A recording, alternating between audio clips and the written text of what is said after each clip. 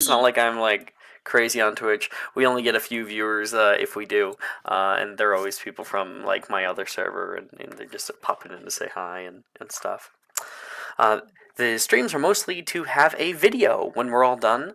You guys can either have that video for yourselves, but also it's good insurance for myself. To have everything recorded. Okay, welcome everybody to the Demon of Wayfield Manor, a Call of Cthulhu adventure, a one-shot. So all of your characters, you can consider them dish rags. You use them up, and throw them out.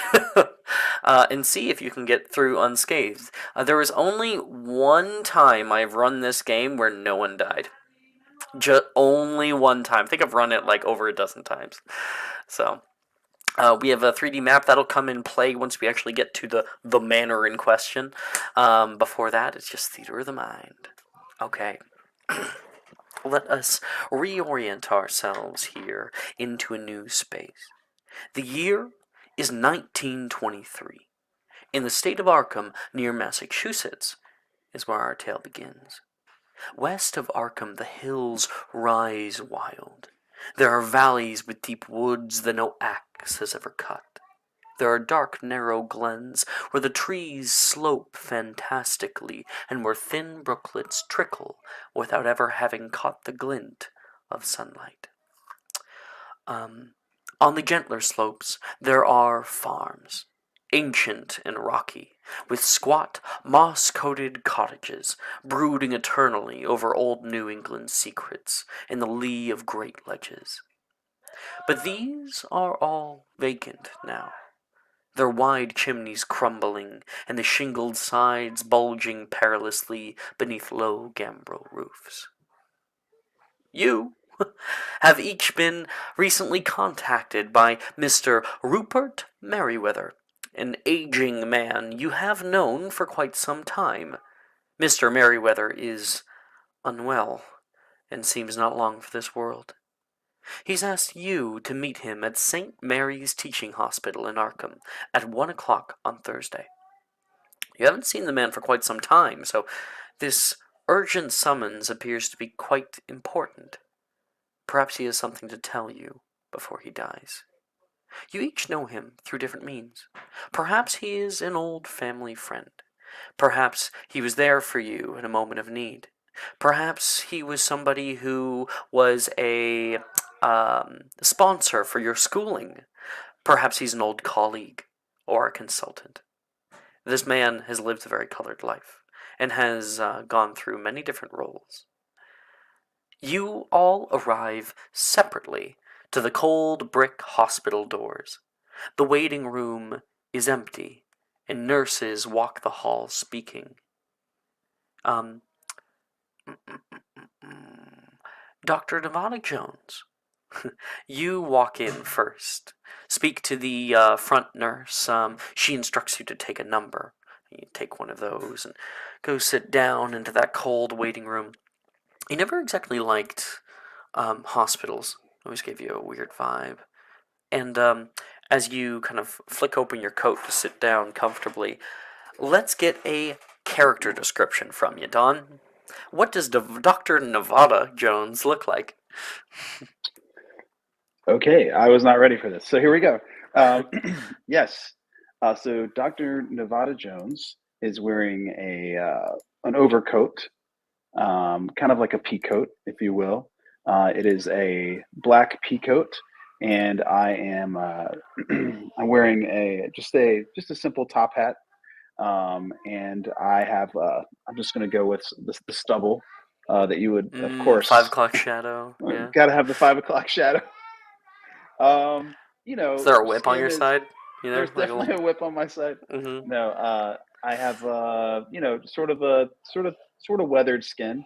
It's like tan, sharp blue eyes, and I am just I'll just kind of sit down and take a seat in the waiting area. A distant noise echoes. Dun, dun, dun, dun, dun. You sit here looking around. You can see right now there is somebody nearby, somebody that you actually know. Um, why are they here? You can see Professor Wentworth Avebury. He works at the same university you do. Sometimes you guys cross paths. You're in different departments. Professor Avebury is currently looking down at a newspaper that he has in front of him. It. Are you gender bending, or are you playing a male Wentworth Avebury? I'm playing a male. Okay, so yeah, you can see him there with his monocle, trying to look down at the little text on the page, um, and yeah, you can see him over there. He hasn't noticed you. Uh, excuse me, is that Professor Wentworth Adbury I see there? I just look up and go, why, yes, it is. You take in your surroundings, Mr. Avebury, and you look up. Oh, it's Jones. What is he doing here? Let's get a character description for Professor Avebury. We'll start. Like you said, he had a little monocle. He has very wide, expressive eyes. They're light brown, but they're very wrinkled at the corners. He's an aging man. He's very tall, very thin, kind of frail, but he does have a bit of a spunk about him. He's got some interest, some curiosity. He's wearing kind of an ugly brown tweed jacket with some like matching pants, but it doesn't match. It somehow does not work, and it's also like a scratchy texture, very old like clothes. He has very thin graying hair of a very minuscule amount, and yeah, he's surprised to see you. Wentworth, what brings you here? Like, what is? It's just I haven't seen you in quite some time. I'm visiting someone in the hospital. I Oh, suppose you are too. as am I. Well, that's that's interesting because I do you remember the person's name you're visiting? Might have to ask the You keeper caught that one. me. Oh no. Wentworth. Wait, no, that's your name. Rupert Merriweather. uh, That was Menlo, by yeah. the way. He was just here for his hug and kiss goodnight. So sweet. I love it. I love it. He was giving me so many kisses. He was like, "No, come here. I want to give you more." More. Oh, that's Sorry, cute. continue. It's okay. I approve. You said Um, the name was Rupert Woodworth? Merriweather. Oh, Rupert Merriweather. I'm visiting Rupert Merriweather, an old colleague. really, that's the same person that I'm also visiting. He beckoned me here as well. It's quite odd that he beckoned both of us here. Interesting. Beckoning of two. Bombert. You were in the waiting room, probably doing something weird, and overhear two people talking about Rupert Merriweather. Bobbert, first give me what the fuck you're doing in the lobby, and two, a character description. Maybe both Okay. at the same time. I can't multitask. So Bobbert is kind of just like fiddling with a taxidermied raccoon, and As one does. As one does. as one does, he named it Flora. And then, and he's rather tall, really greasy looking. He's got black hair with a comb over. His shirt's all stained. He just generally is a smelly person. Dark circles under his eyes. Yep. As you are like stroking this raccoon, what do you say to it? Like you're like muttering toward it. Um, he's saying, he's talking to it like, it's okay, we'll have dinner soon. And then you can hear Dr. Jones and Professor Avebury who are together, and you hear, "Oh, who are you looking for? Oh, Mr. Rupert Merriweather. Oh, me too." You look up. They know Rupert. Hey, So from the side, from stage left, just like leaning in. Hey, you see this greasy, smelly man. Yes. Can I help you? do you have any deodorant? Uh, um. Well, not on me at the moment. Oh, Um. We are It, in a hospital. I'm sure you could find something to yeah. clean Yes. For 20 yourself. pounds, I feel like you could get some deodorant probably. You're like, is this guy a patient? I don't. This guy looks Uh, homeless. Are uh, you here for someone? yeah, Robert Merriweather. He doesn't like it when I smell, so just asking. do you mean Rupert? Oh, we're on a first name basis. I call him Robert. Oh, have I had it wrong this whole time? Professor Wentworth, do you also know him as Robert? I've never heard him addressed as such. The man's lived a very Oh, colored life. Mm. And I've Robert and also Bobbert? Is that it? Robert and Bobbert? Wait, what's your last name? Robertson. Robertson? I hate you. I hate you, Rox. Yeah, Bobertson. I expected this the moment I walked into this room.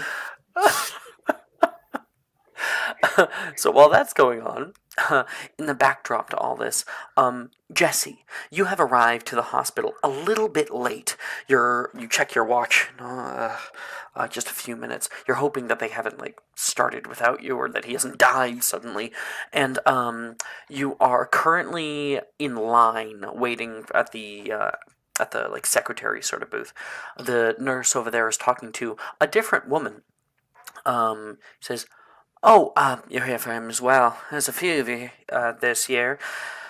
He's in room 102, but you'll just have to be waiting for me. We'll send somebody to come down and pick. They'll call your number. All right, just pick a number on the right. Mr. Merriweather will see you soon. Jesse, Mr. Merriweather. He is apparently going to see the person that's in. Sorry, he's going to see the person who's in front of you in line as well. Ramona, give me a character description." Yeah, so she's standing there. She has like dark auburn hair that's curled into a nice like style. She wears glasses and her outfit is kind of more of a like scaled towards masculine than like a feminine outfit, but it does have her very feminine features where it's like a white blouse, black trousers, and black suspenders, and she's holding her coat over her arm as she also is maybe a few inches taller. She's got those clicky old heels on. All right. Ramona, this woman takes a number and saunters over toward the lobby area. And Jesse, you eventually have to do the same and grab a ticket. Grabbing your bag over your shoulder, you can see the woman sit down nearby, and the lobby is pretty packed. So you head over and sit down, maybe one seat away, as is custom. Jesse, as you're sitting there, you can't help but look over and start thinking deeply as you often do about how does Mr. Merriweather know this woman? I wonder. And Ramona, you notice some dude looking at you, back and forth. Well, it could be from his younger years, but she's far too young for that. I don't know about maybe later in life, maybe a I beg your distant pardon, cousin. but what are you looking at? I just was looking. I think I overheard you say you were seeing Rupert, correct? And what's that to you? Oh, I'm also seeing him. Business, as they say. Are you a family? Ramona, you didn't know that he called anybody else. Sorry if you can hear Menlo. You're good. Can't you guys hear him? Yeah. Would you I say thought it Nick? was Yeah. part of the hospital ambiance. So. I mean, shit. There you go. A crime baby? That doesn't I'll sound turn too on my far off. crisp right now. What did you say, Nick? By the way. I was saying I was saying for business. I was just wondering if you were also are you like family? Do I look like family? Maybe. Uh, He's an old Shut up, man. He Alex. has white hair. I know. Can't really Shut up. tell. I didn't really meet him in his younger years, so I believe possibly, though he has lived a quite full life. You could fill a couple books with what he's done, and he'll like slap his book that he has on his lap right now that he always carries around with him. Or a couple cups. Or a couple cups. Like Cups. oh, cups. Okay. Jesse, could you please give a character description for you? What Ramona sees. This guy staring at her. Ramona would probably see a youthful, like bright-eyed, wears fashionable clothes. Mainly has a nice white collared shirt that's kind of pulled up right to like the cuff of his elbow.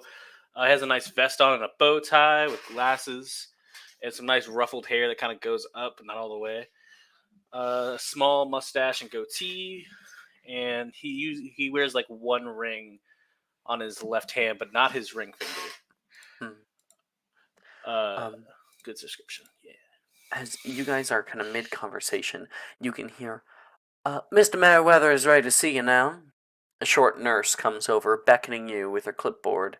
And as you look around, Mr. Avebury, you stand up, and you're not the only one. Of course, Bobbert is standing up next to you. Jones you already knew about, but two other people in the lobby stand up too. Well, it's like a whole party, apparently. When did you all get here? Just looking at my magazine. Bobbert, you've been here for like 45 minutes already. I've been here for 45 minutes. I just arrived a few minutes ago. I was running a little late. I also arrived a few minutes ago. And you're all here Well- to see Rupert too? Mr. Merriweather? Yeah. Yes. Some of us Robert, but most of us Rupert. Yes. I just know him by Mr. Merriweather. I've heard tales he goes by Robert, but I only heard close friends call him that. You all have a few minutes with him. He's been having some trouble lately. We want to make sure that he's nice and stable. Well, let's head back before it's too late. Yes, let's go. She leads you into a small room off the side of a long hallway. The room is painted an eggshell white with a red stripe at chest level. Various beeping instruments surround an old, frail man. His skin is pale as he looks over and offers you a shaking smile as you enter. Oh, my friends. His smile is warm and inviting, and he puts his hand to his mouth to stifle another cough and kind of wheezes through it.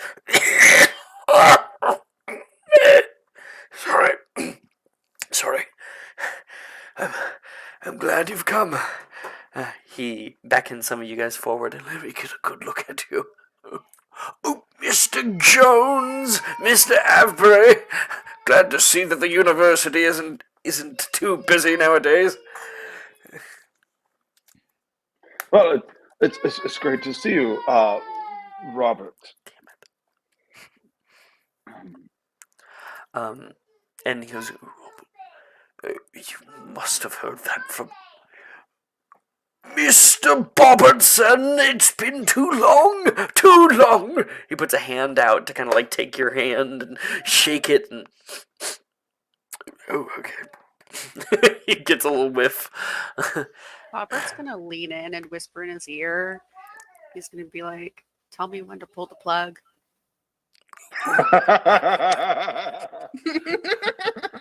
Some days, but I'm gonna do my best to get through at least through this. Bobert here always had the best humor out of everyone. Miss Levy. Oh, I'm very thankful that you're here. Sorry if I've taken time out of your busy schedule. I mean, not too much. I mean, you've been to the bar pretty much all the time, so to be here with you is one of the things I cherish. It is a wonder that you've even arrived. There's a few others that I invited, but I suppose they'll come in their own time. Oh, Mr. Williams! Oh, how's your schooling going, my boy? Oh, it's going quite well. I'm surprised to hear from you. I didn't think you'd call on me. I needed to make sure before I died that my money is going to good use. What's your major right now? History. Oh, very good. Very good indeed.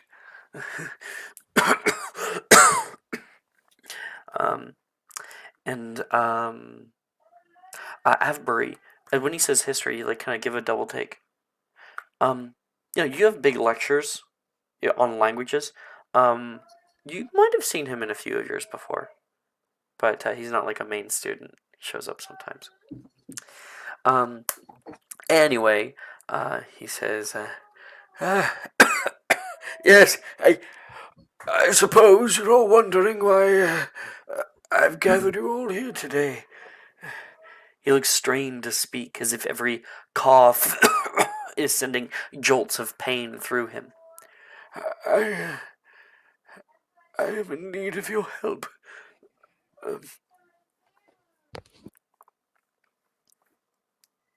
Anything for you, Rupert. What can we do to help you? Well, hopefully with your skill set it'll come in handy. It's been a long time since I've even spoken about this, but I am not proud of my past. Not entirely. And in in my youth, I and some fellow students became involved in what we believed to be an innocent exploration of the occult. He looks very ashamed by saying this. I ask that you mustn't judge me for what I'm about to say. He looks toward you all for reassurance.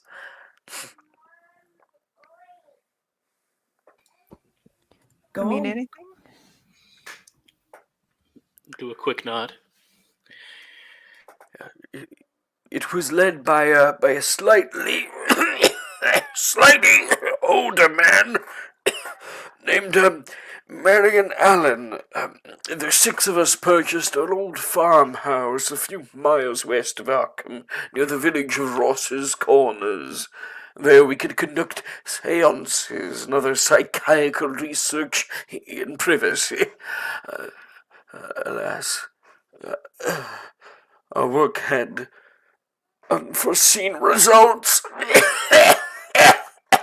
Our last experiment summoned an evil force into this world. He grabs onto Dr. Jones nearby, like kind of pulling him down toward him, and oh wait, no, sorry. Actually, I'm a little early on that one. Sorry, he's not gonna do that yet. He begins to wheeze and cough, desperately clawing for air before the bout eventually ends. Instead of attempting to expel the thing, we were afraid and abandoned the old house, confident that the magic that brought the evil into this world would also keep it confined, or send it back after a short time. However, I have since discovered the spell that binds the entity to the house lasts only as long as the casters live. He says this plainly and looks to you all with fear and sadness in his eyes. I am the last of the group, and I Fear. I fear that upon my death, the thing will go free and wreak havoc on the folks thereabouts. He seems to become incredibly fearful. I am too old, too ill, and starts getting into that again. Too much of a coward to go back to that old house and try to banish the entity myself. He looks down with a great shame. I am guilty of many things, but my deepest sin was unleashing that horror that fateful night. And he starts to become more agitated as he speaks. He begins to cough harshly, and a bit of blackened blood drips down upon his lip. Take the box, he says, gesturing weakly through his violent bout toward an innocuous metal box on the nightstand beside his bed. All I can offer you lies within. He then grabs Dr. Jones and pulls him down toward him. You must find the courage to send that thing back where it came from. You must see that this is done. Do this for me. Please! And he's coughing, gets worse. You have to pull my away from handkerchief him. and start dabbing his face with it a little bit. You're able to clean that up a bit, and it's like, oh, that is not natural. Whatever the fuck is happening to him right now. His coughing is of course getting worse and worse as he speaks, and he begins sputtering up even more blood after you've already wiped some away. And you can see he grabs his chest in pain as his body begins to writhe in the bed helplessly. Two nurses, hearing the commotion, quickly enter the room. Mr. Merriweather is not well today. You have to leave, they say authoritatively, trying to lightly shepherd you out the door. As we're trying to shepherd us out the door, I kind of turn and cut an eye to the rest of this group, as if to try to communicate, like, somebody grab the box while I distract the nurse. You know what I mean? So Dr. Jones kind of puts himself in front, like, no, it's okay. And who's gonna go jump and grab the box? Ramona. Ramona like slips into the back and hides that behind her, and you guys are shepherded out of the back door. As you leave, you can see more blackened blood arise from him, as tears well from his eyes in the pain. And just as they close the door with a slam, Jesse, you see him vomit what looks to be a small bucket of blood onto himself. Oh! And the door closes. Make a sanity roll, please, Jesse. So, this is our first roll of the day. What you're gonna do is you're going to go into the rolling channel in Tuesday game, and you're gonna go !R for roll 1d100. You can even just copy and paste this. I highly recommend copying it because it's gonna be easy to do 1,000 times. You do that, you send it, and it'll give you a number. Oh, I can roll. So, Don, you didn't need to roll it. It was just Nick. Nick's the only one who's. I was practicing. Cool. Yeah. So, you have to roll equal to. No, not equal to. When it comes to sanity, it's under your sanity to succeed. So, what did you succeed? I did succeed with a 28. Okay. I'm sorry to interrupt. Where would we find our character sheet? Because I saw the Jones one on there, but yeah, I was just wondering where to find our character sheets. You can go to character select, and you can actually see there is PDFs underneath all of the Okay, thanks. cards. Sorry about that. Yes. All good. Okay. So, Jesse, you have succeeded your sanity roll. You take 1 sanity, so you're going to reduce your sanity by 1, and you can feel something coming up inside you, a bit of squeamishness. No, I'm okay. That's fine. Not normal. Jesse goes a little pale. Was that black blood? A whole lot of it was what I saw. In the hallway, a few doctors rush over to his room, white coats flowing in the air. The air is heavy in the hospital halls. The weight of your friend's affliction and what they've told you weighs heavily on your minds. Keep in mind, monsters, demons, summoning, magic, not real. That's part of the occult. It's a bunch of stupid nonsense for the most part. He must be really sick. But Ramona, at least, has that box. She, I think, when like the most of us have probably like walked back to like near the lobby area, she'd pull it out from underneath her coat. How big is it? Like the size of like a ring box, or It is, it's like maybe 2 feet. It's like this okay. big. Yeah, she'll like toss her coat over her shoulder and hold up the box. What is this?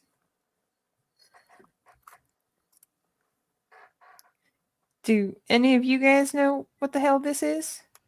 It's a lockbox. Does it look like a normal box? It's a normal metal lockbox. It seems unlocked. I don't want to open it. Do one of you want to open it? Sure. Robert comes over. Give it here. Bobbert. Give it here. Bobbert takes the box, and there's 2 little latches. You just gotta flick them open. Bobbert's gonna sniff the box. Make it. There isn't a smell check, is there, in this game? I don't know. Make a listen check, and then we'll flavor it as Smell. smell. Oh, listen. All right, go into your character sheets. Write down smell. Smell. You can. Call of Cthulhu is open like that. You're able to do such things. What would I put it Now- under? Firearms. And I'm rolling a D100. Correct. You're always rolling a D100 unless it's damage. Do you think I So- can put smell under firearms, Alex? No. My list Um, says 50. What does that mean? Yeah, so, well, if you recall last week, we went over this with you guys at least. You have to roll under the main box, equal to or under the main box to succeed, a regular success. So instead of telling me the number you rolled, you're going to tell me the level of success you've achieved. I can help you with it this time. What did you Thank roll? you. What was your number? 93. That's really, really terrible. Oh, no. So that would be a failure. Okay. It's not a critical failure, but it's damn close. Okay. So like here, I'll do a quick little crash course here. I'll be showing off Dr. Jones's thing here. So if you scroll down, you'll see all your investigator skills. This is mostly what we're going to be using. Above it is the kind of stats that can go up and down. They're temporary. Hit points, luck, sanity, magic points. And you see all these like ones that are filled out. They have a 40 under firearms, for instance. If you roll a D100, you're trying to roll equal to or under, so a lower roll is better, the main number to succeed. The main box is a regular success. If you roll equal to or under the top right box, it's a hard success, and then the bottom right box is a extreme success. Anything else would be a failure. Now, on top of this, if you see there's some that like aren't filled out, you're just going to use the number in the parentheses instead for the main box. That's how you do it. And then also there is 2 things you can do when you fail a roll. You can choose to push the roll if you wish. This allows you just to roll again, but if you fail again, there could be very big consequences. The second thing only comes into play when I say it does. Basically, once shit hits the fan. I'll say you may now use luck points, where you can actually buy your way into successes using your luck. But you can't use luck on a pushed roll. It's one or the other. Anyway, back to it. Bobbert, with a 93, and your you said that your thing is a 50, right? Mhm. You say your thing is a 50, right? Yep. So that would be a failure. You give like a good sniff to the box. Lead. My favorite snack. It's coated in a healthy coat of lead paint. Robert's gonna break off a chip of the lead paint and eat it and just Oh, open the box. Why? Oh no, he's like, I'm out. He's Nix's device is not connected, so something. Wait, he's going That's back. where he draws Great the fucking line. timing. Lead paint. He's like, you can talk about vomiting, but lead paint, man, that's like nope. where I draw the line. I forgot if I actually click. I try to mute myself, but I click start camera. I'll just delete myself from the server because I don't have a camera. All right. But yeah, Bobbert, if you do, you want to open it now that you've sniffed it. Yep. Open it. Okay. So you give it a good flick open, and wow, we have 11 comments. Who's been in? Oh, it's Jason. Yeah, it's Jason. Jeez. Take 30 pills. Talking about the cocaine pills. Do Wait. not take gas station pills. Damn it. That was an option? Rock, just want to remind you that Bobbert has a 51 medicine. I'm sorry, what? Yep. Oh shit, sorry. Get rid of that. Okay. Yeah, so you flick it open, and inside you see something that you did not expect to. It is a golden glow hits Bobbert's face, and you see a small, cat-sized sarcophagus with Egyptian writing on the outside.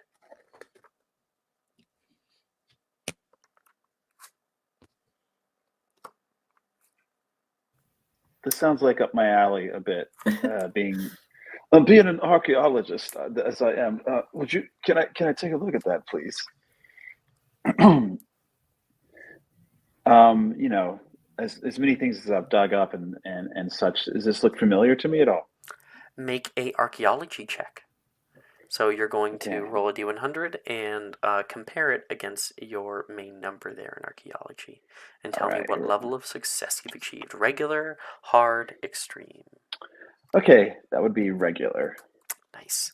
So with a regular success, this is definitely a sarcophagus.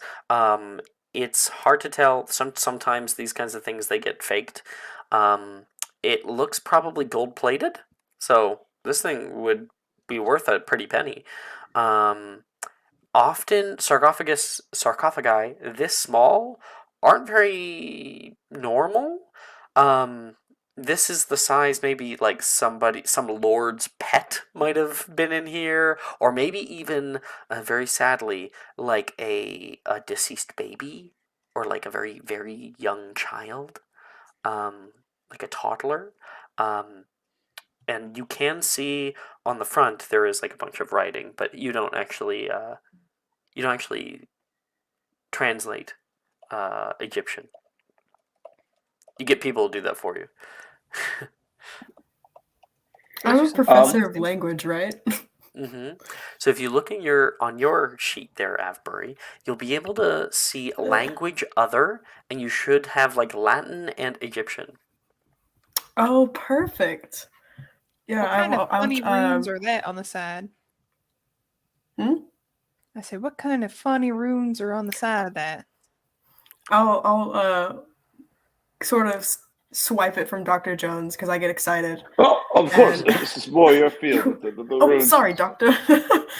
And I'm going to start trying to decipher what's on there. Okay. Ramona had asked a question as well. While I get that for you, Ramona, can you ask again? And the question Kind of was, funny little symbols are on the side of that thing. oh yes, these are Egyptian hieroglyphics. Is it Egyptian, by the way? Okay, yes, Egyptian hieroglyphics. Egypt what? A sort of language used by ancient Egyptians, with pictures as symbols that formed About 5,000 sort of years ago. words. Yeah. I'm Do sorry, I the make a only language. roll? Yes, you would end up making a language other roll. I'm sorry, the only language I tend to know is Texan. I'll speak American. sorry, the only language I know is American, not this Egyptian. What? I think you mean American. Sir, it's American. The flag waves in the background. The eagle fucking screeching. Yeah. So, okay, there we go. You got it there. Oh my. Oh, no. yeah, you don't have to. I realized. Open this up. That's not good. Yeah. Oh, It is 98. very close to a failure. Yeah. The doctor or the professor is not. He does not. I think I'll give you like a little bit in some ways, in the way that like, Avery, this is amazing. This kind of find, it definitely looks real. And as you're looking it over, you see all that writing at the very front. Now this would probably take you a weekend, or like a nice weekend with a bit of wine, and you'd love to take a crack at this. You can see one thing, however, which is something I actually know about Egyptian hieroglyphics. There is a name in there. In whatever the passage is, you can tell because there's always this kind of like ovular, like lasso that goes around names of power. So you're not able to just like translate this right on the fly. Maybe given a little bit of time, maybe a few hours, you might be able to get something out. But for now, you just know that it contains a name, so probably the name of whatever was put in here. That would be given to like people, not animals normally. So probably not a pet. Probably a baby or something. You do notice. Take me. Sorry. Dr. Jones as well, you notice one little thing as Dr. Abbury's looking at it. The lime seal is broken. This has already been opened. Well, I think we've determined that this is was a baby of some sort, but there was a seal here that has already been broken, and it's been opened already. I'm sorry. Can I help y'all with something? You can see like a nurse coming by in the hallway, and then you like look up and you realize, oh, I'm still in the hospital. No, thank you. We'll be going. All right, take care. You guys walk out. Do you have any deodorant? I ask her like real quick. Maybe check out the general store. she nods and heads off, and you like look toward Bobbert. Sorry, Bobbert. I tried. Thanks. Outside the cold hospital doors here, the area is warm out here. There's a bit of a wind that is picking up, and you guys are able to take a seat just before the kind of parking lot. Out on the stone steps outside, a more appropriate place to gather.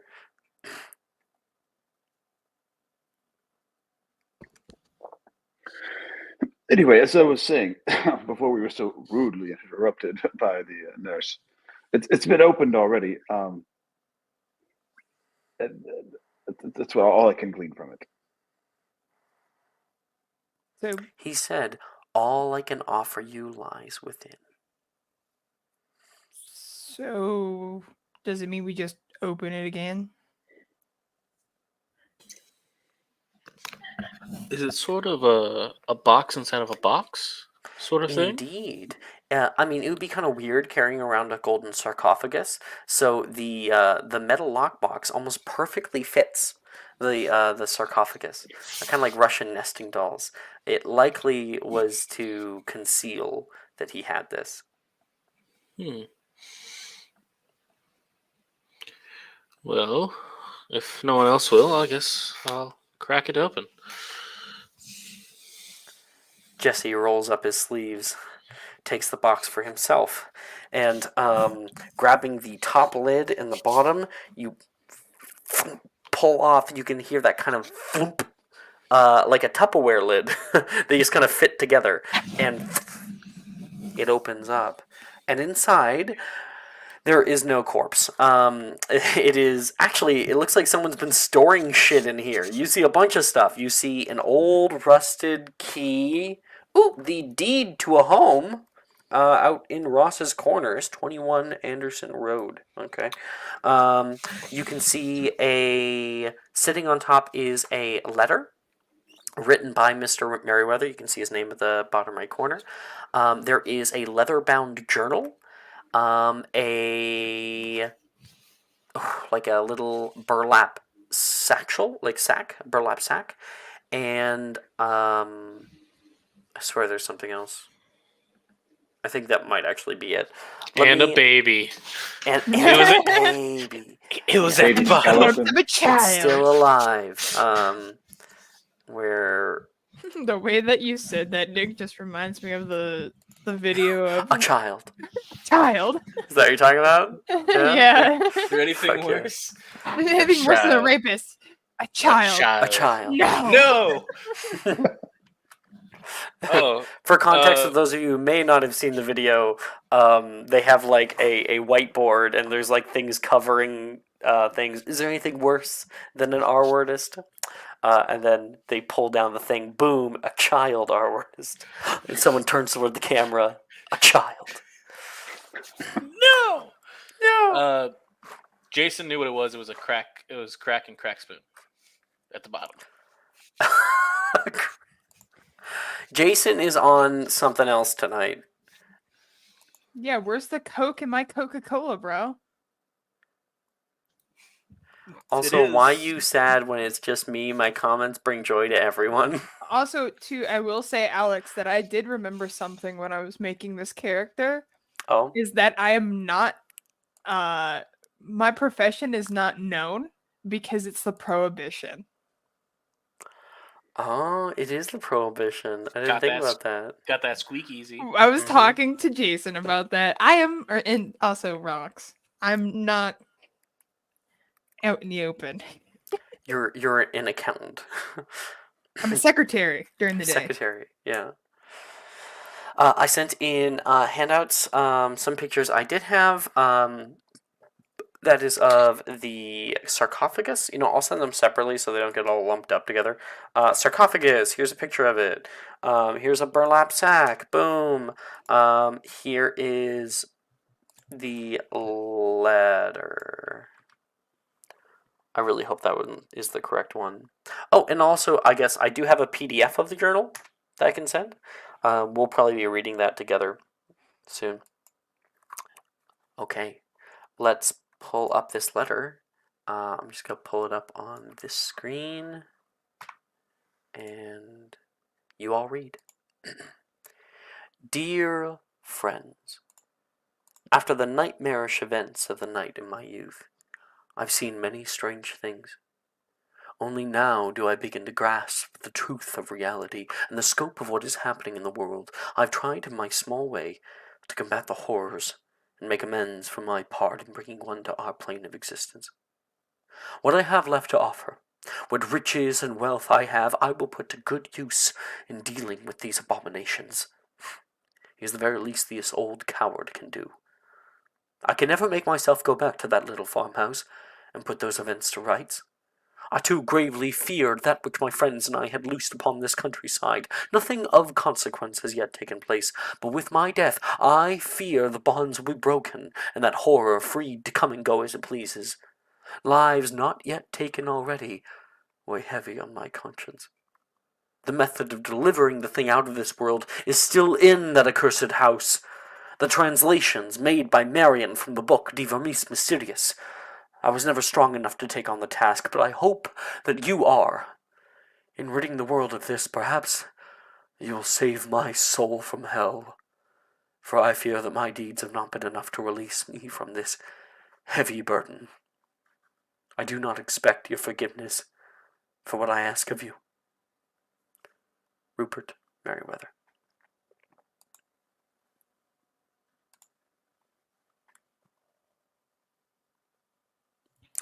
Oh my gosh, Ruby and Max? Mm-hmm. Like, Max and Ruby. You Ruby and forgot? Max. That's why I named my cats after the rabbits. No, that's crazy. So,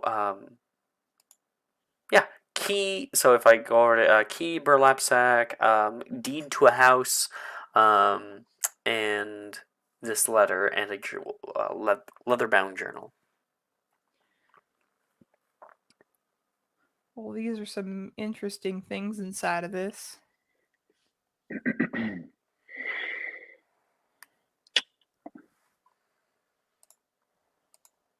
I will say we for have- one thing too, not to interrupt you, but what are your guys' names? I don't even know who you people are. My name is Dr. Nevada Jones. Jesse Williams. The greasy one? I am a Professor Avebury. I think they were dressing Bobbert. Oh, But no, apparently Avebury is a little it's greasy too. It's all good. I buried in the shower yesterday. Bobertson from Under the Bridge. Interesting. Okay. I Under guess the I bridge. can't ask you all for your name without saying mine myself, but my name's Ramona. It's a pleasure to meet you, Ramona. Ramona. You smell pretty. Shut the fuck up. My. Did you just call me pretty? No, I said you smell pretty. I will say she doesn't smell pretty and has a light fucking scent of alcohol on her. Bobber Okay. probably finds that a pretty scent. That's fair. No one else does. Bobber does. Right. You called you said I smelled pretty. Okay. Interesting. Well, Dr. Jones, you know, he said that the house, it's in the village of Ross's Corners. It's a dying man's last wish. I guess it wouldn't really harm anything to go and take a look. Ross's Corners is a little village just outside of Arkham that is maybe, sorry. It's like 45 minutes away via car. And you did drive here in your vehicle. Well, I am familiar with Ross's Corners. It's a small village outside of Arkham, about 45 minutes away. I did bring my car. Would you all like to join me just to take a look? It couldn't hurt, right?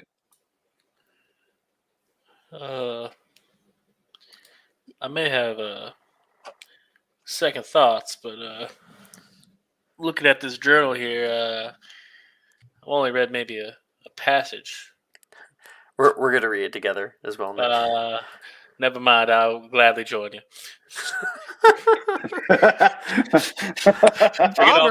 Forget all my prior knowledge. I didn't know Bobbert was a woman. Bobbert's Ross Bobbert. Hi. Okay, Flora. That's her Harry Potter character in the little thing. Nice. So, Jones has offered a ride to all of you guys. Is your car at least comfy? Well, I think it's comfortable. There's only one way to find out. Yeah, of course. Dr. Jones, you're actually right by the parking lot. So Dr. Jones gestures over in a general direction, and nearby you see a like jet black Rolls Royce. The windows slightly put down for a little bit of air so it doesn't get too hot. It is nice, clean, crisp, like a chrome wheel caps. I feel like you're about to like describe a nice vehicle and then be like, it's actually just the one next to it. So we cut to Dr. Jones walking next to the vehicle, everyone getting excited, and then right on the other side of the Rolls Royce is a beat up yellow Beetle with rust spots all over it, and like burger joint wrappers that are up in the the windshield. Archaeology doesn't pay well these days, I see. Oh, it's never paid well, honestly. Let's be honest. What's her name? Dr. Jones. Oh, What's her my name? car's name. Oh, yes. Yes, I call this lovely yellow Beetle. I call it Beetle. Yes. I call her the goddess.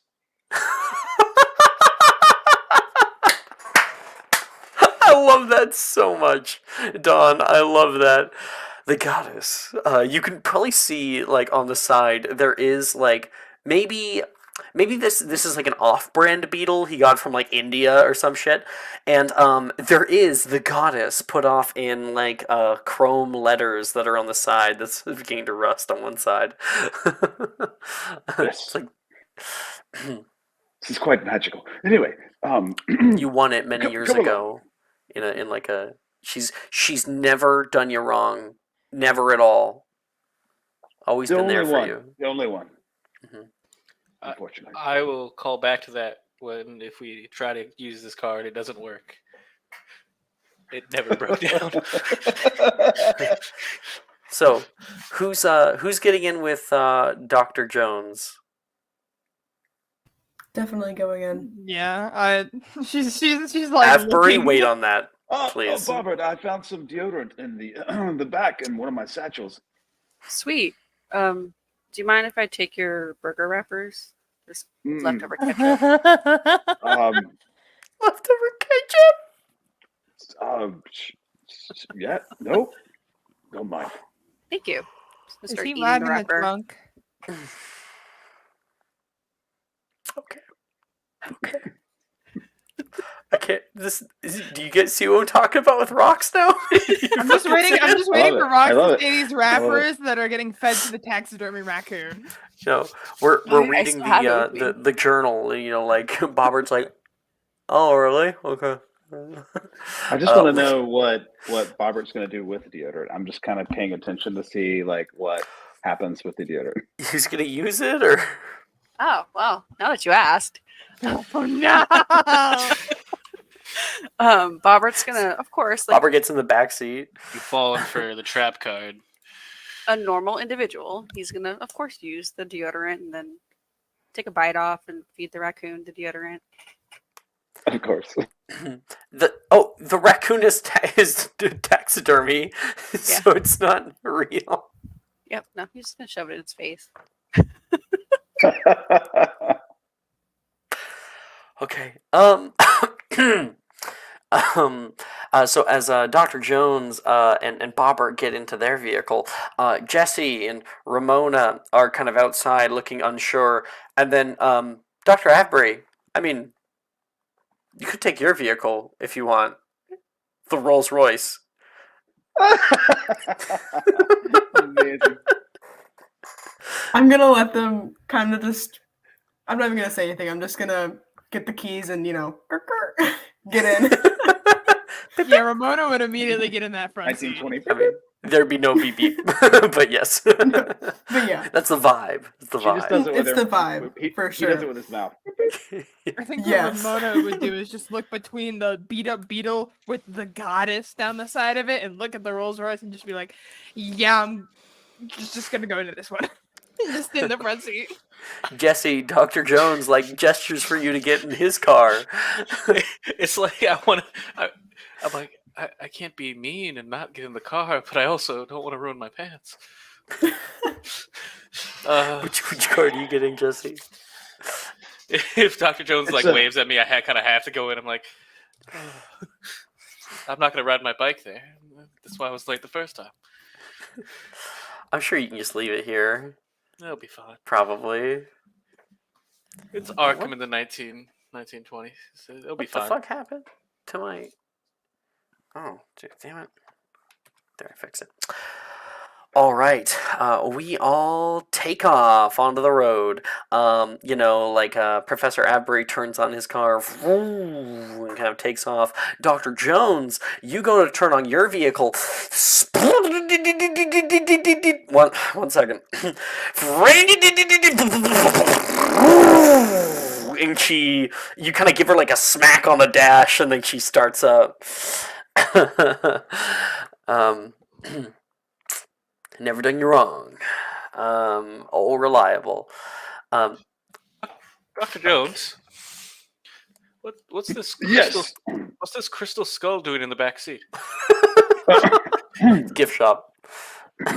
Yes, that is a toy I found at a museum.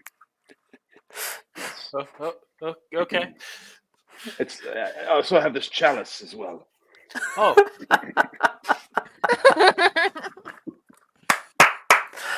Dawn, in the background, in your mind, the source material is scared of snakes, so you have to come up with a bootleg fear that you have of an animal. Got it. In the background. Could have gone with Yes, raccoons. you don't worry Dang about the it, last missed bit opportunity. of the You could do backseat, too. raccoons. You could do raccoons. That'd be great, actually. You should. Jesse, just mind the fucking lasso in the back of the truck. Okay, so you guys head off onto the open road, and I guess while we're driving, Jesse pulls out the journal and begins to read. Now, this journal is a tad long, but very good information to have. Really sets a really great scene. So I'll read it out for all you guys so you guys don't have to do it, and I'll be nice and quick. Just when you feel like it might be going too long, we're right at the end. Okay. February 27th, 1877. Marion Allen has acquired an artifact purportedly... I'm going to zoom in a little bit more. Oh, wrong one. Oh, wait. Come on.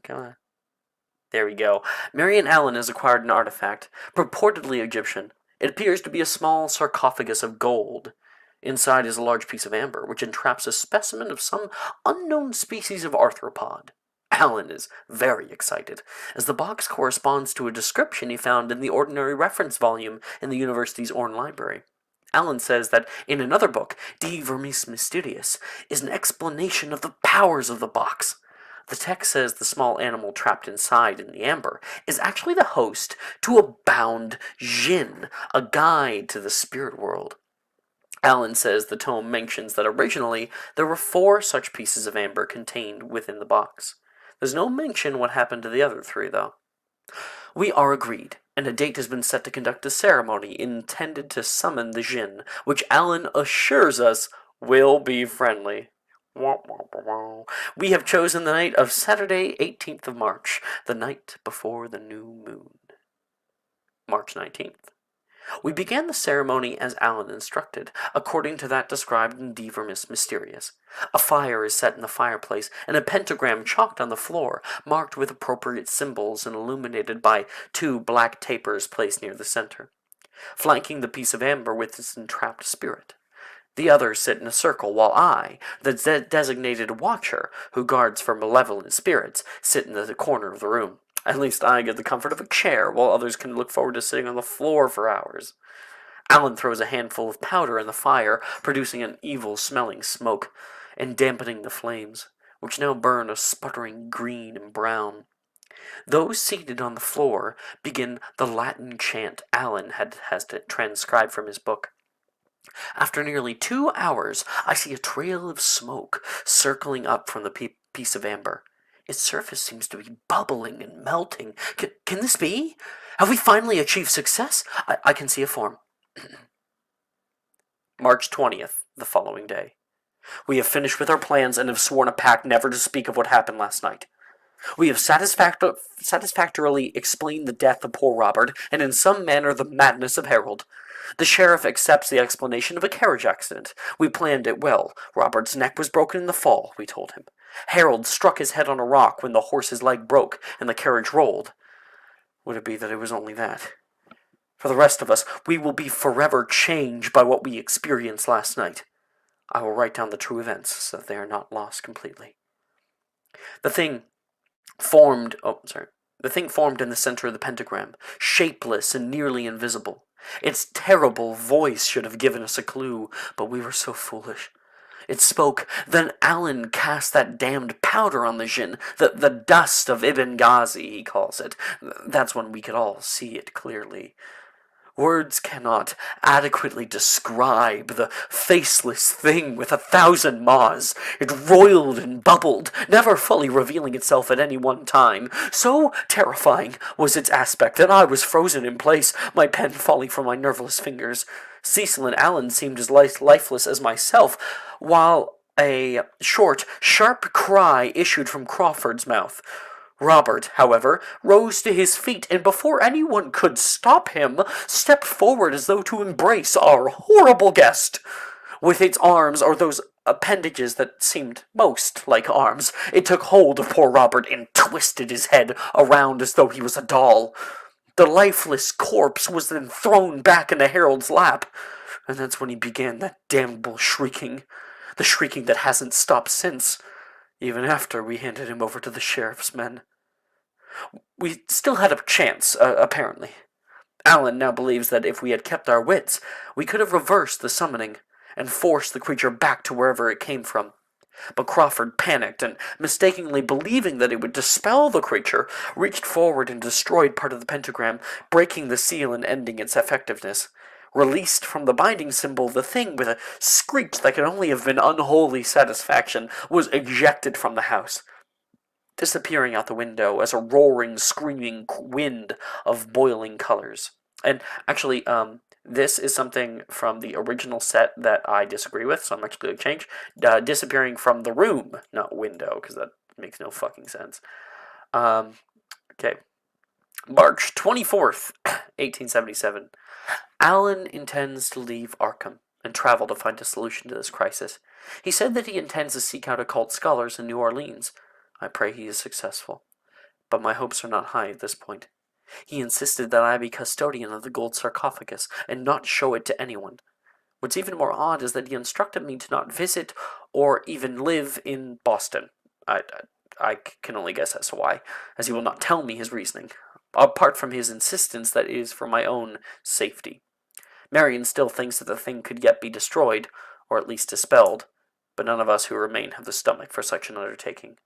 I hope he can find a way to safely banish it without another of us falling to its malevolent grip. March 26, 1877.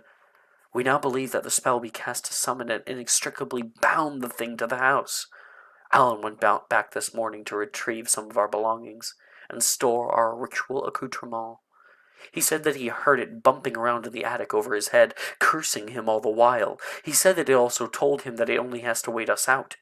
When we who are present are all dead, it will roam the earth freely, slaughtering and feasting.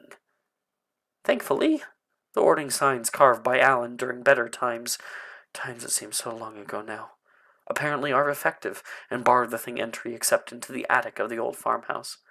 I might be able to sleep a few hours tonight, knowing it's bound to the attic and cannot harm anyone else. I'm hopeful for the first time since we stupidly released it from the amber. If it told him the truth, then we have to seek the answer. God be with you in my search, my friend. This is the final bit. October 14th, the final page. I just discovered that Marion Allen is dead, and has been dead for some months now. He was murdered in New Orleans this past August.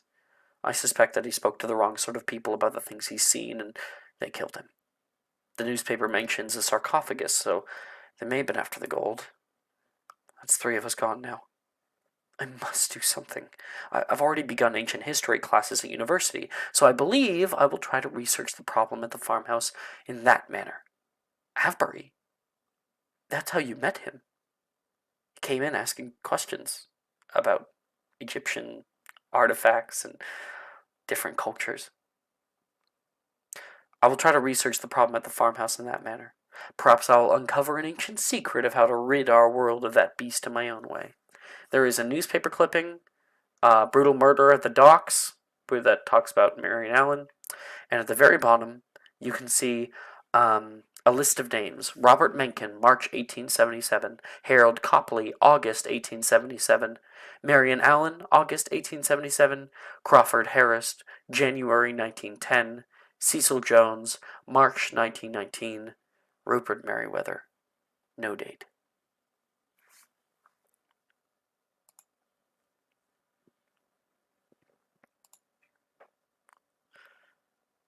Ooh. Jesse, as you guys begin to near into the town of Ross's Corners, and Dr. Jones is looking for a street, Anderson Road, to head down. What do you make of this? You probably said it aloud to everybody. It seems they've uncovered something quite unworldly or occult, as he said. It seems this was a hit list, as I would say at the end here, of when they died. And I think Rupert was right. I think when he dies, something bad may happen.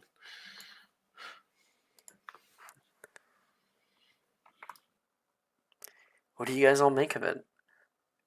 It's kind of crazy. I mean, you have heard of these occultists practicing with mushrooms. I don't think ghosts are real. I mean, for all we know, they're off their rockers.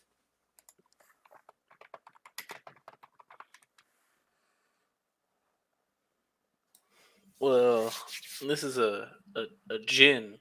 A djinn. A djinn? Djinn. Jinn. It is pronounced Jinn. It's a jinn, not a ghost. And jinns go back centuries, if I'm correct. Dr. Jones, what do you make of this as you're driving? I'm assuming they're reading this to me. Jesse is reading this to me. Jesse's. You're in my car, Jesse? Yeah. Yeah, Right. I'm in the car. I'm in the back seat. Right on. Avery and Levy are like playing like swing music. One of this, them's reading their it to car. me because I don't text and drive, So What's this baseball cap here in the back? I think it look good on me.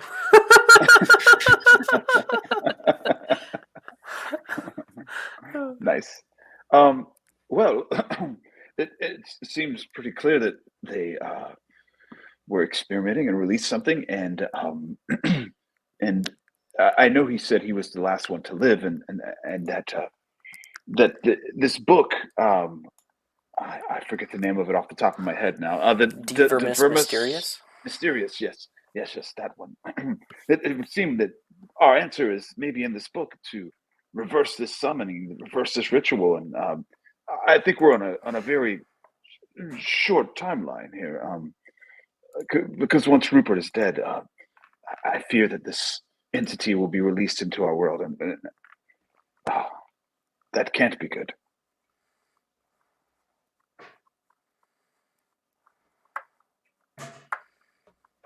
What do you make of it, Jesse?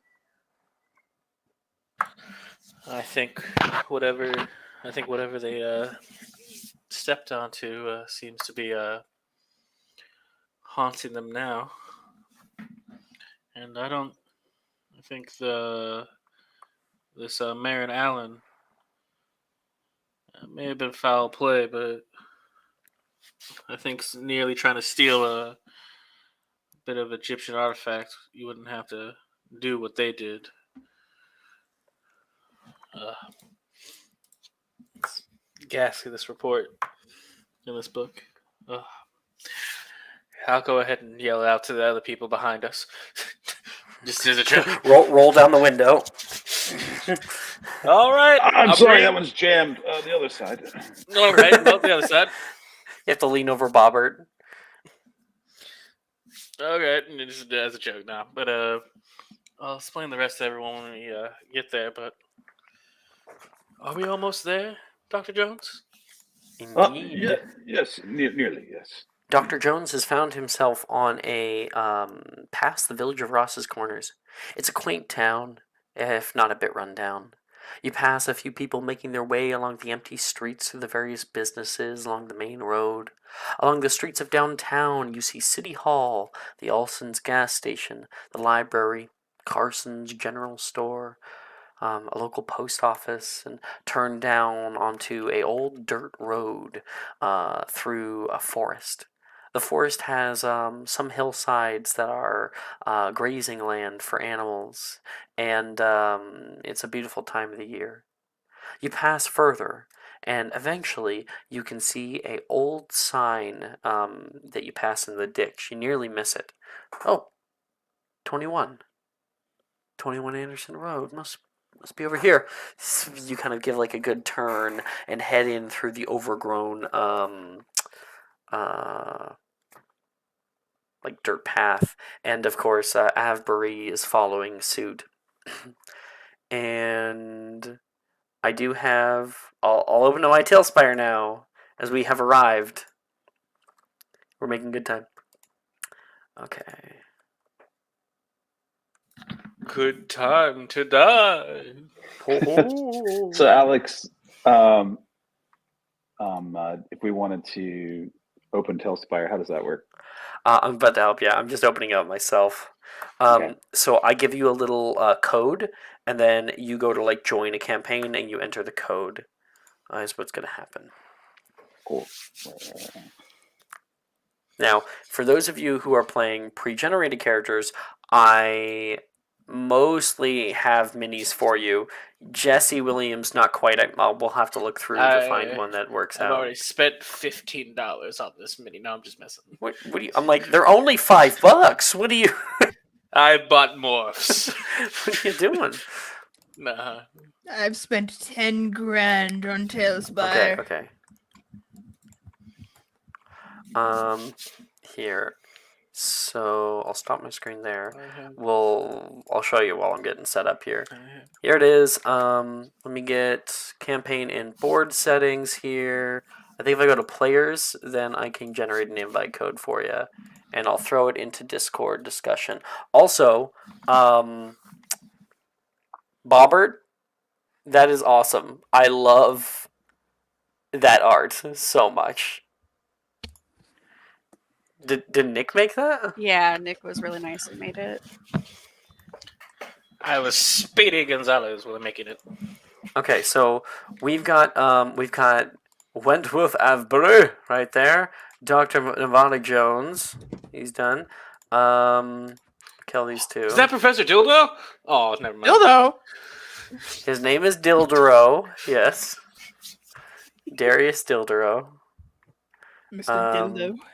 This is the Jesse Williams like mini I have, but it is obviously feminine. I don't know if you want to use that, or we might be able to find another one. Let's see. Is there citizen minis in the new age ones? It's like all fucking white people. What the hell? Okay. Yeah, I'll take Gemma's mini. You'll take Gemma. I think. I don't know. Just I got don't worry this about the one. wand. I got that one. That works. Okay. That one can be yours. Oh, I have this one for Bobbert. Oh my god, that's perfect. I love it. 1, 2, 3. 3 Okay, across and bottom then- row. Or 4 across Huh? bottom row. I think 4 across Wait. bottom row. I think that one looks good. That one? Yeah, that one's good. He just has like a little staff, but It's you know. okay. I'm a wizard. A wizard! Yes. You found a stick outside, pretending it's a staff. wizard, Harry. Okay. So, outside, you all arrive at the house. As you lightly shut the car doors behind you, thump, thump, thump, thump. The sun is covered by a blanket of clouds that cast rays down through shafts of golden haze. I sent, just before Rock sending the art, I sent new creepy ambient music to play in the background, so we're not in the hospital anymore. A breeze lightly blows and hums through the trees, but no birds can be heard. The surrounding forest seems eerily silent. It's off-putting. Sorry, Hadley's here.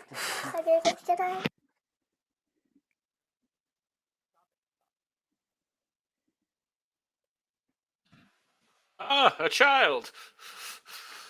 This is Hadley. You want to say hi? Hi, Hadley. Hi. Whoa, too Hello. loud, honey. I know I got a new keyboard. Yeah, Why? because my old one was crappy. Now, do you want to say they're playing a scary game? Which scary game? It's my scary game. Do you want to say don't die? Don't die. Don't get death. Jordan. Okay. You want a hug and kiss for good night? Oh, okay, all right. She also has colored hair because she asked for it. So. Kiss.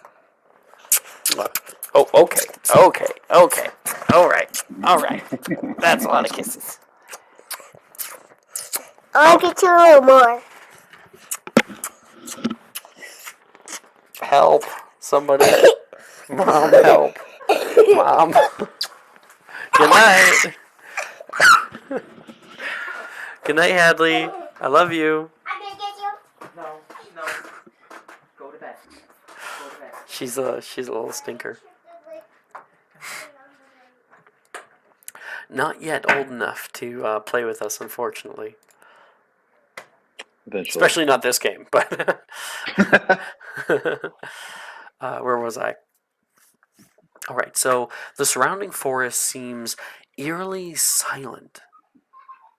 Oh, and actually, before I continue with that, I do see some of you guys are here, so I will give you control of your character. Where? There. So I'm guessing you are guitar man. Yeah. Boom, and then, yep. Nice. That's awesome. There you go. You guys got control now. You can move them around and stuff. That's awesome. You can also roll in here if you wanted to. Casting spells. If you click space, you'll open this up, and you can go this for. Oh, that's just the double. Nice. Okay, weird. So I guess you do have to roll the D100 and the D10 together. You pick it up from here and you throw it. And then it says, I rolled a 78. Now, you do have to get rid of them. You right click on them and you click remove.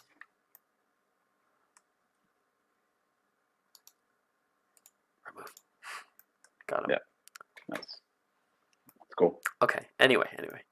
Back to it. The surrounding forest seems eerily silent. It's off-putting. Like a busy downtown road, empty at midday. The ancient 3-story home stands as a monolith that towers above the clearing around it. The once burgundy painted siding has all but withered away into a cracked, bland exterior. Many of the windows lay cracked or smashed, with the shutters broken or quietly bumping the exterior walls in the wind.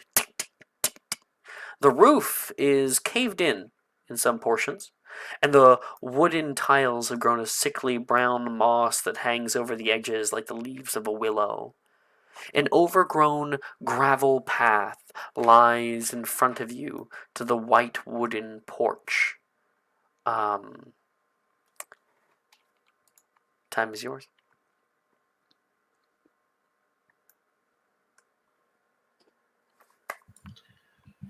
Well, it's not exactly the prettiest house I've seen. It's a mansion compared to the bridge. I mean, it's better than most. It's an actual mansion compared to a bridge. Well, I have a pretty nice box, but I mean, it's kind of soggy. I beg your pardon, you live in a box? Yeah, it's actually nicer than the last one I had. How do you have a nicer box than your last one? Well, I'll just tell you. So it started with some tape. I taped a couple boxes together, and now it's got a couple stories, multi-level. Well, that is very interesting. Jesse passes over. You heading to the porch, Jesse? Yep, might as well Okay. enter in. I I'll just be reckon careful, y'all. well, like, she's walking probably too with Jesse, like, behind him. Her fucking heels are probably, like, sinking. Oh, yeah. It'll be a lot nicer to get up on solid ground. I mean, she's Texan, so this doesn't bother her, but the heels are making it definitely annoying. Why do I feel like I'm alone in this situation? No one else is with me. Oh, okay. Thank you, Dr. Jones. I'm I'm right back. behind No you. worries. All right, we can head up. You guys just move yourselves up. Right up to the door. Okay. The Excuse me. porch has been very badly kept, yet seems to have survived over the years. Old woven patio furnishings sit gathering mildew. Spider webs cover the railings. A set of wooden gray double doors lay before you, with an old entry mat that reads Wayfield family. I wouldn't know anything about the Wayfield family, would I? Besides the base information of yeah, 'cause Probably not. I mean, you're a history student. I don't know. Is that local history? that'll be local history. I was thinking Okay, like you can make a history check. Sure. yeah. I want to use history for everything. I'm gonna say this requires a hard success because it's like a little thing. Okay. Boop boop. I never actually rolled in Tailspire, so I kind of want to try. Oh, I failed. Nope. This Yep. is.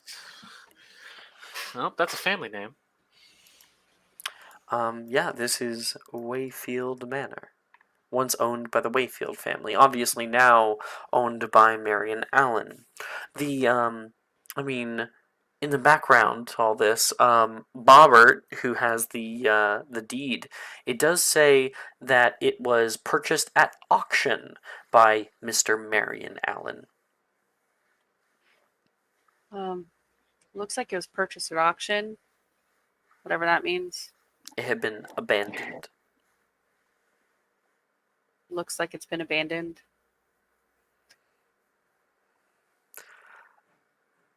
Jesse, you gonna go open up the doors? I will try. Okay. You go to open up the doors, grabbing where's that key? Grab that key, and then the moment you go to the lock, you see it has been blown out from the outside. Oh, door's unlocked. That makes sense. He'll just push it open, as they say. You give it a little, and the door creaks open. Sweet. Oh, there's a murderous chairs in the center of the room. I want to squat Oh. here later. Oh, sorry, that's there from last time.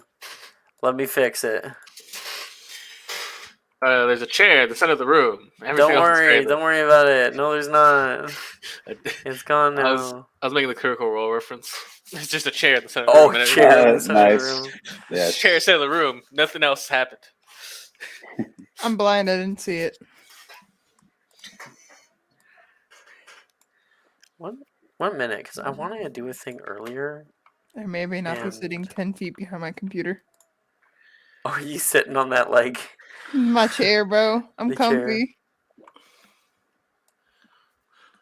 It's almost floor time. No, you're not a goblin. For Not a goblin. the people who are also new here, for Don and you guys, Mhm. I have a chair like 5 feet like in front of my computer. Mhm. It's like an armchair. It's got an ottoman with it too. Yeah, lazy boy. Yeah, lazy boy. Nice. So the door creaks open, and you enter the front foyer. An old ragged red carpet adorns the paneled floorboards. Immediately, you notice the walls are lined with various symbols that have been painted and turned a sickly brown. Above you, you see a large chandelier. Actually, might be able to get to show. Yeah, if I a large chandelier, still intact over the many weathering years. In front of you, there are stairs that lead up and turn to the left. The railing seems to have seen better days, and old picture frames hang on the wall. Next to the stairs to the left is a short hallway. I'm going to get rid of this thing because it's in my way now. Is a short hallway leading to the back. Further, on your left is a simple door, closed, and on your right is an open doorway that seems to lead to a parlor or sitting room.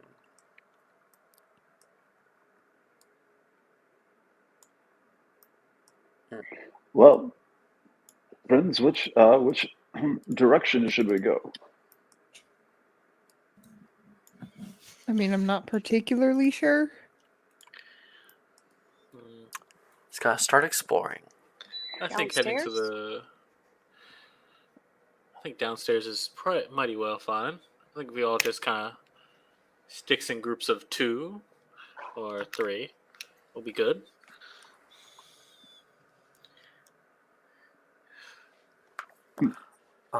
Ramona, you can see something odd in the parlor. Oh, and these should be closed. I mean, it looks like something's over here, maybe of interest. I've always heard to just keep taking rights. Let's start right then. I mean, this is right, so probably. Okay. If we're all moving together, then we can all move into the parlor, and I will reveal it. These rooms look empty. That is just because I have hidden it on the inside. Ta-da! Boom. As you enter the parlor, you immediately notice that all the seating arrangements except one have been pushed to the far wall, perpendicular to the fireplace, to make space for a circle that's been drawn in the center of the room with many glyphs and symbols that cover the geometric shapes drawn within. Old melted wax candles surround it and are stuck to the floorboards. The old fireplace hasn't seen use in quite some time. See, anytime you see fire around here, it's just because I don't have candlesticks that don't have fire. So, assume that they're not lit. Just like the fireplace should not be lit. On the walls, more sigils are drawn, like some kind of fucked up finger painting class. A taxidermy buck and boar are hung in the corner, facing one another in melancholic expression. On the far side of the room, you can see a set of sliding doors, partly open. So, to kind of give our little tutorial for what we're going to be doing here, you guys have entered a new room. There's lots that's happening in this room, a lot of history that's going on here. When we enter a new space, we can request to roll a spot hidden check, which is sort of like a perception and investigation check all wrapped up into one. We can all roll it if we want, and if you succeed, I'll give you a little thing you notice about the room. If you get like a hard success, maybe you'll get a really good thing or multiple things.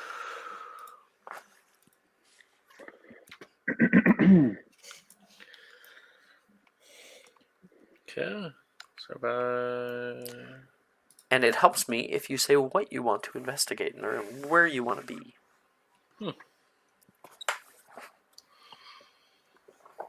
Let's see here.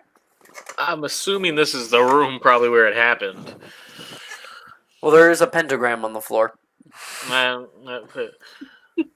I think Jesse would probably actually see if he can find any of the books the journal mentioned.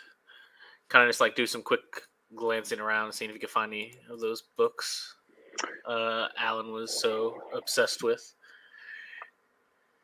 I'll investigate the pentagram itself. Absolutely. Put you over there. Bam. Is there another door in this room? Another door?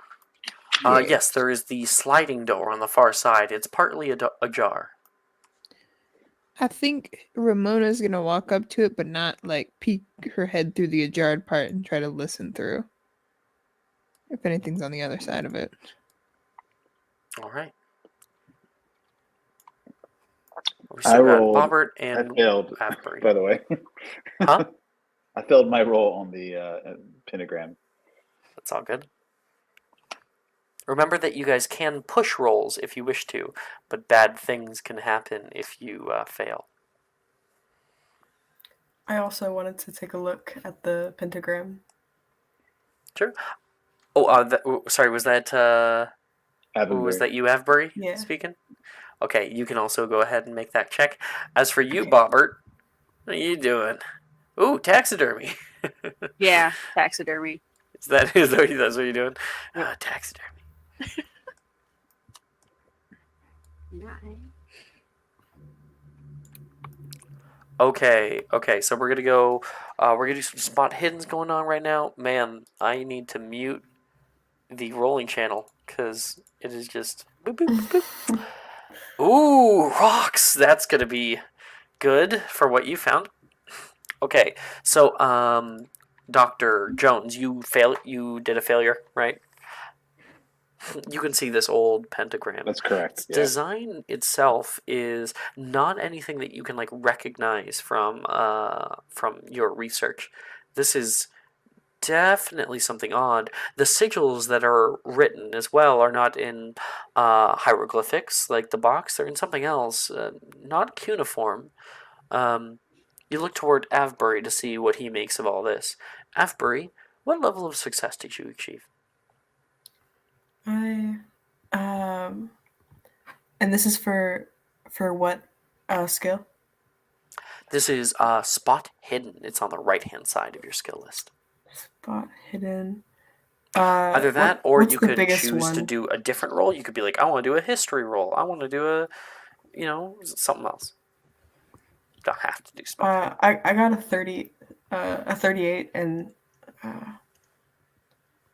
the bigger number is a 50. I'm sorry, I don't know what. Yeah, no, it's all good. So we're learning, right? The other ones we had a little bit of time to do a little tutorial. So you want to roll equal to or under that number to succeed. So you've rolled under the main number, correct? Yes. Okay, look at the next number, the one on the top right. Did you roll under that one? No. Okay, so then it's just a regular success. If you had rolled under Okay, the other number, it would be a hard success. Okay. Then just Okay. a normal. You, with a normal success, as you're looking down, you can see, the symbol's been torn up on one side, over by this odd chair sitting here. The sigil itself, like the circle, is not drawn with chalk, but some kind of brown, like substance. It's kind of ashy now after so long of being here. but it definitely looks like there's like a cut through it that they've ruined the circle somewhat.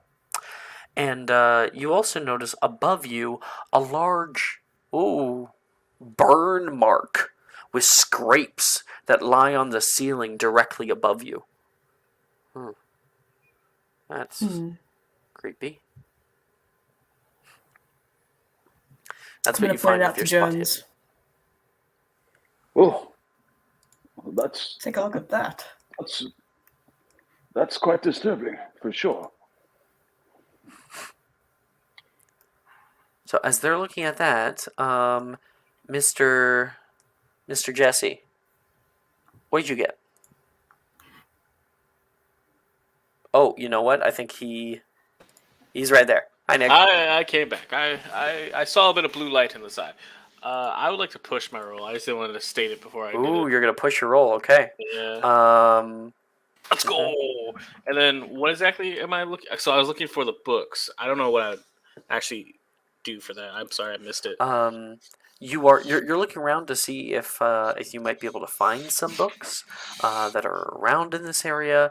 You're rolling a spot hidden check. A spot hidden check. I got a normal success Okay. after I pushed.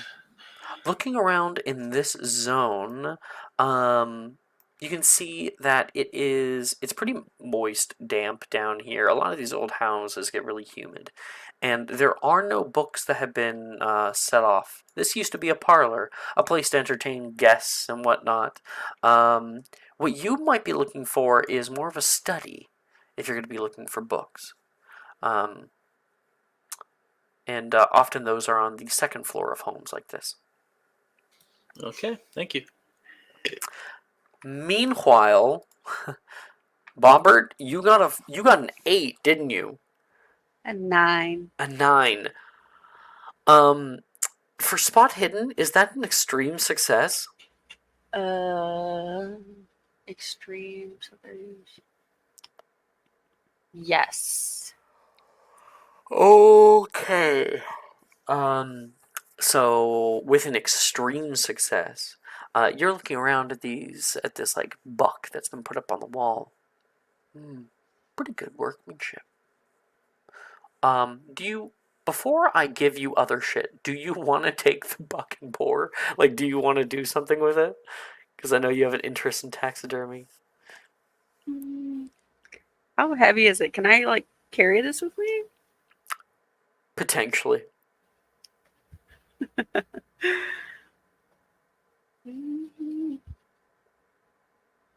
I'll take the other. I'll try to be responsible and not take the taxidermy.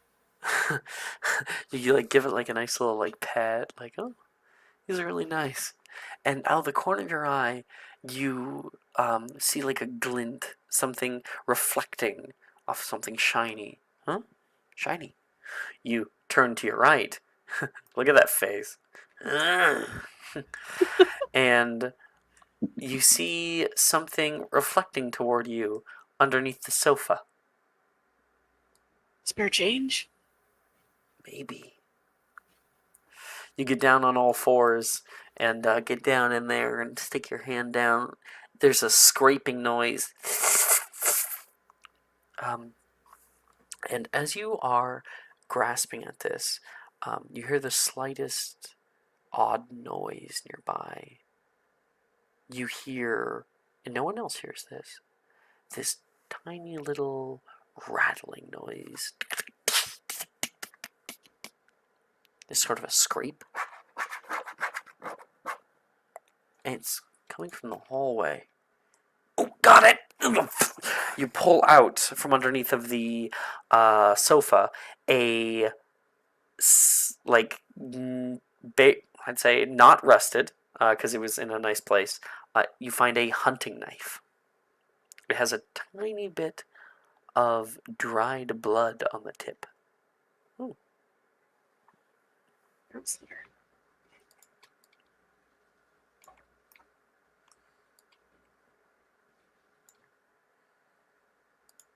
Nice.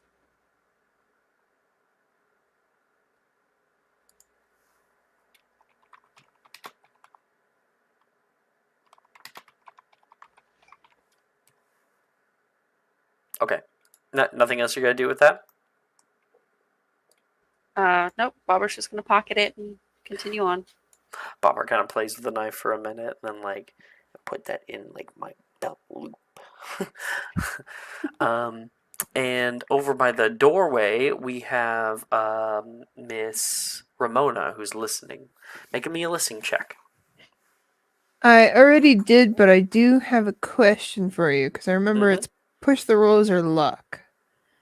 Yes, and luck is not available at this time. Yeah. Okay. Well, I got a regular success. Okay.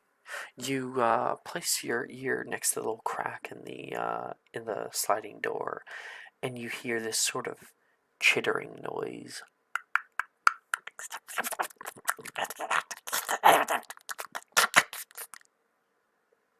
A moment later, you hear, and by extension everyone else, hears the sound of a clattering piece of metal, bing, bing, bing, bing, bing, bing, bing, bing, bing, echoing, not quite from in the room next to you, but like from an even adjoining room, further away in the house.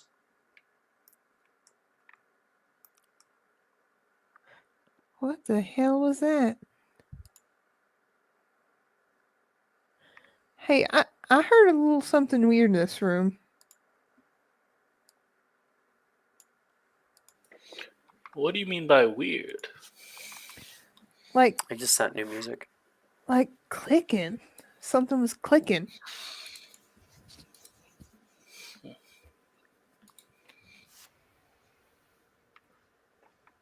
I didn't see any cars outside.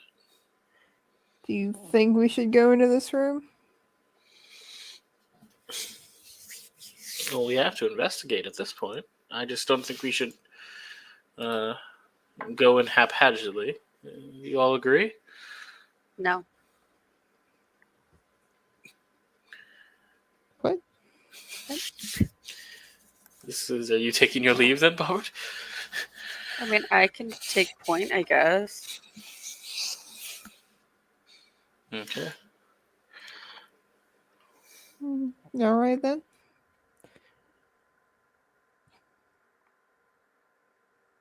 So who's going in first?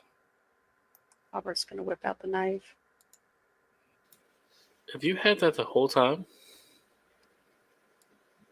No, I just found it. Oh, I found better music. Ramona's gonna step away from the door towards the left.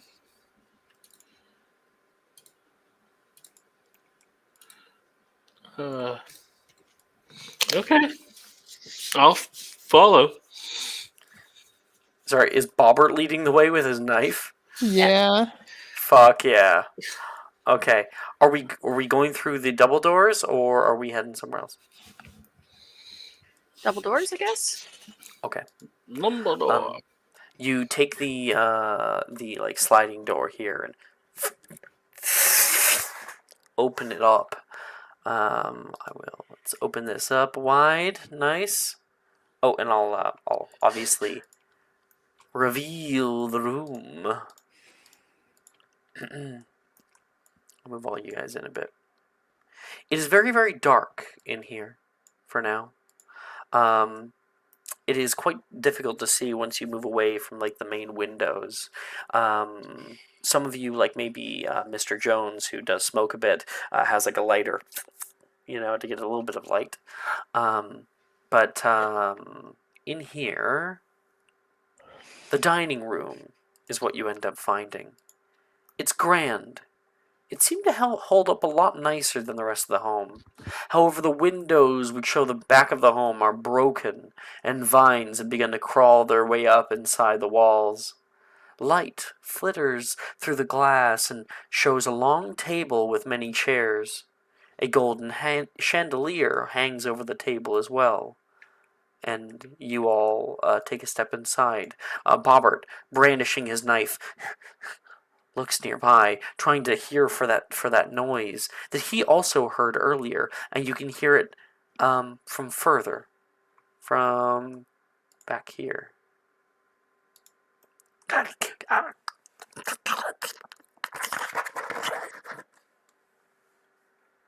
Might be a squatter.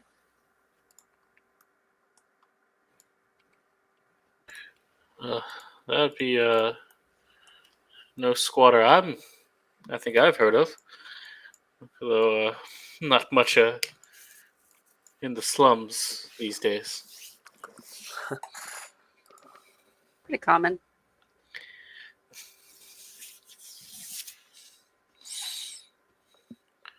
Ugh. What would you like to do about this squatter, Bobbert?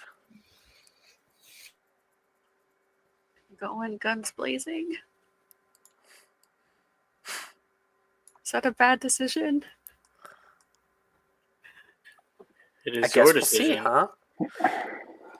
I will think it's a follow fun along. decision. I'll follow on close behind. All right, all right.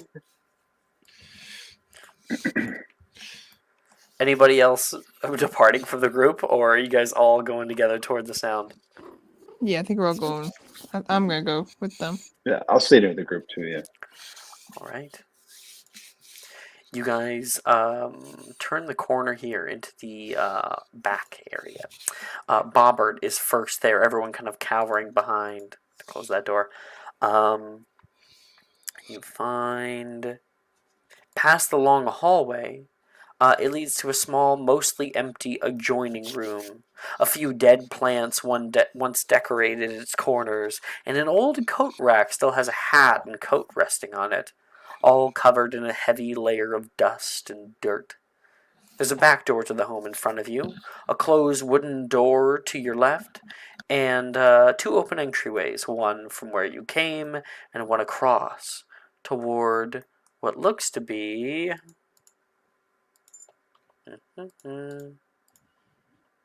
Oh, I need to fix that.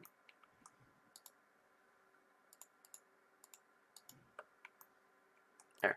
What looks to be a kitchen. Before proceeding, Bobbert's gonna kick open the back door and look at the group and be like, know your exits. Know your exits. Here. We'll throw that open. Oh, I should rebuild this to make it go the other way. There. That's it.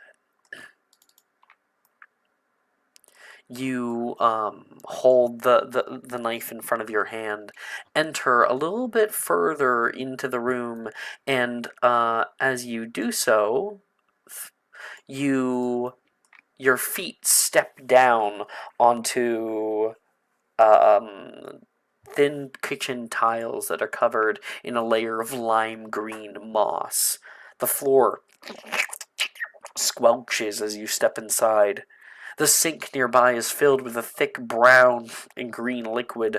A noxious smell of death emanates from it. Many of the cabinets lie open and empty, with old food debris covering the countertops. You can hear this odd scratching sound coming from the far side of the room on the other side of the kitchen island.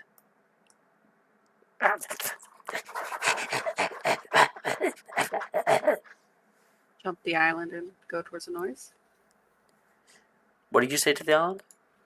Jump over the island and go towards the noise. Jump onto the island or over you it? Just walk around the island. But jumping is fun. I think the moment you leap, so you know what? Make me a jump check. Make me a jump check. Sir Bobbert, no!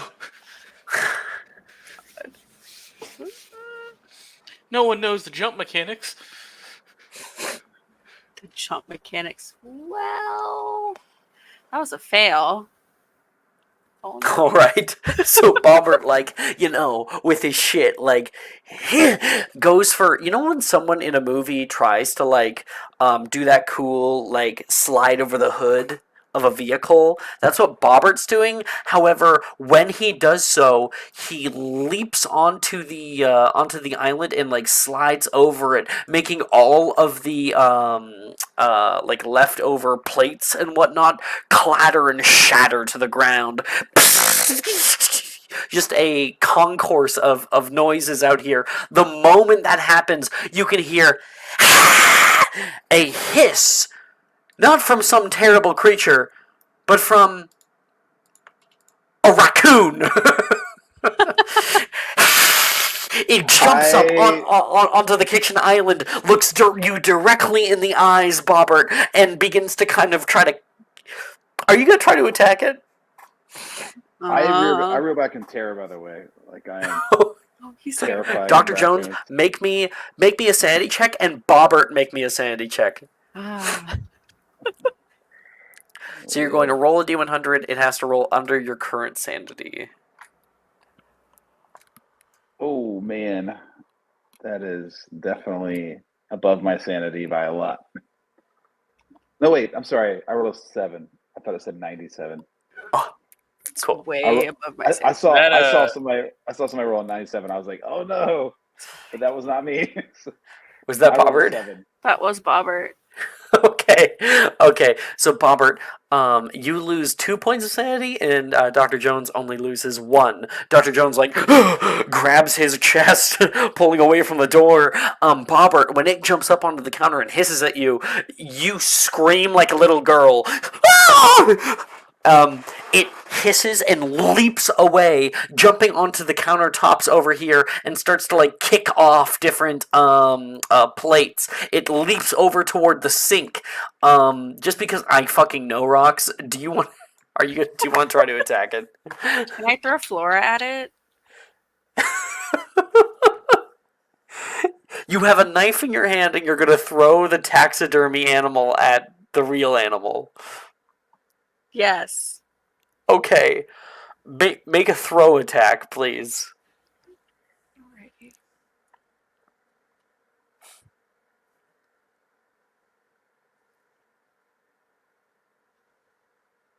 That was a success. Nice. It'll obviously be taking the dodge action. So I'll see if I can get a success with it as well. That is a failure. So, as it is trying to leap out of the window here, you throw your little Flora toward it, and this raccoon, turning around at the last second, eyes go wide, seeing it, and it hits it so hard that the two of them go falling out of the window in toward the backyard. Oh God, what did I do? To recover Flora now. That was Amazing. Both of the raccoons are gone.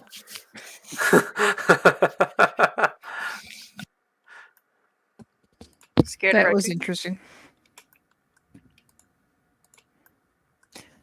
Also, who's scared of raccoons?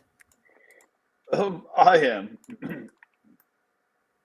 Dr. Jones, the manly man of the group, is currently cowering in fear behind the doorway.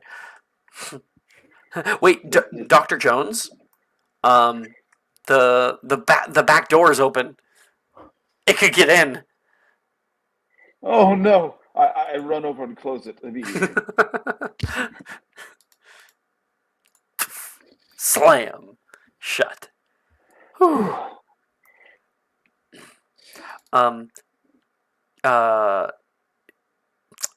What's it? Ramona, Dr. Wentworth.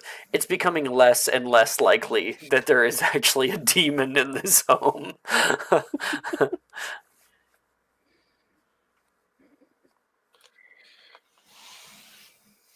well. At least if there's no demon, that's better. Who knows? Shall we get back to exploring? Now that the raccoons are gone. I would say that there was a demon. There were 2 demons in this house, and they are now gone, and I'm happy for it. But You guys now have the kitchen as an unlocked area on this floor. You guys have searched the parlor, the dining room, and the kitchen so far. The demon used a rope in the parlor. Nick wins the game. Good job. Let's go. Damn. Uh, Shall we Are double those- back and Barrels?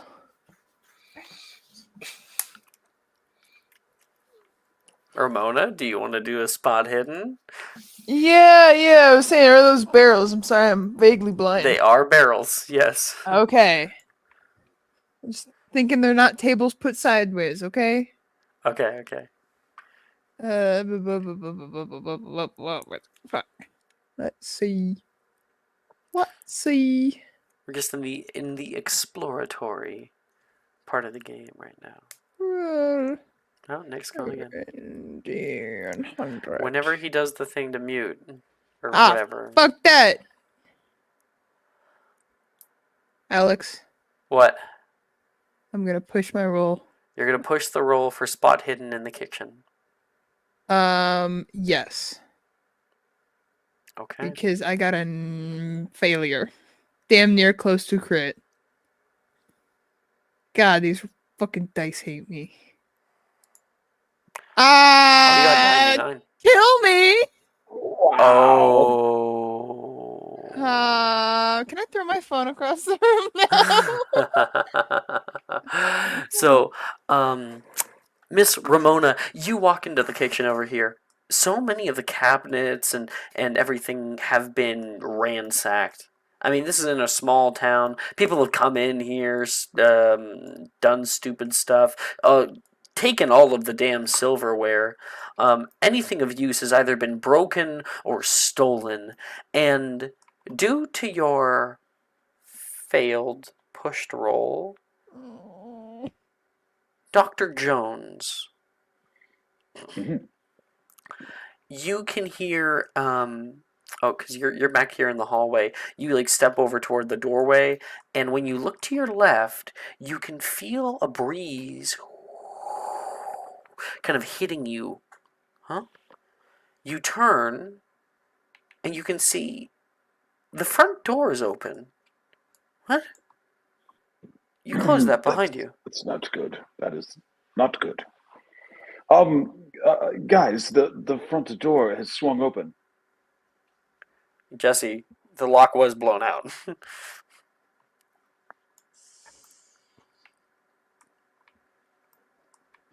You said the door was open? Oh, I guess Jesse. Oh, sorry.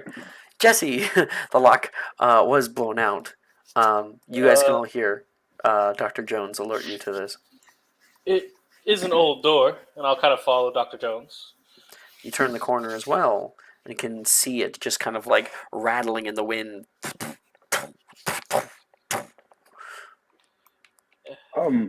Should I close it or leave it alone? I feel if we close it, it'll just open again. Might as well just That's a fair point. leave I'll it. just leave it for now. Dr. Jones, as you're like, leave it. You see something. You see something at the very front step of the porch. A ruby red liquid that has run over the welcome mat to the building. It says Wayfield family.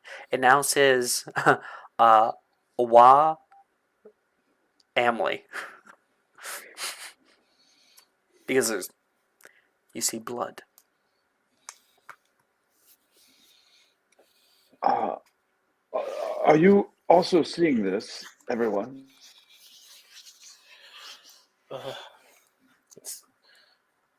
That definitely wasn't there when we got there, Dr. Jones.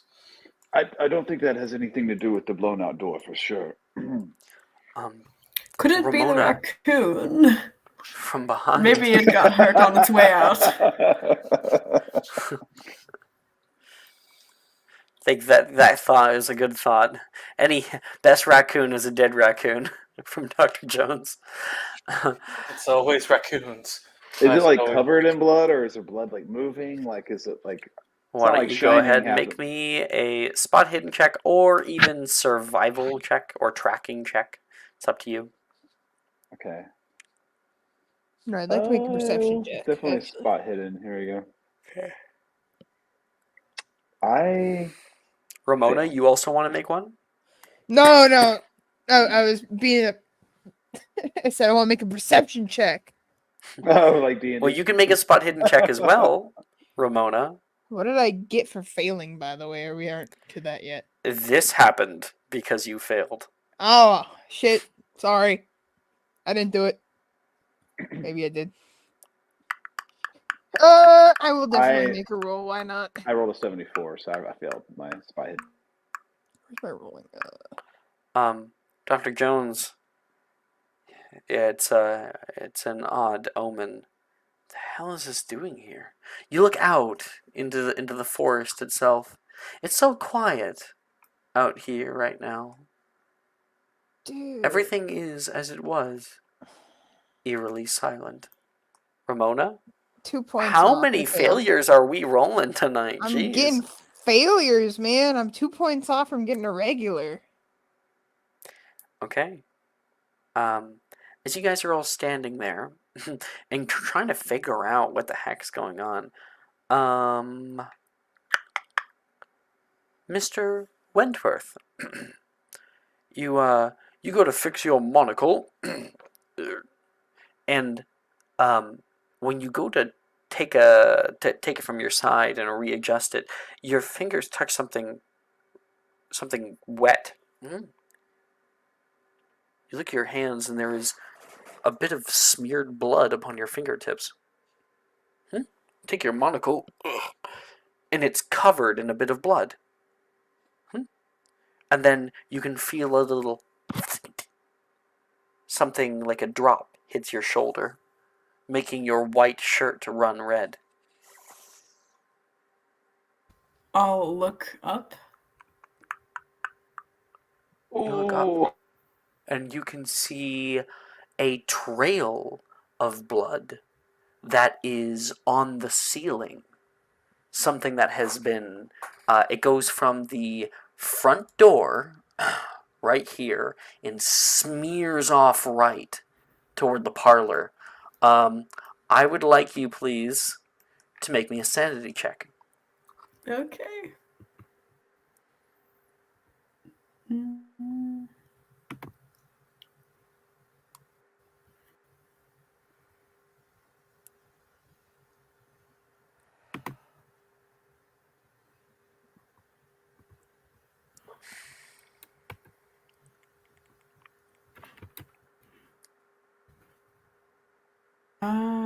Probably a failure there.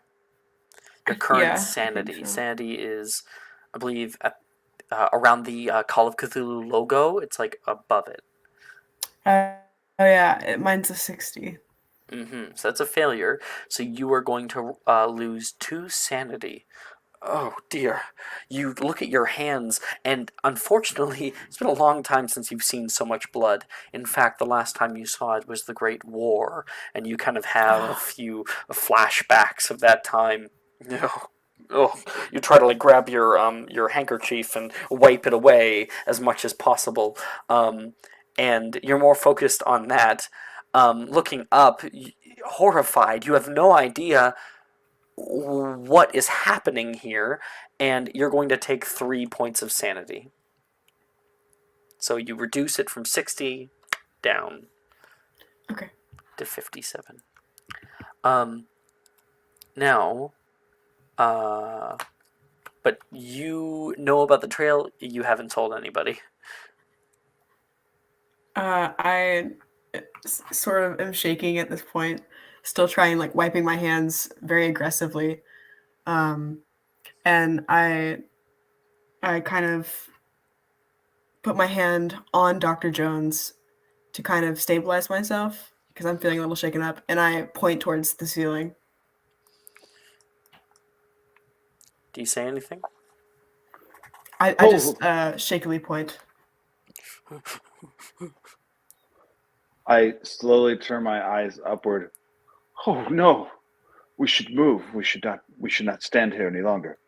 And I look at the rest of our group and I say, let's we should get out from under this, whatever this is. You take a step to the right, and now you can see just a few drops of blood that are currently dropping down onto the carpet and moving toward the parlor. Bobbert, I would like you to make me a track check. Tracking. Okie doke.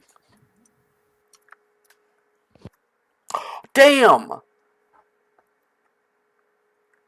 Well, that was a success. Is that it? Which number, which box does it roll under? Neither, unfortunately. It was just a regular success. Oh, just a regular? Mm-hmm. With a 7? Really? Yep. Okay. Yeah. Bobbert, you look at this thing. It is directly above the door and kind of curls off toward the parlor, like I had said. And then you look down, directly outside the door, right on the mat, right before the door, blood, and what Dr. Jones did not notice, more blood running from up the stairs. It looks as though it had been bleeding all the way until the front door and then immediately hit the ceiling.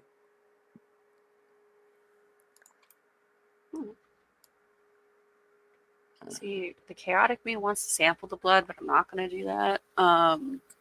You can if you want. I feel like that's a mistake. Everything in this game is a mistake. All right, fine. I'll sample the blood. It was a mistake coming here, really. All right. I'll take a sample. Okay. Do you have a natural world roll? Do you have any points in natural world? Very little.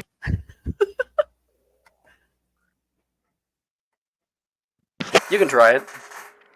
Why not? Give it a go. It was a mistake. It was a horrible mistake. It's just a failure. You kind of like... It's blood.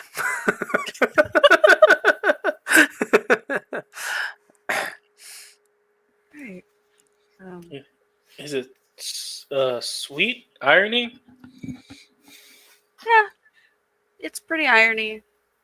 Most bloods are pretty sweet, but this one's kind of rank.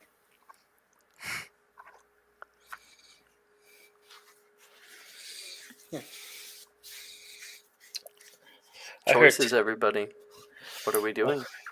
Well, I need to do some more. I want to do some more research on this house, so I think I'm gonna head upstairs. If anyone would like to join me. We need to find the study, wherever that is. Yeah, I'll go too. Yeah, I'll go too. You guys are completely ignoring the trail of blood? It'll be fine. All I right. don't think I looked up though. So I'm not dying first, Alex. I'm not doing it.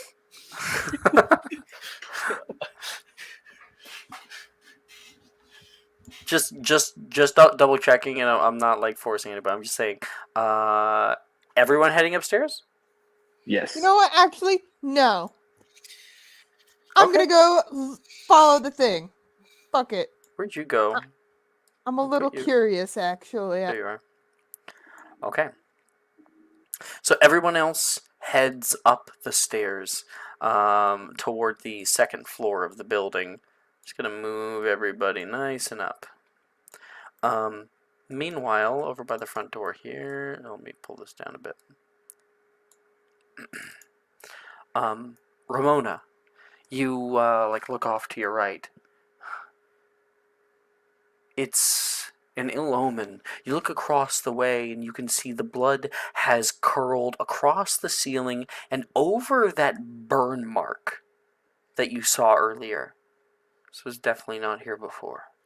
And you can see the two double doors, like the sliding doors, that are quite open right now. The trail leads all the way into the dining room. Hey, she's gonna yell up to them hey guys, you don't realize that trail goes into the kitchen? Dining room. Dining room. There you go. I understand you're trying to find that study, but don't you think this is a little more important? I personally am a bit nervous to follow a trail of blood. Can't be anything good at the end of that. I'm going to continue upstairs personally. But wouldn't you assume that being together in a group would be better than one? Right now, It you're seems- the only one that's I left know, out. I I mean, personally, that's not how a bar fight goes, but All right. Come downstairs. Oh, is she convincing some people to come down? I will roll something if I have to convince someone. It's up to you. It's up to the I'll people I'll who might want it. I'll go downstairs. Okay. Oh,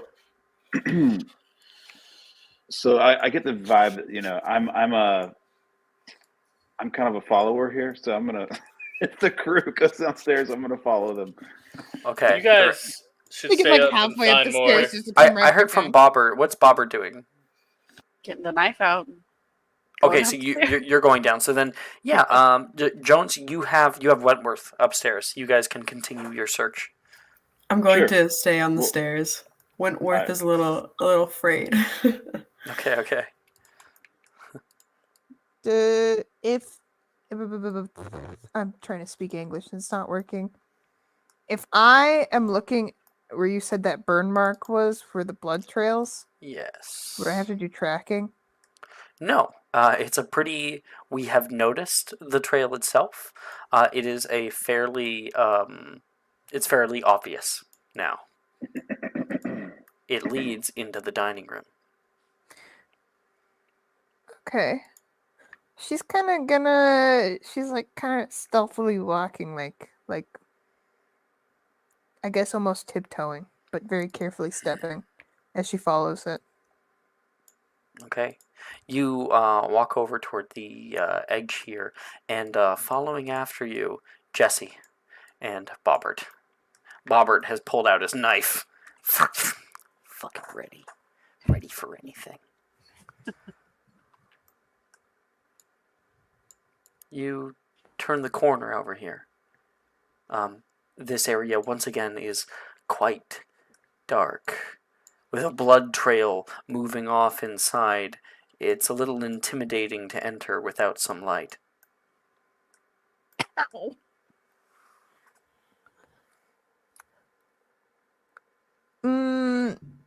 Do you think there's anything in the parlor?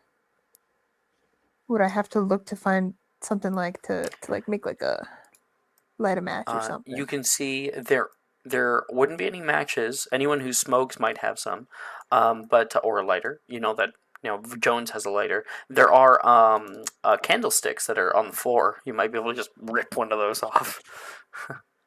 Yeah, she'll just go over to the closest one and just pop that bitch off the floor. You still need to light it. Do you smoke? I would say she doesn't have a vice for drinking, but smoking would probably be something she does. Ironically. It's Cool. a stressor. So I guess working in a bar secretly gives you stress. You go into your pocket. Only a few matches left. Okay.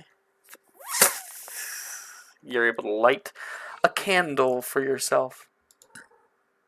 Boom. Alright. Well, I guess we got a light, but Bobbert, was it? Yeah. Do you want me to go first, or do you want to go with that knife in front of me? I'll go first. It's been a while since I've killed something. Okay. Okay.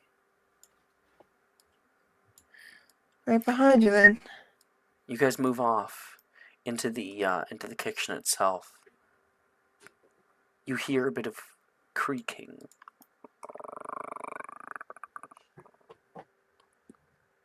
Nothing is different. Everything is just fine. The same way that it was beforehand. door over here still open from when you walk through it. The vines pushing in through the windows above and around. Everything is normal.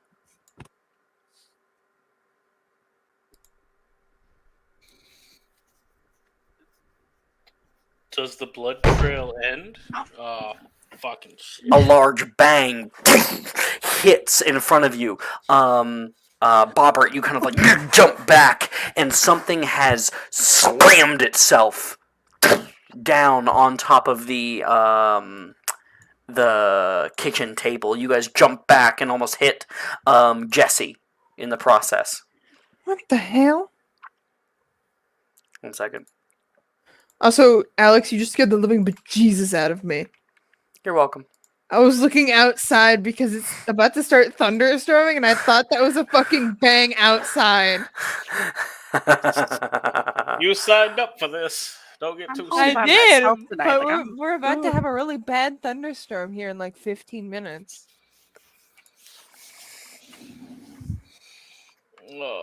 What is it? You hear a heavy slam. You guys have jumped back, almost hit Jesse. Jesse's trying to see over everything. You kind of push out the candlestick, and it narrowly illuminates something laying on the table. It twitches slightly. What in the fuck is that? grab it. Whatever it is. It's a affront against everything that is natural. Bobbert, you step forward. All of you guys make me a sanity check, please, for the little jump. Okay. Ah, success. Success. I did not. Wait. Hold on. If you succeeded, you take 2 points of sanity. No, I failed. Somebody failed. Is it 60? Huh? Is it different for anyone, or is it solidly 60? It's different for everybody. Mine's different. Mine's 50. Yeah. I would say mine is 50. Then mine's 50. Then yeah, no, I failed. Never mind. Yeah, okay.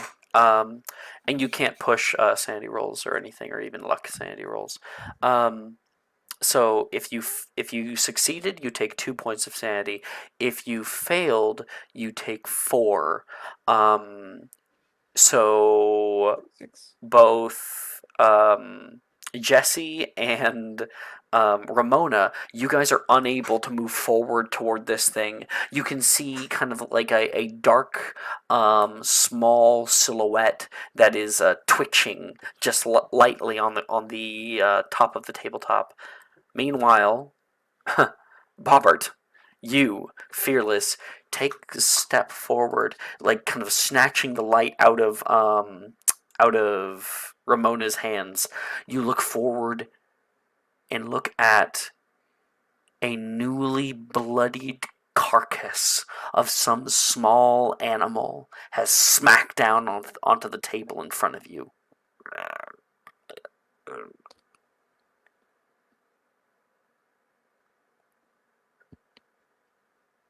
I think it's time to go. It's the raccoon.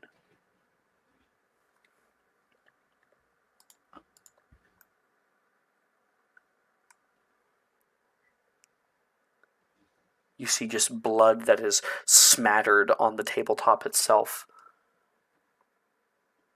You hesitate to look up, and you see the blood trail has continued right over top of the table and stopped.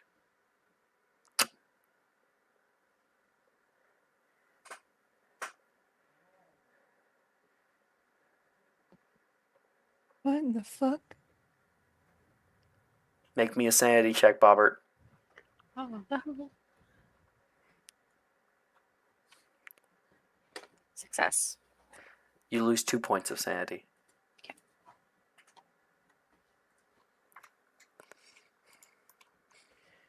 One fast. What are you guys doing? Taking the raccoon. Okay. Bobbert, you're going up and just grabbing the raccoon. Taxidermy, man. You succeeded. So the two of you guys, you just see him go, huh? Oh. And he rushes over, slams down the light, and then you just see over his shoulder him like brandishing a knife and stabs into this little thing. Actually, you know what? You don't have to. Because you can see it has been carved from nape to navel. Almost perfectly where you would gut a raccoon for taxidermy, Bobbert. Almost as if it knows whatever did this is intelligent and also messy. Bobbert, I want you to make another sanity check. Oh my god.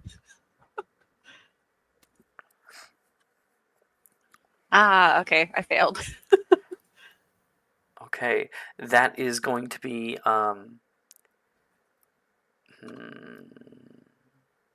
that is going to be 5 points of sanity to you. And you can't help but elicit images that flash in your mind of yourself put up on display like some kind of taxidermied animal. You're in the kind of uncanny valleyness, a different positions, your face contorted into an odd smile that you've never had throughout your life. These images flash almost like as if they are coming from something else. And Jesse, you hear a noise.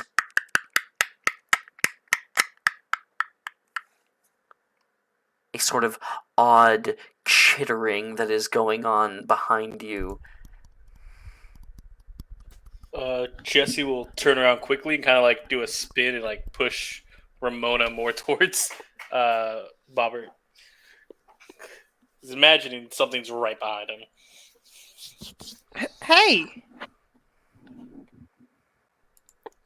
You kind of like push to the side, look all around, and using the amount of light that that Bobbert has, you I think I was pushed forward. You don't see anything. Oh, I don't. You can hear a creak, though.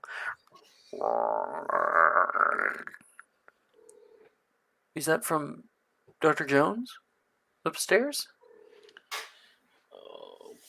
Maybe they found something you don't know. But Bobbert has been standing in front of whatever dropped down for probably about a whole 60 seconds right now, just staring at it, staring into his own soul. I think Jesse would go up and kind of like grab Bobbert. And, Bobberson? Sir Bobberson, are you okay? Huh. It's messing with us. It? You pull Bobbert around, and he's still kind of like in that kind of PTSD daze, and then kind of snaps out of it. It's messing with us. He walks, I guess over his shoulder. You are then able to see what he's been seeing this entire time: this gutted and bloody corpse of that raccoon from earlier. It was just alive a moment ago. Make me a sanity check, Jesse. Oh, no. Success. Okay, that is 2 points of sanity. Ooh. Oh, dear. That is a little odd to see. And you notice something, Jesse. You notice the organs are kind of on display for all to see. And through the rib cage, you see a fleshy pouch. Its stomach. Something moves in the stomach. Robert, may I see that knife? Like right now? Yeah, take it. I'll take the knife and I'm just gonna stab that mask. Okay, Jesse grabs the knife. You're going to leap forward, and there's going to be no roll needed for this check. You stab down. The moment you do, something explodes outward from it, like you've released the pressure that had been building in there, and from all around things rain. They drop down on top of you, and you can feel little insects that are skittering over you all around the corpse. You see hundreds, thousands of little centipedes crawling over onto your skin, onto Bobbert. And you, please make me a sanity check again. Oh my. Can I argue that I can make a sanity check too? Because I'm standing there watching that. Yep. Do it up. That was a fail. I failed. Hold on. I failed.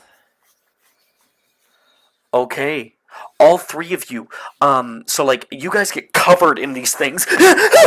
You immediately begin to panic, trying to smack as many of them off as possible, moving back toward Ramona. Ramona, a few of them crawling all along the ground. Some of them go down into through the floorboards, while others crawl over toward your feet. One of them crawls up your ankle. You immediately try to smack it away and will miss. And there's another one on your right hand side. You can grab them and like flicker them away. You all take 5 points of sanity, and all three of you are going to have a reoccurring paranoia. Like there is, you'll feel like little little tingly sensations, as if something's crawling on you and need to like smack it away. And not just that, but any checks in the future relating to insects in any way are going to be made at disadvantage. Nice. Oh, great. You guys rush and run out of the room screaming. For those of you who are upstairs, which question, did you guys stay on the steps or did you guys go exploring during this time? I think we would have. I don't know. Avbury, what do you think? I don't want to speak for both of us. I think that I would have just kind of waited on the stairs, honestly. Yeah, I think once we heard the scream, we probably would scurry down the stairs. So you heard like sounds for a little bit. There was like a bang. Wentworth like grabbed the railing immediately, and you could hear like a creak. The railing nearly falls off. Oh, and then there's silence for a little bit. Like, should we go down and go and like help them? And then you hear screaming and running. The sound of footfalls, and you guys go running down there after them. Let me just move you guys down. And come on. Yeah, you guys rush down and can see all of them trying to swat things away. And they subside in the parlor. Do we see the things that they're trying to swat away, or do we not? You do not. Interesting. They're all looking back toward the dining room door, off in horror. What are you swatting at? What is going on? There's nothing on you. The bugs, Dr. Jones. The bugs. Do not. There's bugs on me. There are no bugs on you. Is this a joke? Are you guys playing a prank on us? Why in the hell would I be playing a prank on you? Well, we can't see any bugs, so There's little critters crawling all over us. No. Now you're good. So like, you guys were swatting them away, and now they're like, "There's no bugs." It's like, yeah, because we just swatted them all off. Okay. You know. There was bugs. There's bugs everywhere. So I take it the trail of blood did not go well. Not particularly, Dr. Jones. We should find this book soon. We have to finish this ritual and return whatever evil is playing mind games with us.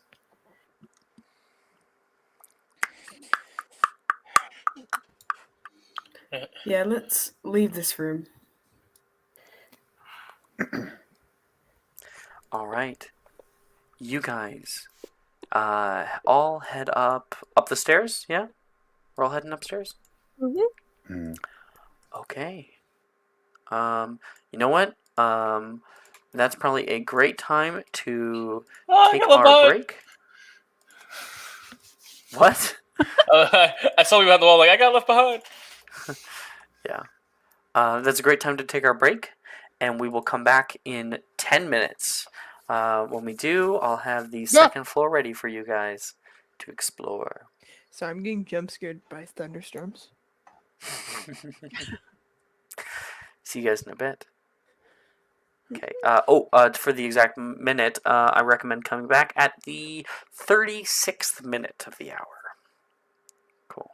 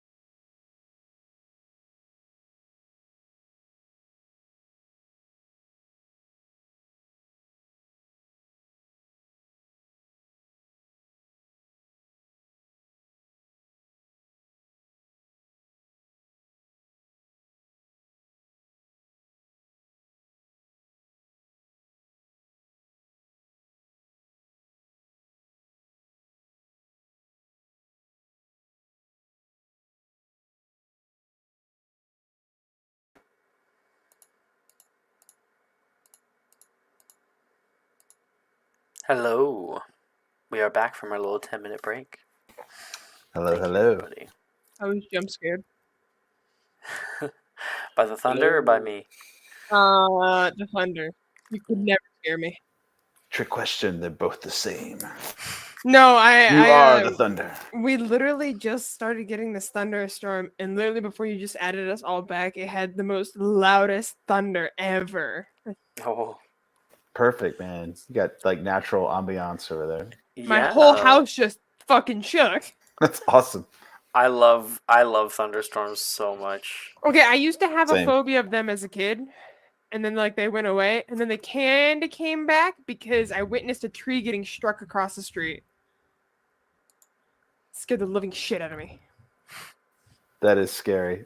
I experienced like 2 tornadoes as a kid at my babysitter's house, like right across the street from me. Wow. Watched them take a house down. It was My phobia wasn't. Holy. super scary. I actually had a phobia of tornadoes, and then I realized I can't get them here. So That's good. it's called lakes. Well, we have all climbed the stairs. The stairs creak and groan as you make your way up into the shadowed hall above. You climb the stairs and are greeted by a long hallway to your left that turns off into some unseen corridor.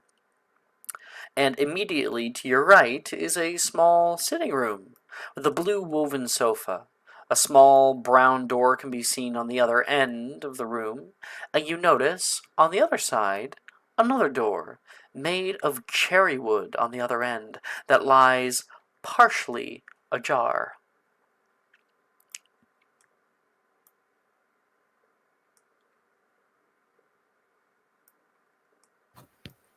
Well, if you were a study, where would you be?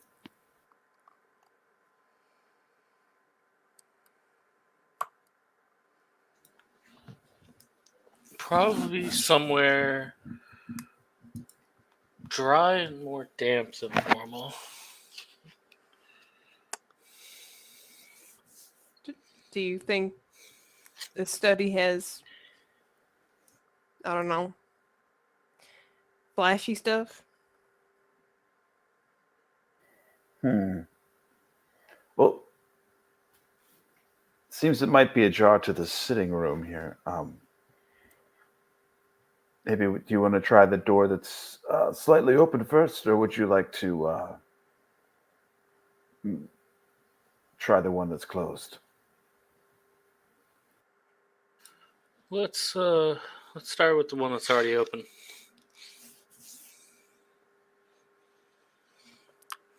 Jesse, you turn around and head toward it. I'll move everybody up. You push the door, and it creaks open silently. The only light that flitters into the room comes from the slight ambience of the hall. In the dark, you can glimpse filled bookshelves along the walls. The floor seems cluttered with papers and books. This is what you're looking for, but it seems like you'll need a bit of a light source.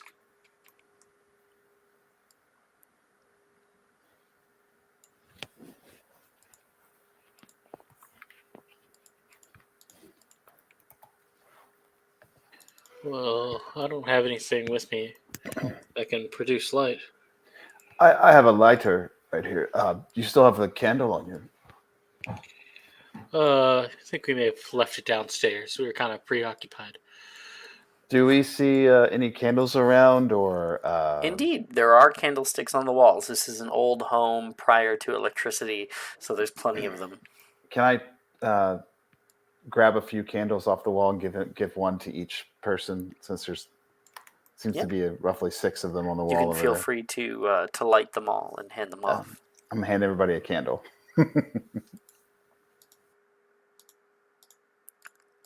Thank you, Dr. Jones. Yeah, of course. My pleasure. We appreciate it. Okay. You guys head off into the room.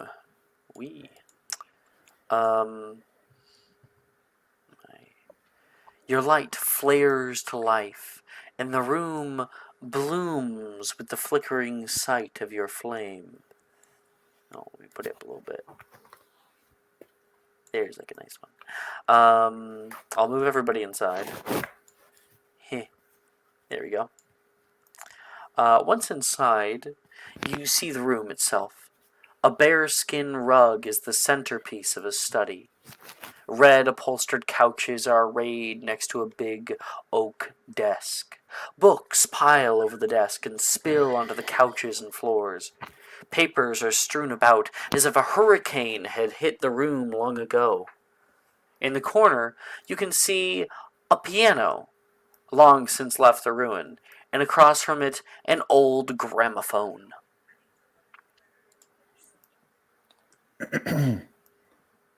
I'm gonna spot check and look around the books that are open faced. Okay. You're heading over to the bookshelves. Good start. Where's everyone else heading? I'll go look through the desk. Okay. You're heading over toward the desk. It is a very messy area, so you kind of have to like climb over books to get over there. Wentworth, Jesse, and Bobbert. I kind of wanted to also head over to the desk, specifically to look for any kind of letters or writings that may have been left behind. Absolutely. Got the two of you at the desk. I'll One look on at both the sides. I'll look at the gramophone. Bobbert? The rug. Of course, the rug. Of course. I don't know. I guess we'll do Bobbert first. Bobbert, what do you want to do with this rug? It looks to be a old grizzly bear that has been pelted and placed on the ground here. There are papers strewn all around it. It hasn't been very well kept. Bobbert is going to like reach inside of the bear's head to like see if there's anything in there. I think you would probably find a bit of taxidermy like foam that is kind of keeping the bear's head more inflated, more articulated, and while the rest of it is kind of sprawled out and tanned. I wear it. Probably, yeah. I mean, Alright. all you would have to do is take out the like foam bit, and you can flop that over yourself. Bobbert's gonna wear it.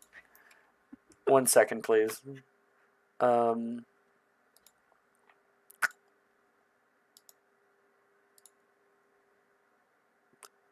fuck? Where is it? Yep. Love it. See, you wear this thing out here, and as you are like looking Amazing. around, Wentworth, you notice something over your shoulder. You turn around and can see a grizzly bear staring down upon you. I want you to make me a sanity check, please.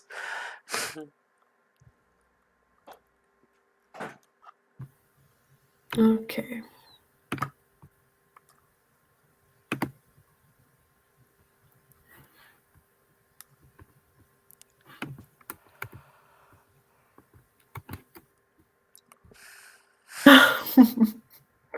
An 80. So See, that's a failure. yeah. You will lose 3 points of sanity as you think this is a real bear that has wandered its way in here for a moment. How do you react, Avbury, to seeing a real bear standing upright in the right behind you?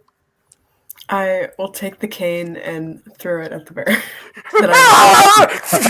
Avbury throws the cane haphazardly. Make a throw attack, please. So it's a throw check. And Bobbert, you can make the dodge check. Okay.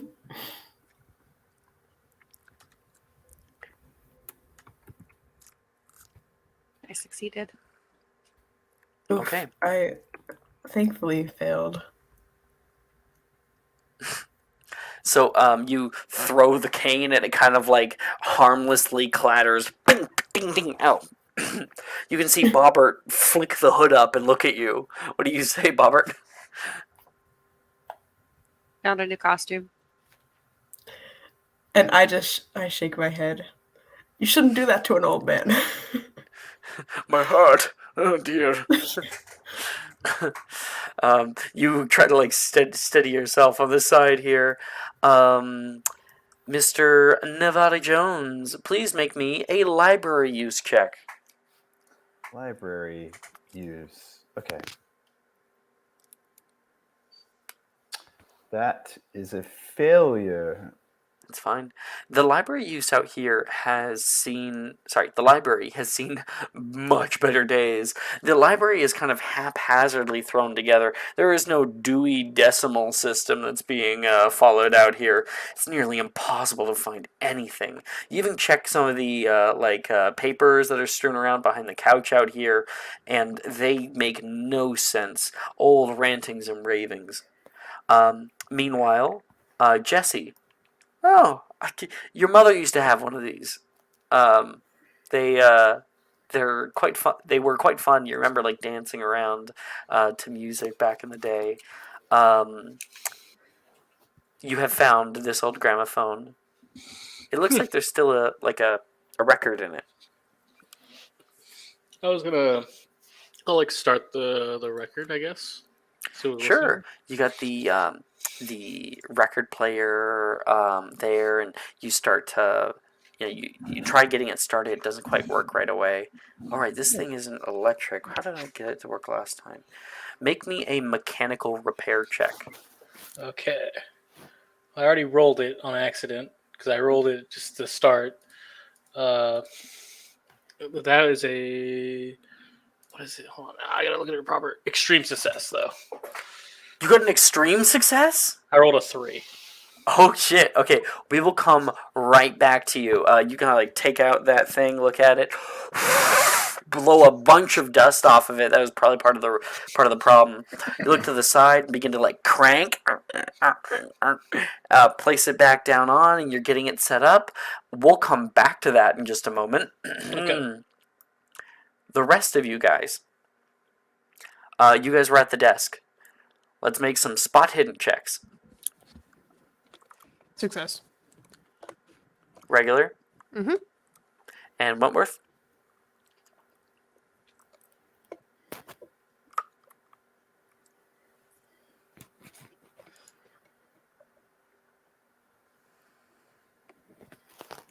Oh, you're muted. Sorry. What's the second best success? A hard success. That one. Ooh, okay, so we got a regular success and a hard success. As Miss Ramona is searching through this desk, you're looking at all this stuff that's on top out here. And then you find the desk drawer. You try to open it, and it's locked. Professor Wentworth, nearly by God's own light, you find amidst the mess all around here a hefty book. You kind of push the book on top of it over, and you can see it says De Vermis Mysteriis. This is the book that Alan, I forget his other name, Marion Allen, used to make all of this magic shit in the first place. And you see right next to it a small key. I quickly hand the key over to Ramona, who is by the locked, was it a drawer? Drawer, yeah. In the desk? What do you say Yeah. to her when you hand it over? I hand it and say, I have the book. Let's see what's in the desk. All right. Oh, let me open it up then, I guess, because it was locked. You take that key, click, and begin to open it up. You see inside There's quite a few things. You can see a letter. You see Marion Allen's name on it. There is a bunch of like stacks of different items in here, and sorry. And because of Professor Wentworth's hard success, you are able to see a small handgun is also in here. Do you exclaim, Miss Ramona?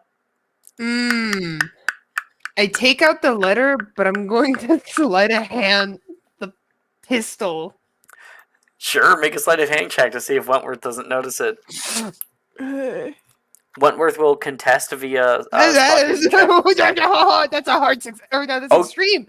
Extreme. Okay, that'll beat his like hard success earlier. Okay, so yeah, you're like, oh, gun. You like pull that over and like stick it, in your coat pocket. Sure, coat pocket. That works. And you've found what you're looking for. Yeah, I found the letter. It's got his name on it too.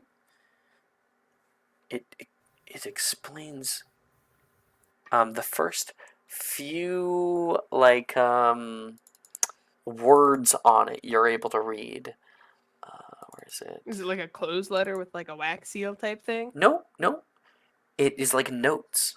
It says, "With the summoning ritual ready, I feel excited to see the fruit of all of our labors finally come to fruition.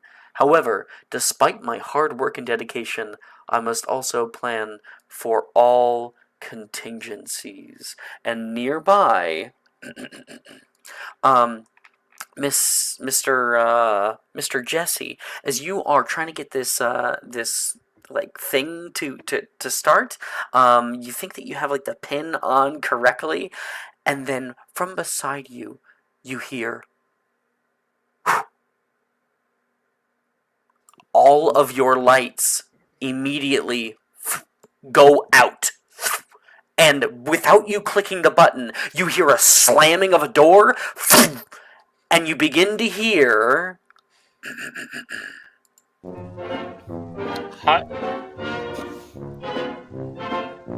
the record begins to play, and this loud music begins to blare in the space around. You can't hear anything. No one can see shit. All of your candles went out at once. How do you guys react?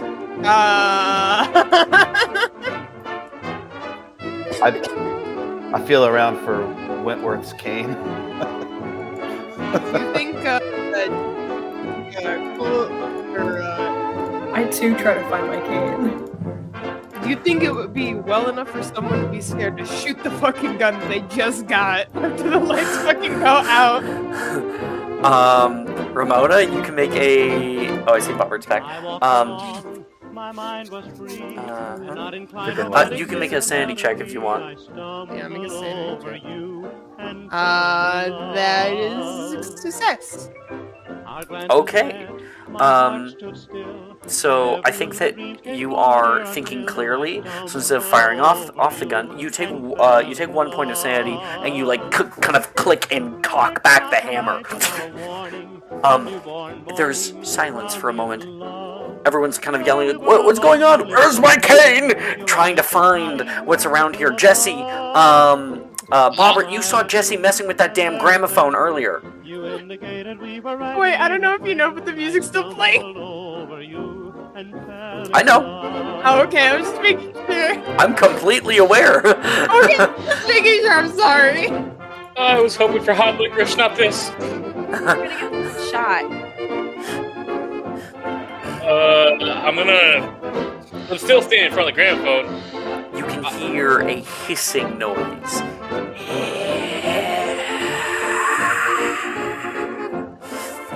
In the dark.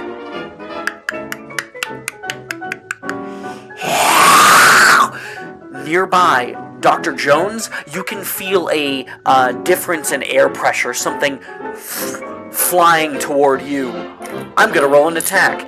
You get to choose one of two things. You can either choose to dodge, where if you can roll a success equal to the attacker to avoid all damage. That's a safe bet. If you want to go for the hard bet, you can do a fight back, where if you can get a level of success higher than me, then you can deal damage instead. I will dodge. Let's go.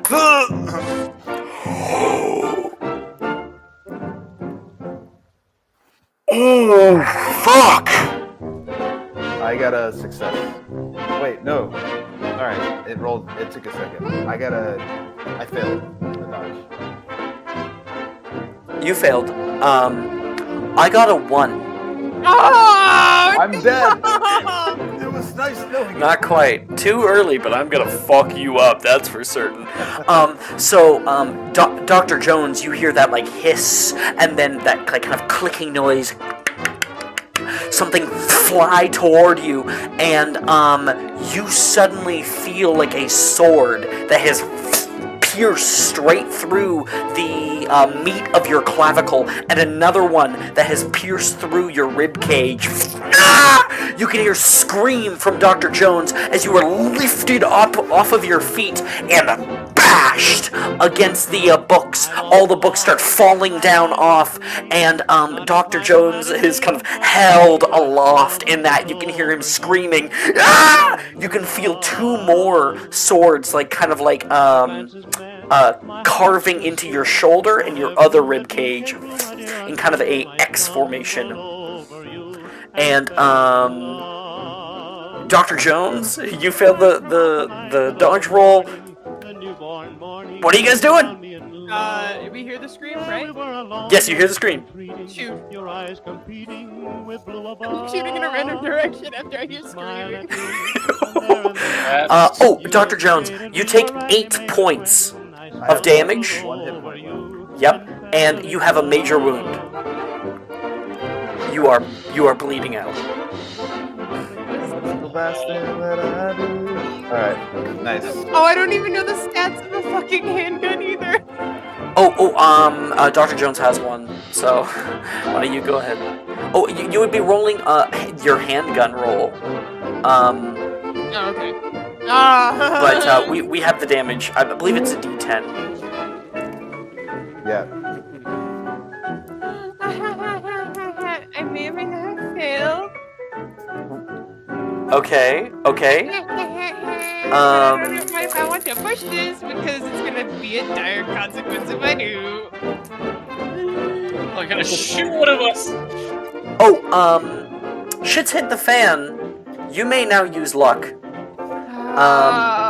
The amount of luck you can use as much as you have, but you don't get any more for the rest of the adventure. So if you were 20 away, you can use 20 luck in order to get a certain success. If you're firing at it, it's going to use fight back.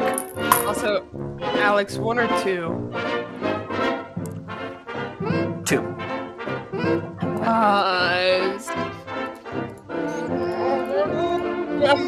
That was pushing my luck. Not pushing my luck, but pushing the roll. I'm gonna. Oh! You're pushing the roll? Oh, yes, that's why I was asking you 1 or 2.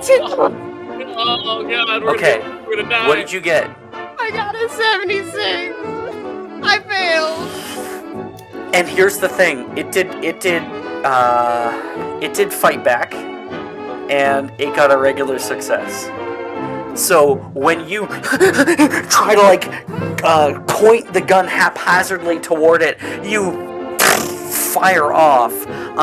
If you rolled exceptionally low, you would have killed Dr. Jones, but you fire off and there is a flash. The Dr. Jones is actually dropped. You hit the ground and there is a hiss. You feel wind in this moment, Ramona, and then something grab onto you. Did you push the roll? You pushed the roll? I pushed it. You pushed it. Okay. Okay. We take a bit of risks here, guys. It's okay. I'm gonna die. Okay, that is 6 points of piercing damage as you are hit so hard that you can feel like your ribs crack under the pressure. Something like getting hit by a car. Something has hit you onto the side wall and is currently dragging you along the wall. The small flash from the gun, however, did reveal a small thing to you in a single split moment, something that you're not even able to process in this moment. When you flashed off, you saw Dr. Jones hovering in the air, and a shadow had been cast just for a moment, and you could see a long, slender body with a bunch of moving limbs. And now you can't see shit, and you're getting hit. Okay. So yeah, that's, did I say 6 points of damage? That's 6 points of damage, and that is a major wound to you.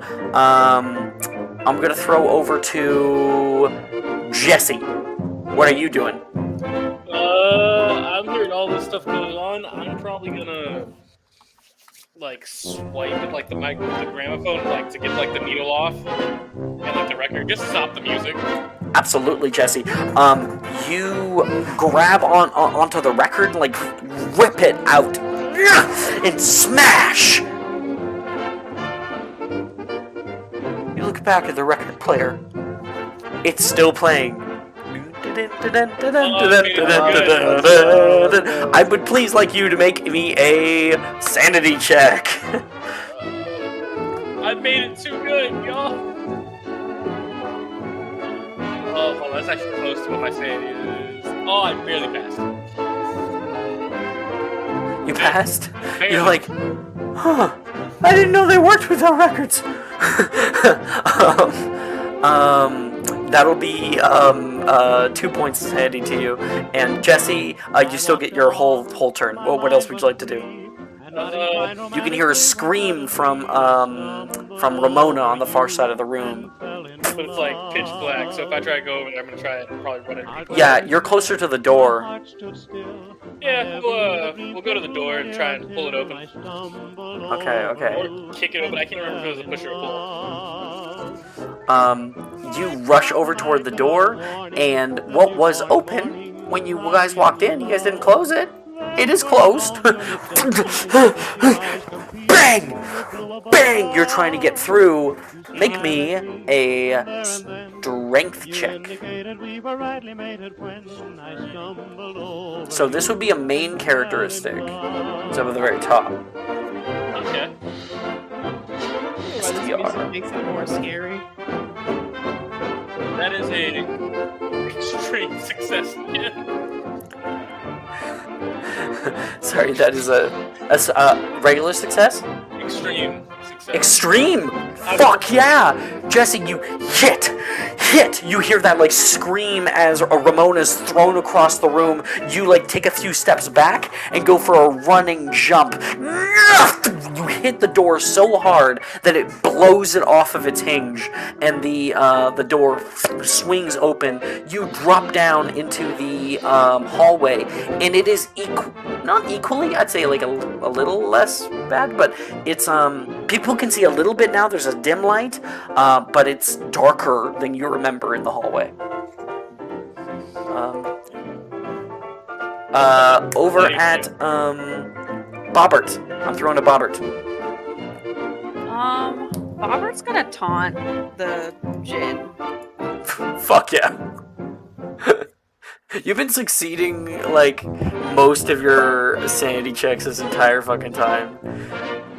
Yeah, Bobbert's just gonna yell at it you're not the scariest thing I've seen. Light work. You can do better. Okay. Make me an intimidation check.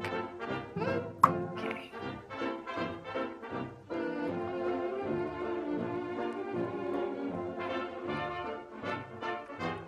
Are you kind of readying a sort of dodge?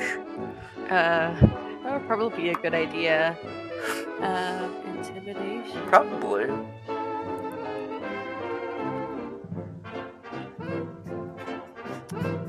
Intimidate. That was a success. That was a hard success, actually. Ooh, hard success. Ramona hits the ground. I will cut and stuff your bones.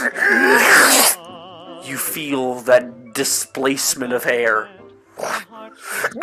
You try to leap out of the way, and I am going to give you an advantage on this roll. It's going to roll to attack you, and you're going to have you're going to roll twice. Take the higher result when it comes to dodging. Ooh! Oh my god! That's a hard success. You have to get a hard success in order to do it. Okay. Well. What'd you get? At least you have advantage. So the 100 doesn't count? Yay. You mean a disadvantage? So I did get a success. No, I gave advantage. Yeah, but it's backwards, remember? You give a disadvantage. Can I take Oh, sorry, take the lower result is what I meant to say. success? Regular? Regular success. That is not high enough. You will get hurt. Dang it. Do you want to use luck to change the roll, or do you want to push it and die? Push it and die? Are you sure? No. I'll use luck. Okay. Roll again. What's your No, so luck. what's your heart? Luck. You're not rolling again, Bobbert. Sorry. You have a pool of luck, Thank and you God. can use those points to reduce your roll. So what do you have to get to for it to be a hard success? Let's see. What number? 75. The fuck is your regular success for dodging? No, sorry, 37. Sorry, 37. Okay. That's Sorry. incredibly high for a hard. I was looking at the wrong 37, you place. said. Okay, so you need to use 30 luck or push the roll. It's your choice. I have a 95 extreme success on my dodge. Alex, Shut the you fuck wanna up, know? Nick. It cut out for like a couple seconds. What was that? You're going to need to use 30 luck if you want to succeed this and not get hurt. You could always just tank the hit if you want, or you could choose to push. But if you fail, I'm murdering you. I'm gonna use my luck. Okay, cool. Actually, I'm gonna use my luck. In the keeper's guide, it's like warn your players as to the consequences. Don't keep them hidden. Just let them know. I'll kill you. Okay, so using 30 luck, Bobbert leaps out of the way, and the something of those blades that you could feel before catches on a side of the bear, like the bear rug, and cuts it clean, and it slams forward. It would be passing you in the room. In fact, I can bring the kind of map back up a little bit. It's just nice and dark in here. So we've got, you're over on the wall, prone on the ground. You're on the fucking ground. You're out here also sort of on the ground and scrambling to your feet. So it is moving from Ramona toward you and passes by you and slams into the back, slamming directly into the gramophone. The gramophone noise ends.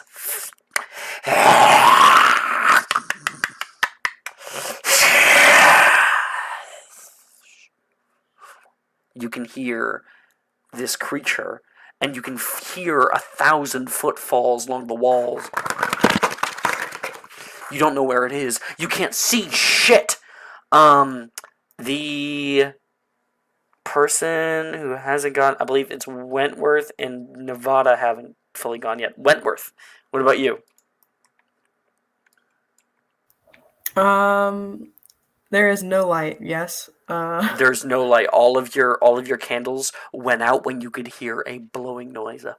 I'm just going to, because I don't know what happened to Dr. Jones. I'm just going to yell out, "Dr. Jones, get your lighter," so we can try and get some light in here. And I'm gonna keep scrambling for my cane because Dr. I cannot see for the life of me.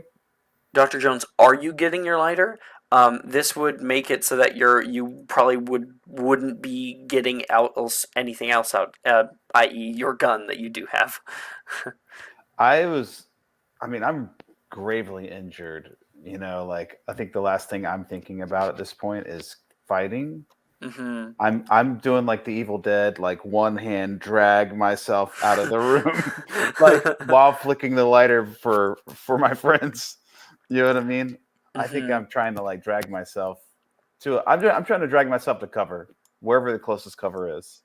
I think like Wentworth, as you're yelling, you can hear like a grunt and a yell, and you can just barely make out the silhouette of Dr. Jones crawling on the ground, which gives you even a greater sense of urgency and fear. What are you doing here? You have of course heard the commotion of the door to this area being blown open. I'm going to. You said I could see his silhouette, so I'm going to make my way over to him as much as I can and start to basically drag him out of the room. All And right, all hopefully get the right. from him if that is also possible. I would say it would be one or the other, so probably Okay. want to drag him, right? Yeah, first, yeah. Okay, make me a strength check, please. Oh boy. Okay.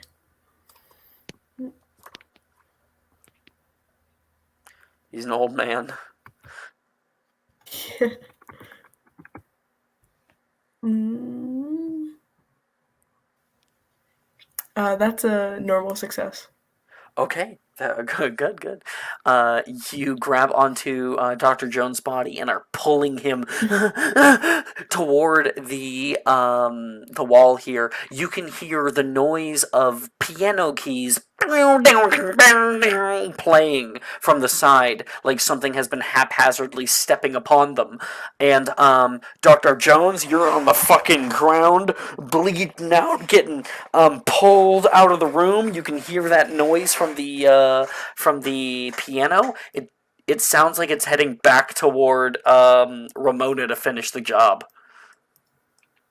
Okay, I'm gonna pull out my lighter and try to give people like at least a beat on this thing, and I'm gonna try to light the room up a little bit.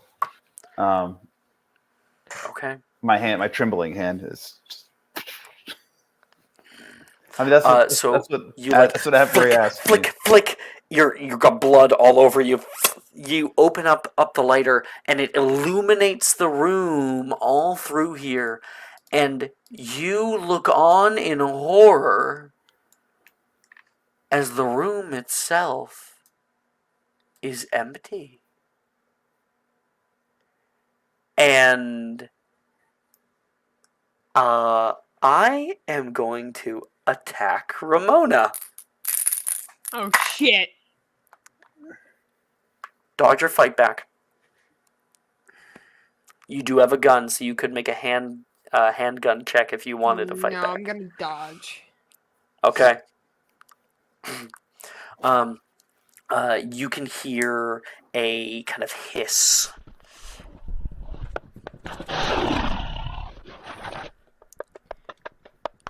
And it moves nearby. I think Dr. Jones. Oh, sorry, I have a loop. And you can see one of these chairs like move to the side. It hasn't like striked out at her. It instead, you kind of feel it in the room, a sort of ambient presence. Oh, sorry, I thought I turned off the fucking loop. It currently you can feel it over you breathing, Ramona.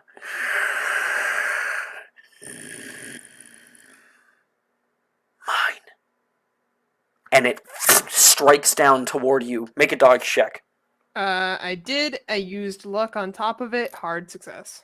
Hard success. That beats its regular success. You are able to grab onto the notes and like roll forward. With your wounds, you are in incredible amount of pain. You rush forward and kind of come face to face with this bear. With Bobbert. Bobbert.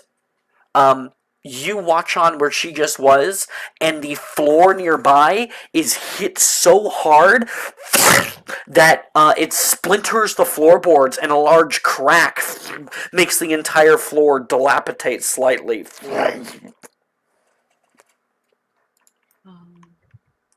Robert's gonna shout, "My grandma can hit harder than you," and run away. You guys run out into the hallway, desperately trying to get into safety. I think probably like Ramona. Oh no, Jesse. Jesse's Is- probably gonna. I broke Door's the door, open. right? Oh, you broke the door. That is true. Door's Well- fucking broken, man. I guess I'm standing in the line. Fucking, I'll just kind of put myself between the people. Like, no moment of bravery, folks. And like as you stand there, in a moment of like of valor and heroism, silence. You grab the door and like pick it up and just kind of fit it back in the doorway. You sit behind it. I think it's gone. I hope it's gone. Dr. Jones, this thing is invisible. I would like everybody here to make me a sanity check. Ooh. Same premise, meets it, beats it. Actually, when it comes to sanity, you have to roll below and you cannot use luck on it. Oh, shit. Okay. Yes. I rolled the exact same as my luck. Wentworth? Wentworth. Wentworth! Oh, shit. Wentworth, you got 100. Okay, so we'll do Wentworth last, but for everybody else, if you failed, you take 5 points of sanity. Actually, we'll round it. We'll make it 6. We'll make it 6 points of sanity, and you all fucking refuse to go in any dark rooms with no light. That is not happening. Like obviously, fire is not enough. You gotta find something else.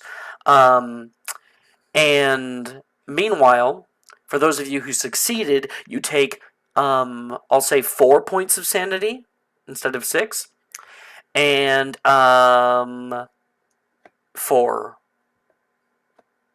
Oh, look, yeah, can I just hear who failed other than Avebury? I did. I did. Okay. You two. So you two refuse to go in dark space with no light. And Avebury, you have successfully like pulled Dr. Jones here. He is bleeding in your arms. There's so much blood. So much blood. Of course, you were in the part of the fucking Great War. You have some major fucking PTSD about this shit, and you have a panic attack. You take 10 points of sanity. You have to get out. Right now. You don't even care about Dr. Jones. He can die for all you care. You're not dying. Not today. Yeah, Abbury is just gonna bolt. And you are running as far as you can. Please roll me. Please Without your roll. cane. Please roll me acrobatics. No. Okay. Do it. Oh, You no. might recall earlier you leading on the railing because you don't have your cane, so you're leaning on the railing. Okay. Oh shit! Okay, you're good there. The fear is making him nimble. I need to turn back Where's on my acrobatics? creepy music. Dr. Jones remembers the war. So you guys are like, Wentworth, where are you going? And he like rushes down the stairs. You lean on the railing and it cracks off, falling onto the ground. You are able to dodge out of the way of that, and he is running. He's gonna get in his car and fucking leave. Leave, all of you. Nevada Jones is dying down here. You two. Medicine. Let's say you two help Jones. I'm gonna go after the professor, and I'm gonna book it. Okay. Okay, so it seems as though this thing has subsided for now. Bobbert, you have medicine? Mm-hmm. Yep. So I can roll for that. Medicine? Yes, medicine thing. Well, Bobbert's doing that. Dr. Jones, in your... I'll come right back to you, sorry. In your, like fugue state right now, you are, like, kind of drifting in and out of consciousness. You look up, and you can see a bear administering medicine to you.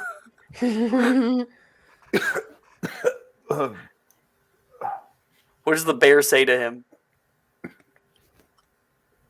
Bobbert? Oh, are you okay? Are you okay? You can hear the bear looking down toward you. I just feel like I'm in a fever dream right now. So we got that. Ramona, what were you saying? I had a question because I remember we talked about it last week. Which one was the one that rectifies major wound? Fixing major wound. Fixing major wound takes time. In order to rectify it, to mitigate a major wound, you need first aid. Can I first aid myself while Bobbert's helping? First aid yourself or first aiding Nevada Jones? First aiding myself. You can first aid yourself. Yep. Bobbert's a little busy with Dr. Jones though. Oh, that's all fucking extreme success. Okay. Let's go. You're still kind of all in adrenaline right now. You look down toward Dr. Jones, and he's really bloody. And you look down. Oh, I don't remember wearing my red dress today. Oh no. You look down and you can see a huge wound, a gash along your abdomen, down by your belly, and you kind of like collapse onto the side wall. Not today. You're not fucking doing this. This is just like the 4th of July 2 years ago, and you're a bartender, and you immediately start to rip your sleeve off, and start to use it, like ripping up into long strips, and are able to gauze up your wound, and you can put a bit of pressure down upon it, and you are able to move around. Then she'll go over to Mr. Jones.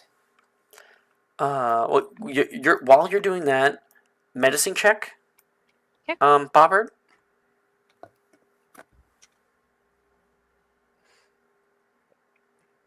That was a success.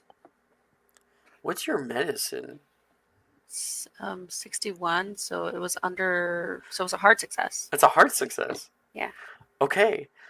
Dr. Jones, with a hard success, you regain 1 hit point. So it's like, take these. And what are the pills? Are they cocaine pills, Bobbert? Yes. Okay. Yes.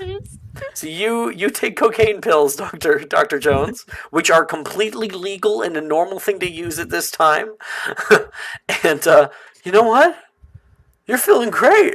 Actually, you're muted. Can't hear you. Oh yes, I think I'm feeling much better. Yeah. and you now have 2 hit points, and your because this is a medicine check, which is an upgrade of first aid, your major wound is somewhat mitigated as well, mostly by pain tolerance. So you're not going to bleed out anymore, but and you're able to get back up to your feet. You're still a little woozy though.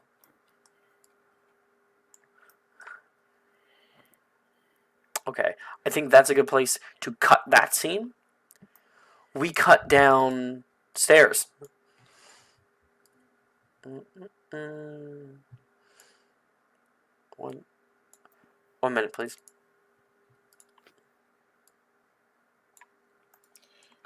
For an old man, he runs so fast. He has the lanky legs to run. His stride is amazing. 1 second, please. Yeah. Because this is going to be cool.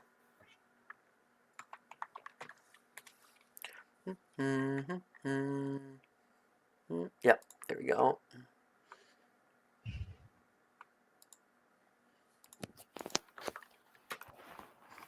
All right.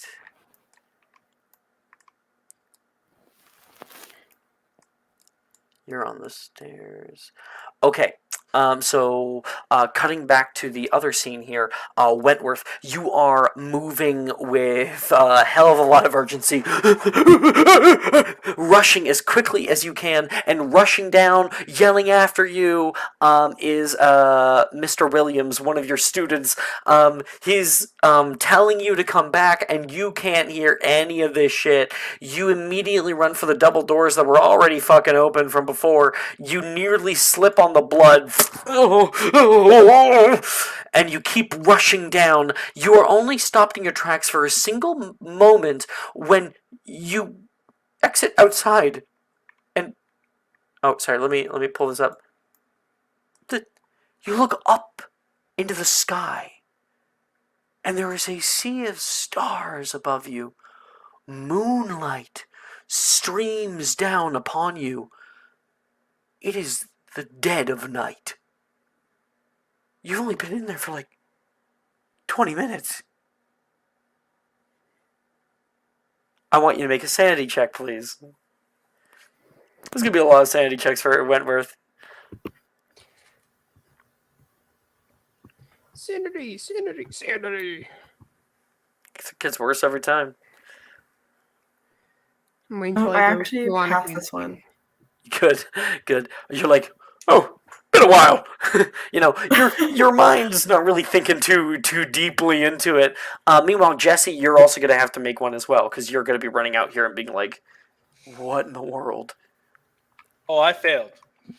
Okay, you take 3 points of sanity as you stare out and look at your watch. 3 p.m. That's not possible.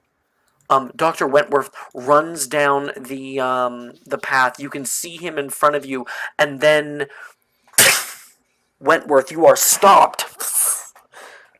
You see 2 cars.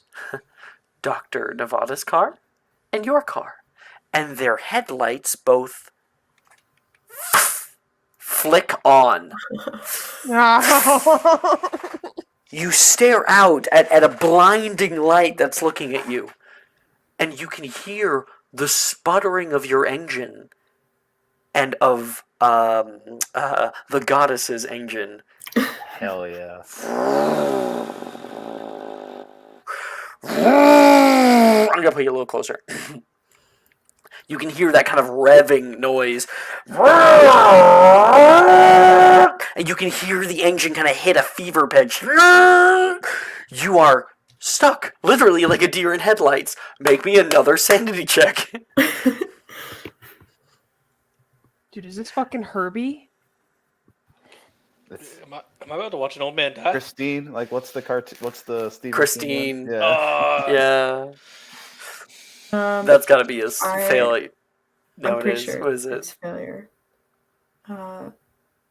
Yeah, it's a failure. So that is going to be 5 points of sanity taken to you. The car lurches forward toward you. I want you to make me a dexterity check to pivot and run. Oh shit! Oh shit! No! Come back! Oh shit! Okay, where'd he go? Okay, good. Whew. Sometimes when I'm too low on the camera, even a little millimeter is 500 feet away. Watch an old man die So today. dexterous. I got a failure. Oh no! Okay, Fucking Final Destination shit. you run forward. As he's running, and I'm going to boom. Yes. Jesse, you stare out at Mr. Wentworth, who is running for his life back toward you. He's going to fail. He's going to get run over. What do you do? What do you mean? What do I do for someone to get run over? Can I try and catch up and pull him to the side so he's not Prometheus running this, running in a straight line? You definitely can do this. Yes, beat the racing car. He's running straight for the porch right now, and you leap down toward him, and you're putting yourself in danger a little bit as well with this. Make a jump check, please. Oh, not a jump check. I don't know the jump rules. Can I just have a tackle instead? Can I just leap like tackle a check? Come on, let me leap like a football, fucking tackling someone. Oh, I guess if you want, you could use fighting brawl. I would like to use that, please. Yeah. It's like a football tackle. Come here, bitch. I would like to use my luck points. Mm-hmm. I need this to now would be the time. I'm gonna use. I have 55. I need to get this down by 14. So I will use 14 to get it to a 60. So that's a success. Nice. So leaping off of the porch, Wentworth, you are hit heavily because you failed. I'm going to give you 1 point of damage from the tackle because you're an old man. Okay. And you guys both hit the ground. He is currently on top of you. Now, you guys are kind of over here in the grass. The cars rush forward and they run straight toward the stairs here. And just before it hits the stairs, you hear a smashing noise. You can see the front of the vehicle has somewhat flattened, as if it has hit something. You can hear the engine still running and getting louder and louder and louder, and then you can hear the grinding of metal. The front of the vehicle looks as if it caves in on itself and tears in twain. You can see both vehicles cut down their length, bisecting them, and they bend backward. Eventually, the engine sputters out. And the lights are still on. You can see smoke rising up from it. You guys both lay there for a moment. And then it explodes. You guys, in a blaze of fire, a miasma of flame rises up into the sky from the front of the building, and you guys are able to. Okay, you guys are able to fucking.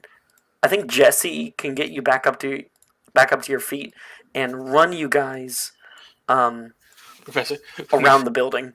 This way. What? Did I see what it hit?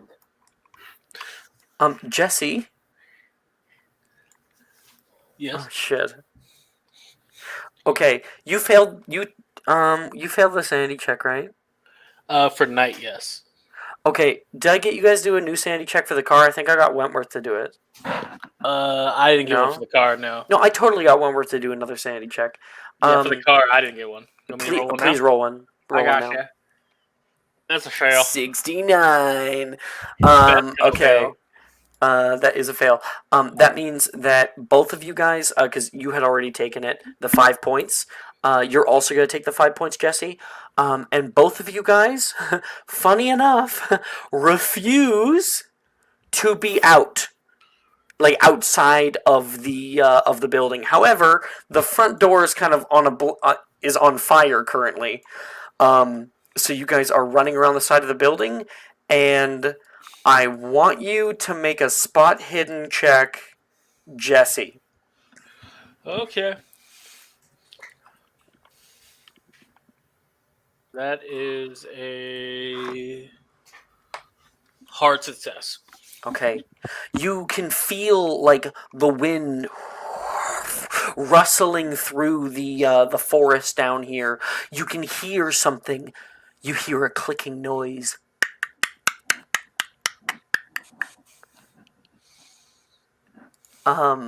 And Jesse, you see a little window that would lead into a basement or so.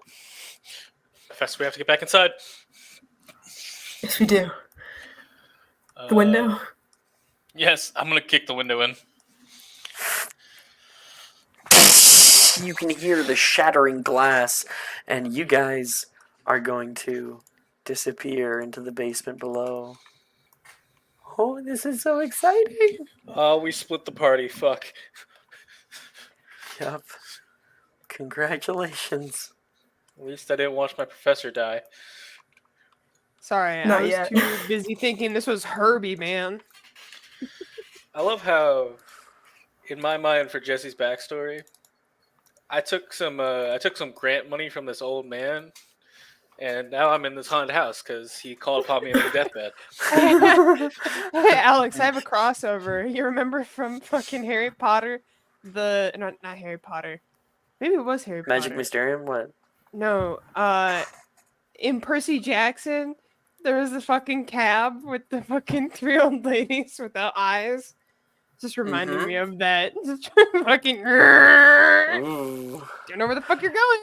I have to go to the bathroom really quickly. I'll be right back. Yeah, Alright, guys, quick, talk shit. No, I'm fucking with you. I was just a poor kid that wanted to go to college for history, and this old guy was like, "Take this money." I do want to ask too. Are you guys enjoying it so far? Oh, I'm having a great yeah. time. A fantastic I time. love that. I love that. The darkness with the 20s music was. Oh yeah. So I'm sorry, good. that gave me the creeps. It was I'm so s- good. I queued That's up like good a creeps playlist. though. Yeah, I queued up a playlist on YouTube of 20s music to keep listening to it. You need like the eerie 20s music though. Yeah. Mm-hmm. Yes. That was good. That was really good. I love I'll that just so much. start consoling my parents for music. Hey, do you have any 1920s music on your playlist? Wow, You'd be just really gonna surprised. make My father has 13,000 songs on his phone. That's a lot. It's only songs. He'll find Right. a song on like the radio while he's driving with me, and he'll just be like, hey, can you take a photo of that song real quick so I can later download it and then download it to my phone? And I'm like, okay. You're like, Dad, there's this thing called Spotify. I've got a military father, man. You guys having a fun time? Yes. Yep. Great time. Absolutely not. No, I'm messing with you. Is that a Starbucks cup? I should have just left. Hufflepuff. I mean, it Oh. looks like the style of the Hufflepuff Starbucks. Pride. My office is literally like a Hufflepuff common room. Snake pit. Snake pit. Hufflepuff. Don't mess with Big Huff. I'm Okay. sorry. You need to Listen. My sister made a very good comment. You can't have a Slytherin without their accompanying Hufflepuff. Court Sorry. appointed. It's headmaster appointed Hufflepuff. I think you were You're thinking muted. court ordered and court appointed at the same time. Yeah. Court appointed. I'm just part of my lion pride, man. Got a I'm just little a snake snake. fidget spinner. That's awesome. Damn. We are at. Okay. Sick bit. This is crazy. Every time I run this, it happens differently. Every single time. And this is definitely a whole new one. Because we're fucked up a little bit right now, I'm going to say that Wentworth, when he ran, perhaps grabbed some notes. Maybe a copy. I don't fucking know. Just so that you guys still have an objective. But upstairs right now, our intrepid heroes are just recovering from and licking their wounds. Let me get this back open. Door closed. You guys, of course, have Miss Ramona. You have a copy of the letter. Do you want to read it? Yes. Okay, 1 second. Let me check this. Yes. Okay, so firstly, here is the letter. Throwing it in handouts. There is, I think I'll make it only 3. I'm gonna edit this for time's sake, to make it only 3. I think I don't know if I'm getting the right ones or not.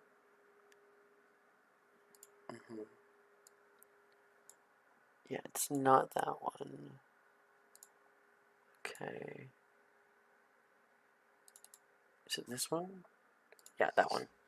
I totally thought the door to that room had a hand door handle.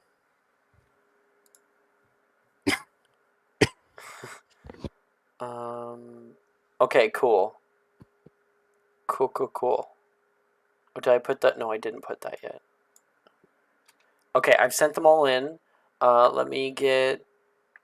Wait, did I send the wrong one? Oh, I sent the wrong one. I resent the old note. It's this. This is the note that it came with. So allow me to open it for you guys, and we can read it. Over here. Here we are. With the summoning ritual ready, I feel excited to see the fruit of all of our labors finally come to fruition. However, despite my hard work and dedication, I must also plan for all contingencies. In the event that the being cannot be contained within the summoning circle, the wards placed in the home should contain it further. As an added precaution, I've prepared a banishing ritual to be used to send the crawling king back to its home plane in the Elucidian Sea. Upon researching the writings on the back of the casket, I found that 4 sigils must be written in distinct places, and an incantation must be read next to our completed summoning circle. The 4 places are translated as, and I am cutting one of them out for time's sake. Above the heart of the home, deep beneath the bowels of the depths, not over the mouth, we're cutting that one out, and lastly, over the eye of the mind. Above the heart must denote a place with heat of some sort. I wonder where that may be. The bowels of the depths I've translated to mean the center of the foundation of the home. I'd begun to dig down under the floor in the storage room next to the laboratory so I could reach the very bottom. Then we're going to cut off the mouth. So, and the eye of the mind is found in the forehead. Maybe the attic? And with it, of course, I have paired 3 symbols. These are the exact sigils that you need to write. And a Latin A Latin chant.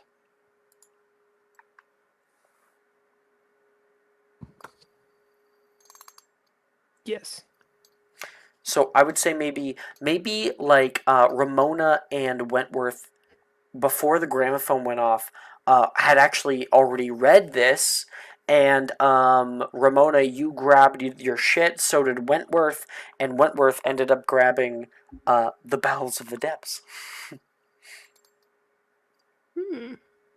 So he at least, once all the craziness has died off, we'll know what to do.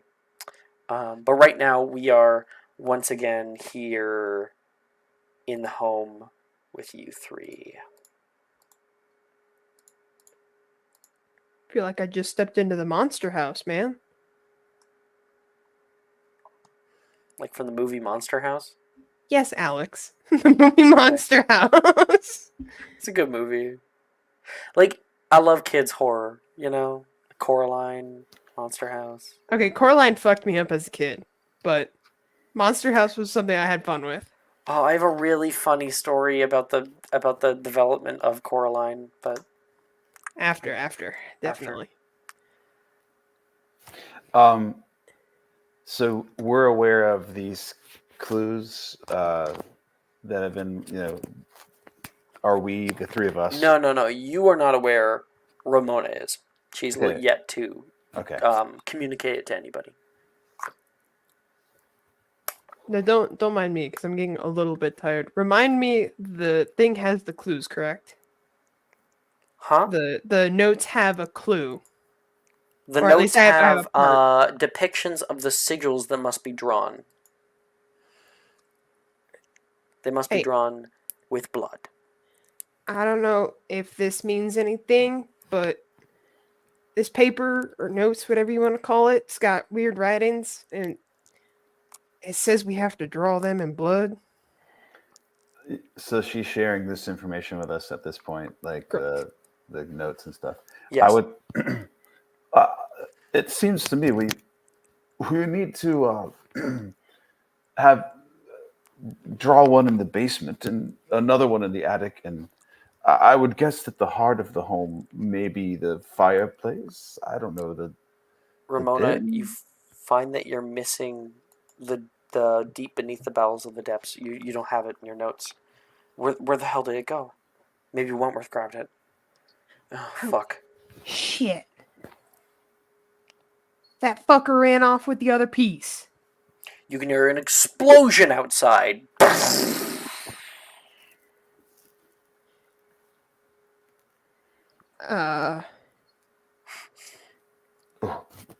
What was okay, that? maybe not use the term fucker, but that did not sound good. Should we check on it? Well, maybe before you keep on moving, you probably need to be patched up. That's fair. He's been patched up as much as he possibly can. Can I still first aid him? Nope. Oh, okay. Medicine covers it. Okay. Thank you. Well, I guess if that was the case too. Do you want to go down there and check it? Well, I feel like we either need to find the attic, or try to fulfill these tasks, or go check on that. I don't know. What would you like to do? Well, I won't lie. We're both bleeding still. Mm. Maybe we can try to draw some of these. Mm-hmm. Now, I do have a question, Alex. Mm-hmm. When it comes to it talking, because I know I'm missing one part of it, but I do have the attic and the heart. Yep. Would there be something I can roll to think of what the heart of a house would be? Yes. I don't know if psychology works. That's no. not. That's. Oh, I don't actually. I'm not entirely sure at the present moment. Let me look at the list of skills. See if I'll find one that fits.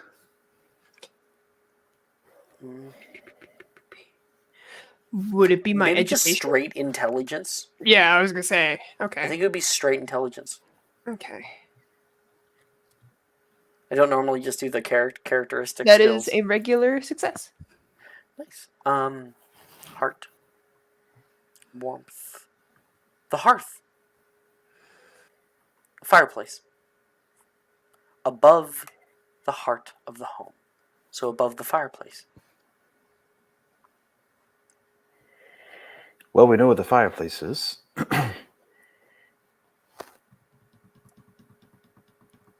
Well, I guess we get to it. It's Hold best on, okay. probably at this point, for time's sake, if we split up. You guys need to go to the heart. They need to go to the attic. And we haven't even found the attic yet. I think I'm going to fast track you guys onto the attic for whenever you go looking for that one. I'll Well, make it super easy for time constraints. well, I can get the heart means the hearth.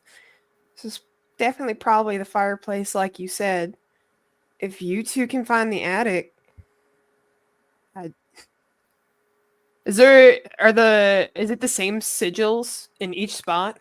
Each No, one they're is different. Yeah. She's gonna take the notes and rip the notes and give them the one for the attic. Okay. You guys get above, over the eye of the mind. Okay. I'll head down to the fireplace, and if I scream, all hell's probably breaking loose. And Ramona, you have a gun, right? Yes. Click. You got 3 bullets left.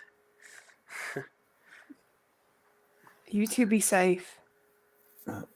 Ramona, you as well. Well, Bobbert, guess it's you and me up to the attic, yes?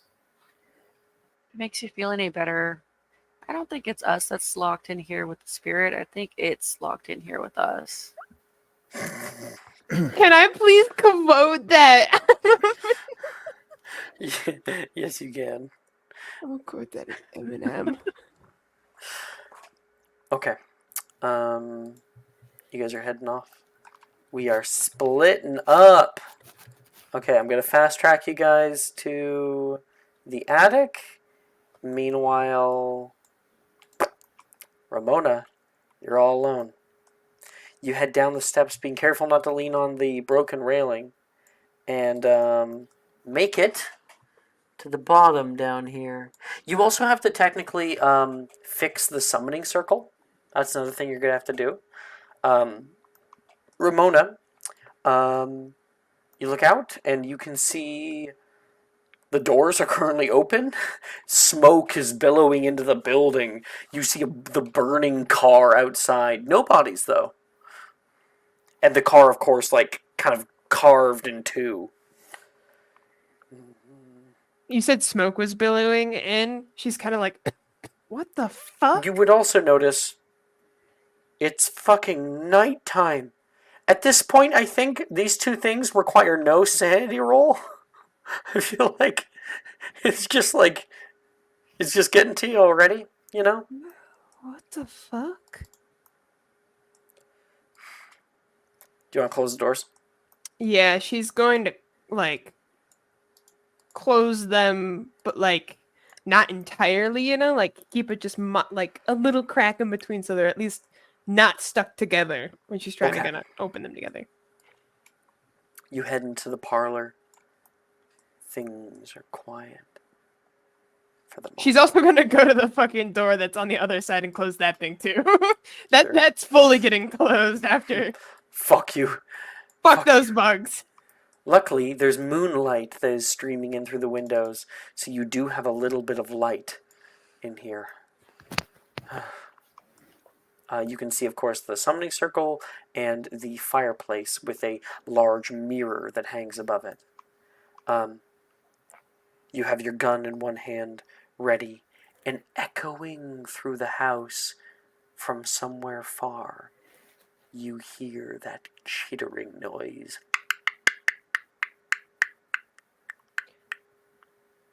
Well, now that she's closed the one door, she's going to turn around and start walking backwards towards the fireplace, kind of like gun pointed down in both of her hands.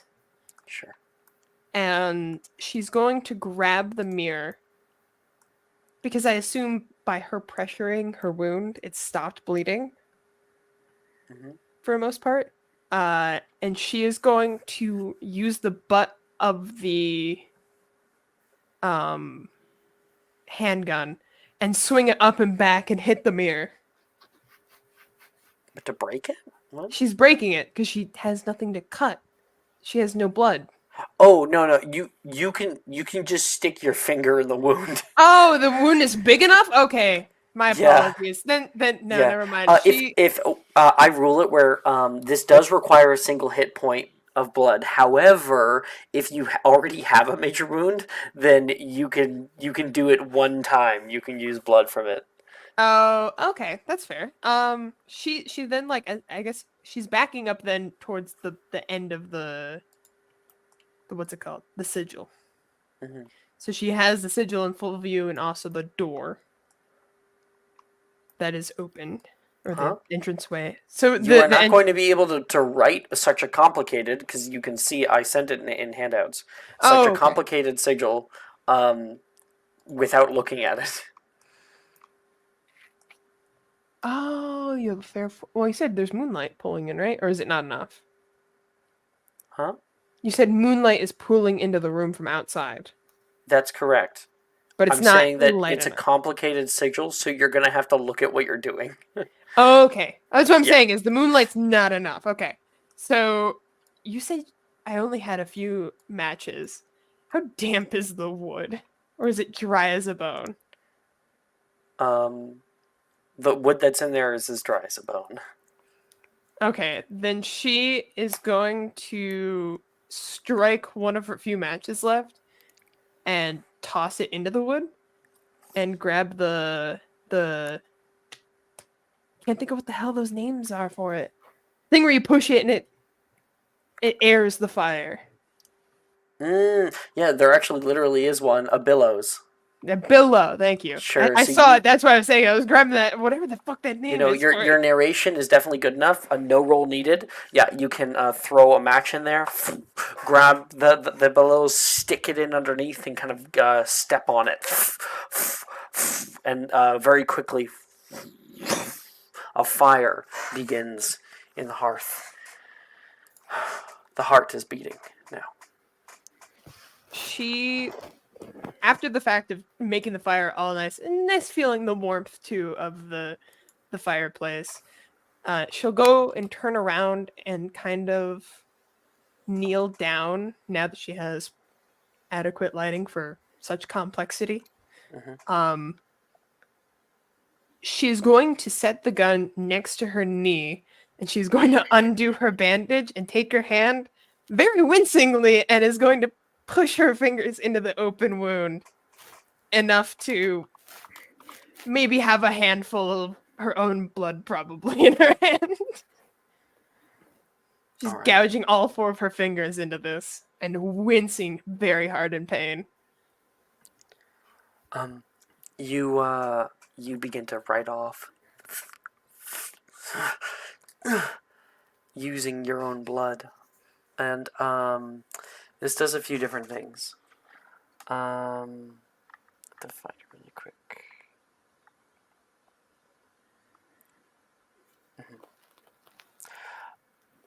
Okay, I would like you please. You are going to deduct 1 magic point from your magic point pool. Okay. Magic. And not just that, but you are also going to make me a sanity check. Okay.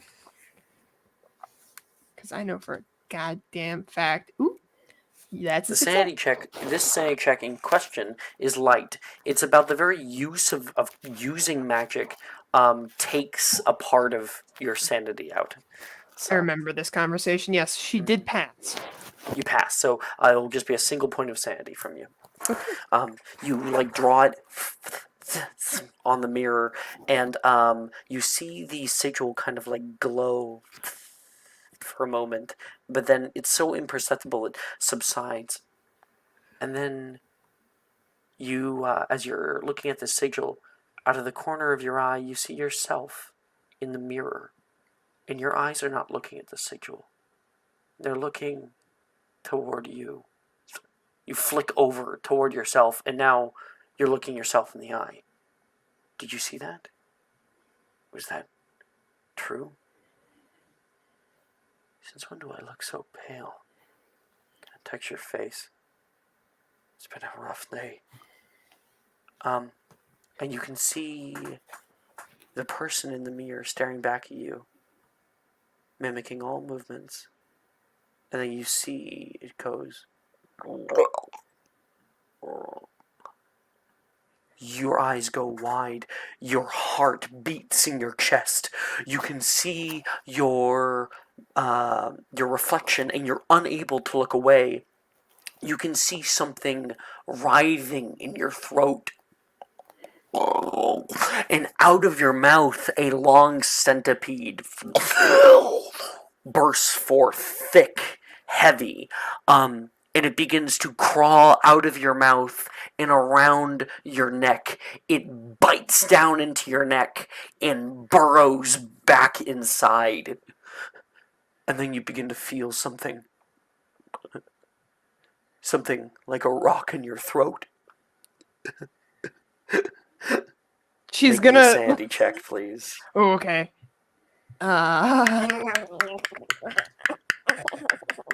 Failed. Ooh. You take 5 points of sanity, and you feel that thing in your throat pushing forward, pushing out. It's inside of you, and you must claw it out. You are going to make me, using whatever you have available to you. Do you have a knife at all? Maybe a switch, like a pocket. Do knife. you, in your inventory, do you Oh, have a no! knife? Oh, no. I have just brawl. You don't want to have a knife.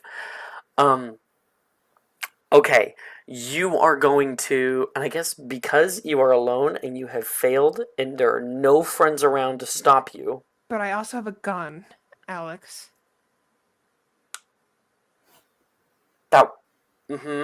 Is that bad that I have a gun? Both are bad. Yes, absolutely. I have a gun. I think. But I haven't picked it up. I put it on the ground. So it's still You sitting on the did. ground. There is a poker nearby. That is also another thing. There's a lot of things around me that are fucked. Okay. I'll roll a D2. You want to try to use a poker? Or do you want to shoot yourself in the chest? Poker. All right. So, Ramona here is being screaming, like clawing at her own shirt, kind of ripping it open, just maybe like a single button, and is clawing at her own flesh, making like long red marks and drawing blood. You look around the room, desperately trying to find something to help you, and you rush over, grabbing the poker. You aim it toward your own throat. And in this moment, as you are holding it over you, you need to get it out. You need to get it out by any means necessary. How do you want to use the poker? In this heightened and temporarily insane state. There's something affecting your own mind. If you don't say it, I'm just going to say it. No, she's going to take the poker, and I don't think she's going to drive it in with her own hand. She's going to go up against the wall and try to leverage it. Okay. I need you to roll me a d4. Okay. Roll one d4. Oh, if I don't put caps, though. It's a 3. How many hit points do you have left? I have 4. Fuck. Okay. Shit. So, we will watch her here. Hold this here. She can't do it. She can't do it alone. You look over toward the wall, and you can hear like a whispering toward you. Mine. You rush toward the wall, and you can see the poker goes in through. The feeling of the rock in your throat is now replaced by something else. Blood begins to pour out of the wound. You shake, kind of your body convulsing, the shock bringing you out of whatever has done to you. You look down in horror at the impalation that you've done to yourself, and you fall back, unconscious and bleeding out. I just realized too, is that doing that too, I just purposely muted myself. I can no longer speak after that. Oh! I can't scream, I can't do shit, because that's my vocal cords right there. Seeing as you have 1 hit point, you can hear as you were. I think, yeah, no. I'm definitely gonna kill you, but you get a little bit more here. Ramona, as you are laying here, bleeding out, unable to speak, unable to breathe, blood filling your lungs, filling everything. There's a cold, calm quiet that comes upon you, and you can hear.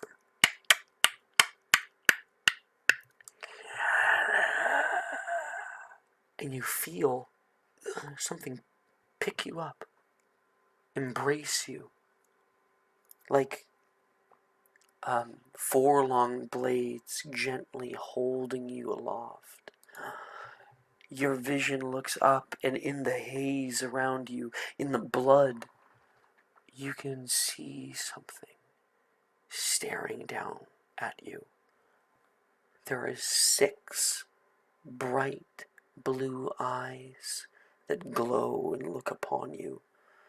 And in this moment, you don't feel afraid. You feel good.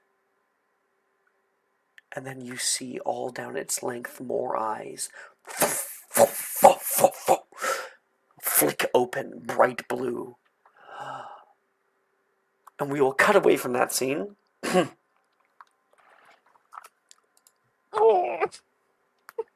Damn!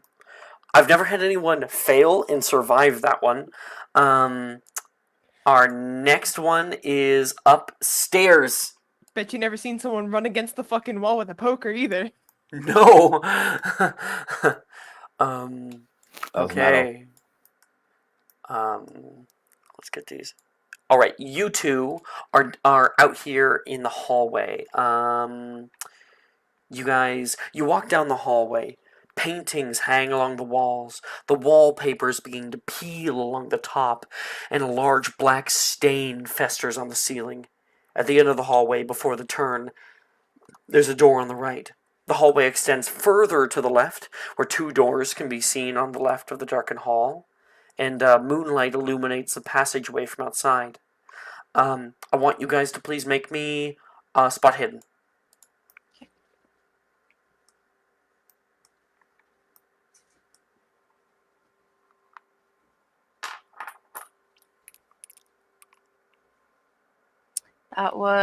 There's the hard success. That was an extreme success.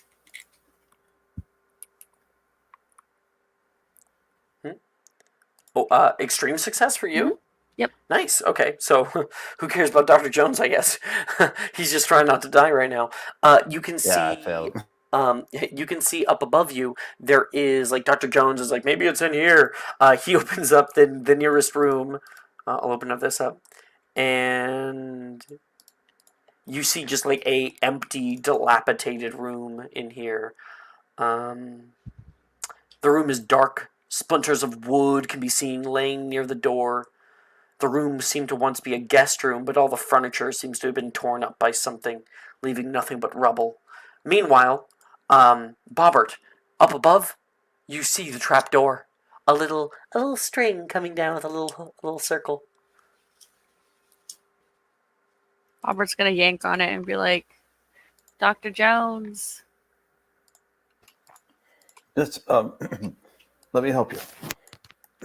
Let's pull it down together. Alrighty. Yank it down. Okay.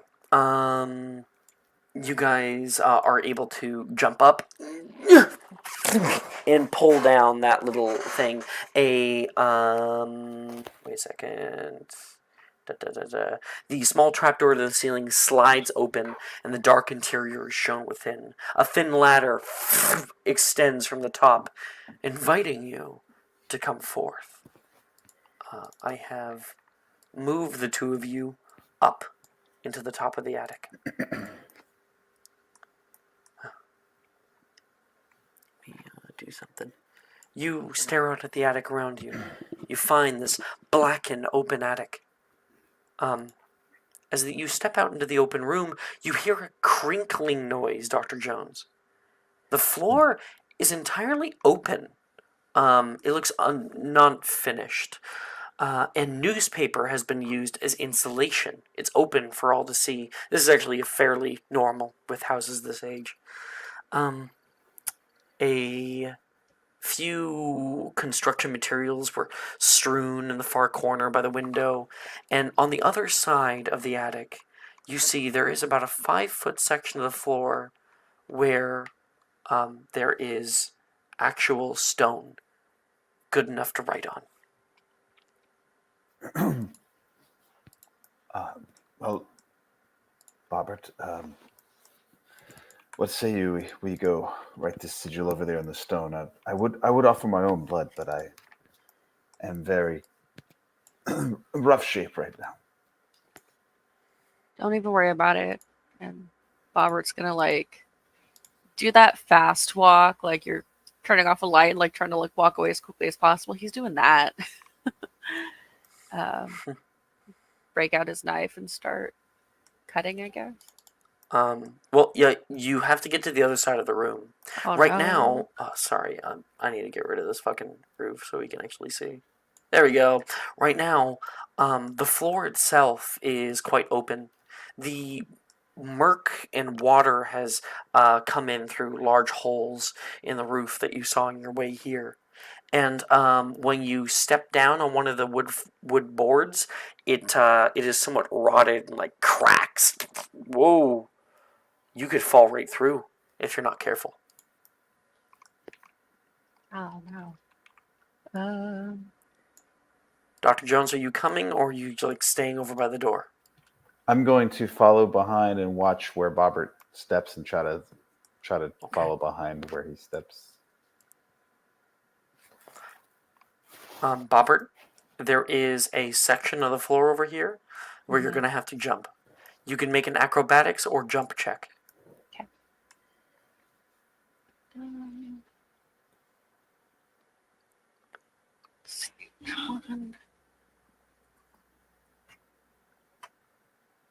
Acrobatic. That's a 59. Jump. Ooh, that was not good. That was a fail. Ooh, okay. You want to push it or use luck? I'll push it. Okay.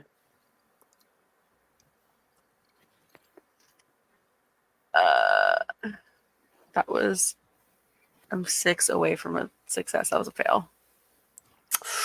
Okay, so Dr. Jones, you're watching in front of you. Mr.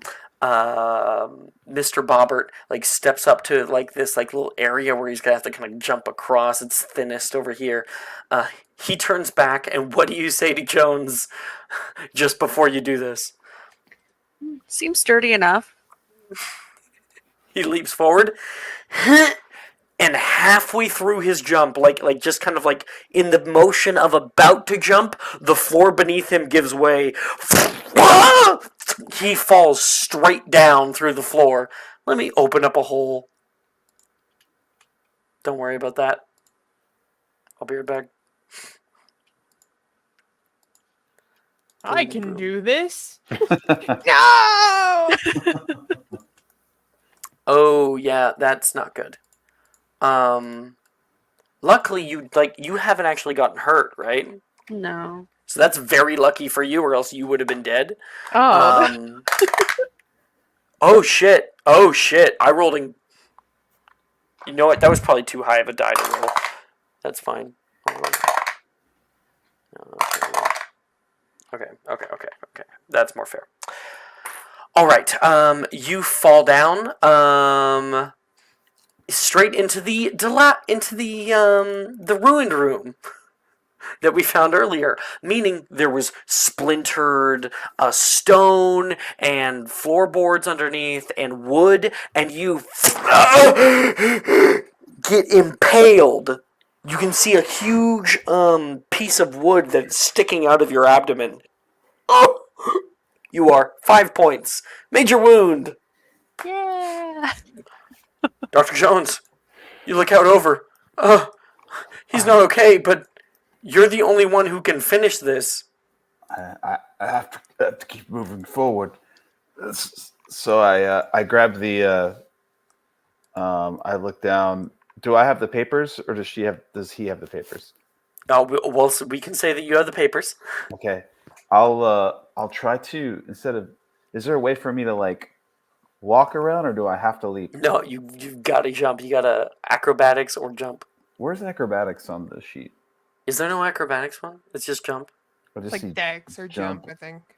I have Yeah. Dex. Can I use that? It is a jump check. Okay, because Come on, Indiana Jones, Dex you is got so this. much better.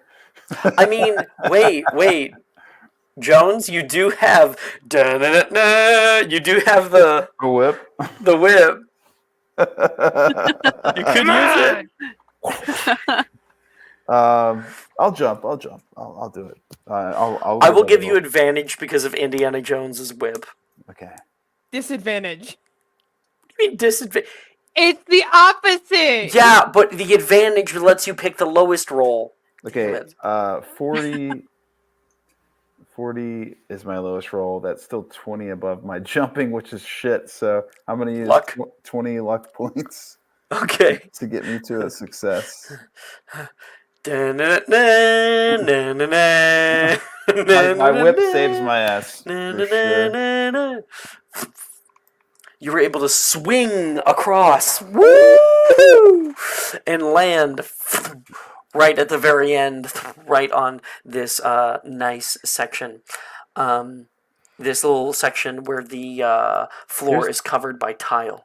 I did have a major wound, but I was. So you don't have to actually hurt yourself. Okay. I'll dig into that. Ow. And then start writing the sigil on the stone. Okay, so that's gonna be a sanity check for magic, and you deduct a magic point. Okay, so sanity check.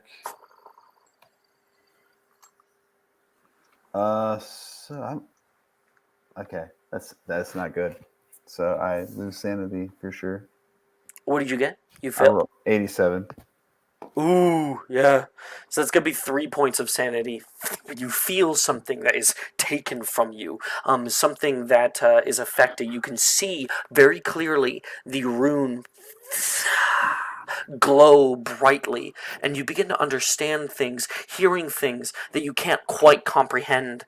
And that eats away at your psyche a bit. And when you are finished writing that,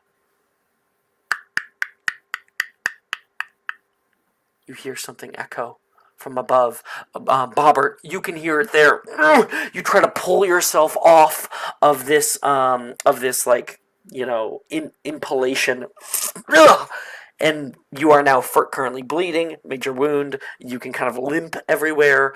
Dr. Jones, you hear that clicking from above you. You look up and you feel this thick slime hit you and obscure your vision. It's pink with red streaks in it. When you wipe it from your vision, you see a ghastly sight that shakes you to your core. The ceiling, not wood, old, What did you connect with that old whip of yours? You look at a ceiling covered in people. People who have found their way into this home over the many weathering years. People melted together and pressed together as they move. Their mouths open as if screaming out in pain toward you, but no sound is released.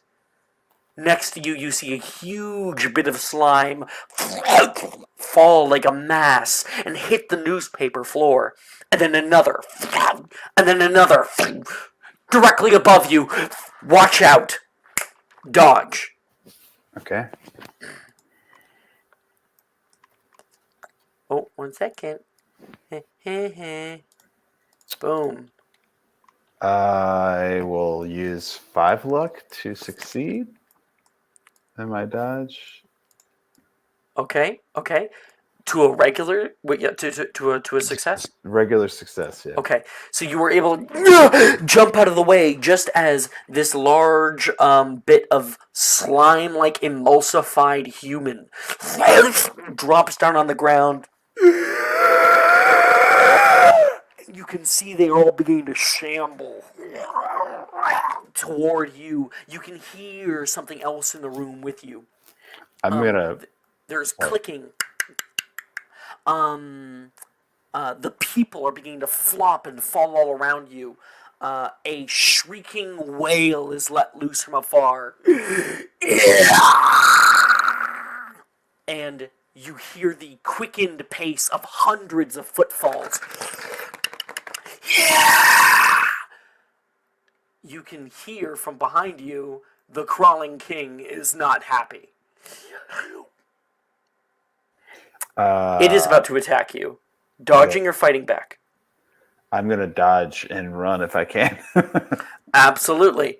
Your nearest, the best thing you can do is like Climb down. leap down with Bobbert. Okay, I'll do that. I think one slime does like fall down with Bobbert. Oh! Bobbert, you see this thing. I want both of you guys to make a sanity check very quickly, please. Yeah. I succeed. Success. Nice. So both of you guys will take 3 points of sanity for seeing these emulsified beings. And Mr. Jones. Yeah. Dodge. I rolled to hit you. Ooh, this could be your end. That's a 90. So I feel like I need to push. Oh no, that's your end. Oh, no matter what. Absolutely. Well, There's a 1% chance because I rolled a 1. Oh, again, God. 2 times in one session. That's crazy. So if I push, I have a 1. If I roll a 1, then I might as well push, right? I guess might as well. Might as well, right? There's no harm in it. I don't have 89 luck points. So no. It would have been so cool if it was a 1. Oh. So you are running forward. You can see the trap door that you came down here from all too late as it terrifyingly shuts before you get to it.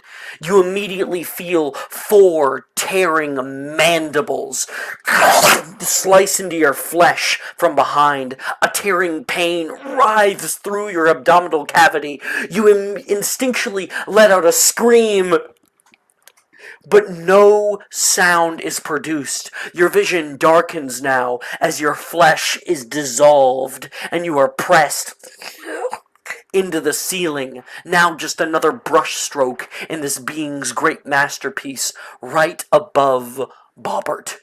You stare up at Dr. Jones being pushed up in there. His blood comes down, raining upon you, and you can see him screaming out at you, screaming out in pain, in fear. Nothing.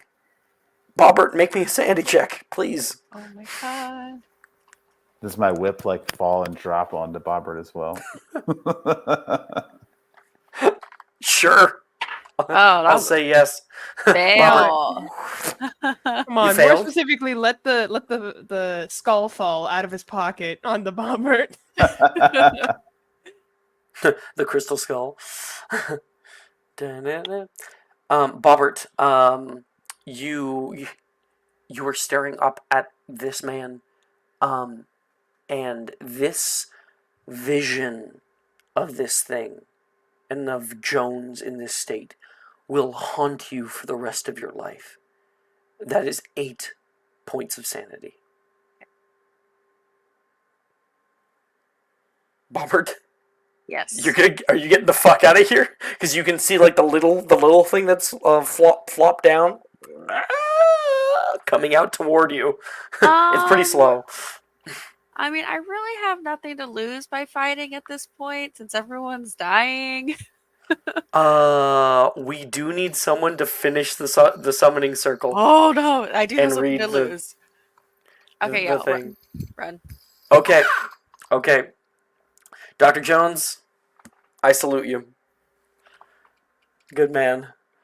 Okay. Let me just move Bobbert for a future scene. And we will cut downstairs. Nick had to leave, unfortunately. But we can still have our fun. I will be assuming the role of Jesse. Okay. Professor Avebury, Jesse kicks out the window and immediately gets you in first, waiting. You can hear something out here with you. You're terrified of the prospect of being out in the open, and you guys rush into the nearest thing possible. Avebury, did you fail the sanity check earlier when it came to dark places? I think probably. I failed most of them. Oh. If you're not sure, then we'll be nice to you and say you didn't. And so you're able to crawl down in here. And what you end up seeing... Where are we? Basement.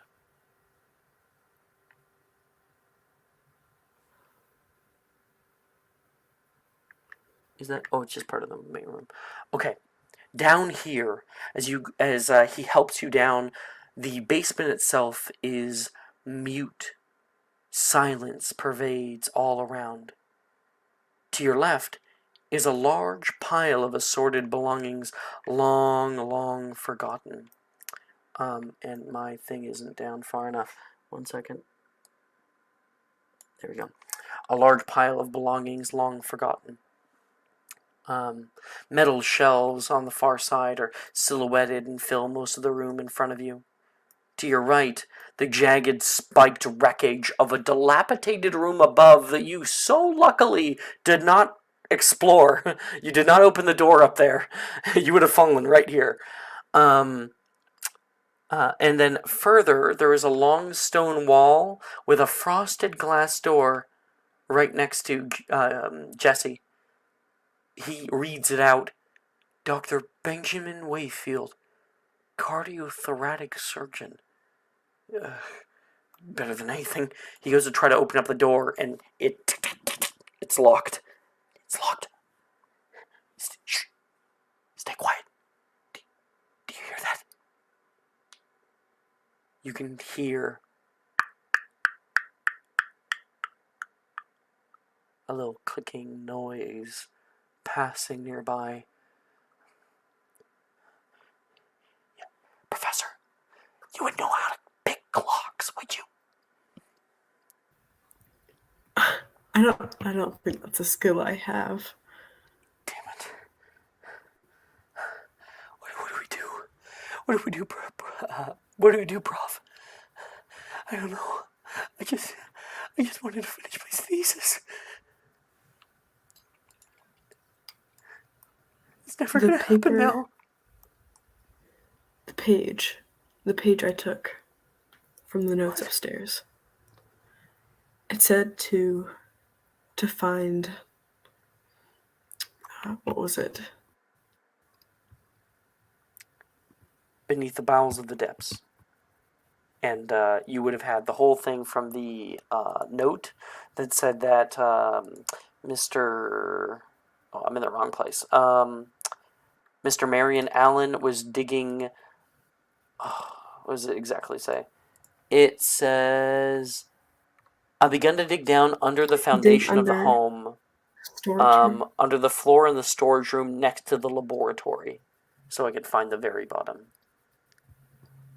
Is that what the rubble is? No. Okay. These are wood floorboards. Okay. You need bedrock. So the door is glass? The door is glass. What does that even mean?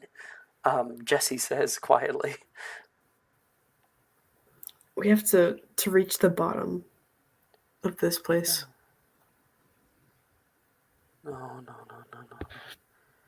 Okay. You said laboratory? Is this it? Huh. It must be. We should break the door. It's gonna alert whatever's down here. It'll know we're here. How else are we going to get in? Can we go quick? Yeah? Yes. Okay. On 3 then. He leans down and grabs a little bit of rubble, aims toward the door. He nods toward you. 1, 2, 3! And he throws it, and without any roll needed, there is a shattering noise that echoes all throughout the darkened down here. And the door, I'll just open it. I'll also, 1 second. There. You guys run! He yells. You guys rush into the laboratory. Let me move you guys in. Boom. I'll give you a quick description. With the door open, you see a glistening room. Cabinets pressed up against the walls. Surfaces are tiled with a marbled white. Many tables and countertops are set up around the room. Metal surfaces shimmering and shining in the light. In the center is a cloth bed, stained yellow. A large circular light hangs overhead.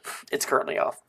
And on the east side of the room, there's a thick metal door. The storage room. Help me with this! You can begin to hear a noise from above. Mice! Make me a strength check. And so will he.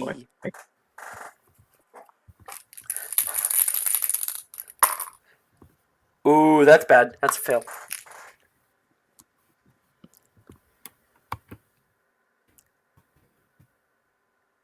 I think I actually succeeded. Hang on.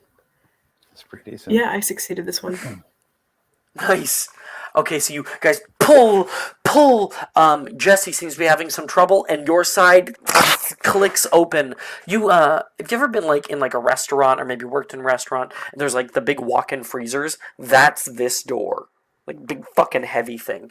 So this opens up, and you guys rush forward. You can begin to hear 1,000 footsteps rushing down toward you, moving through some unknown corridor, and you guys stare out in this room.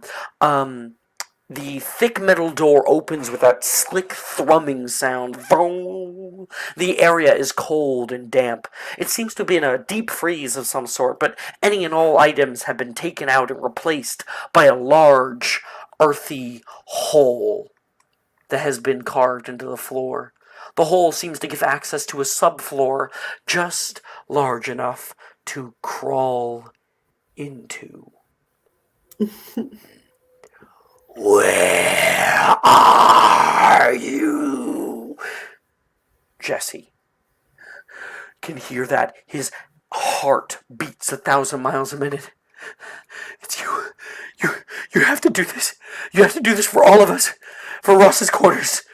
He looks around, he sees the pickaxe. He grabs it, hoists it up. Remember me. You see tears in his eyes. And he pushes past you toward the glass door. You can hear him step on the glass, and it like cracks.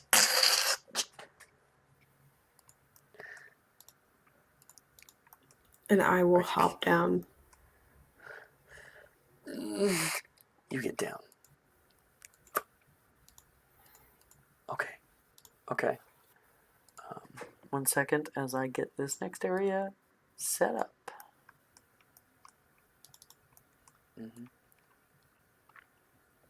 This is the last one. Second last scene. Okay. You climb under the floor. The air smells stagnant. The bottom is made of flowing dirt that seems to give away to bedrock much further in, so you won't be able to write on this. All around you are rows and rows of wooden pillars and an unearthly darkness that fights back your light with every foot forward. Above you, you can see the floorboards that lead toward the basement, and you can hear above you, "Come on! Come on! I'm here! Kill me!" And you hear that click. You can hear something move above you.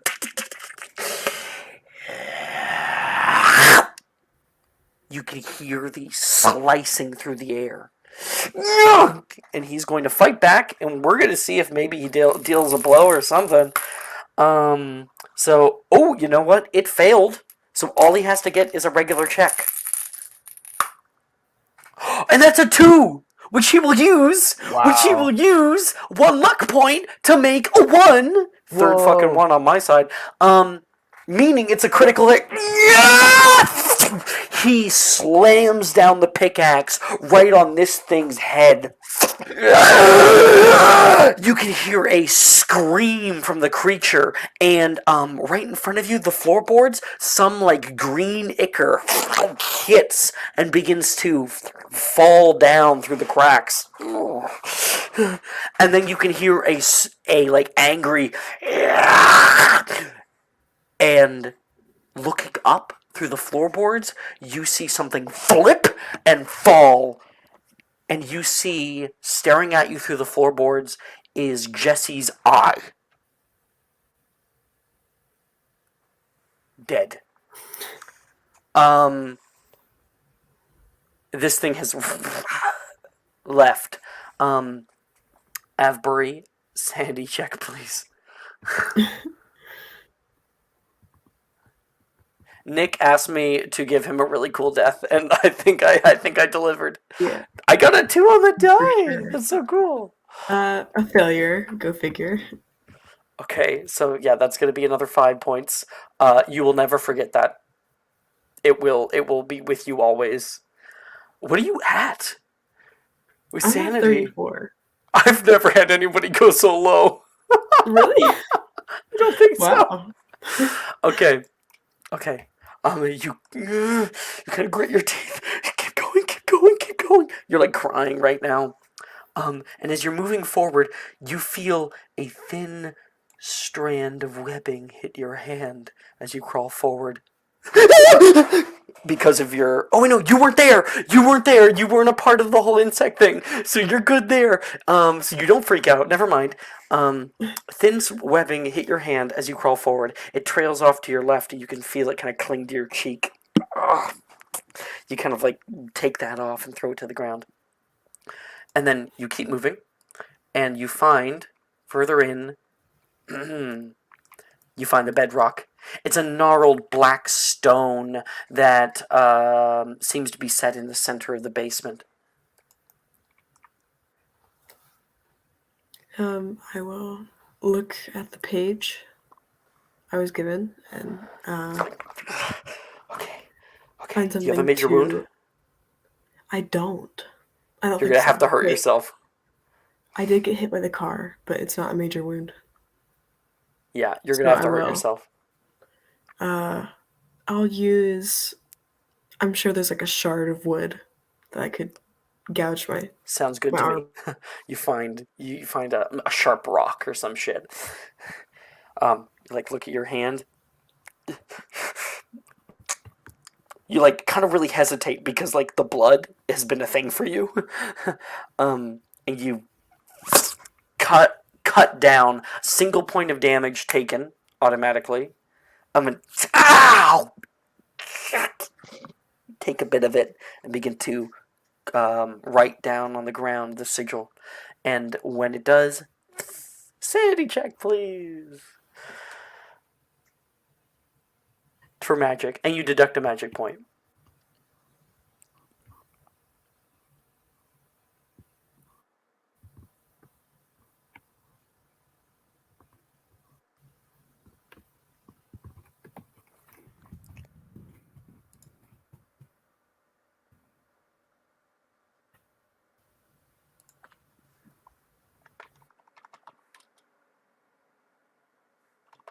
I'm sorry, my audio cut out.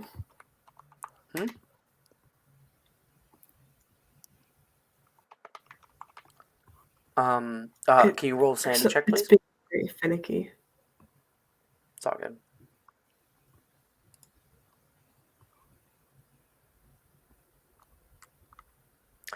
Can you roll a sanity check? Did you roll that? Are you able to hear me right now?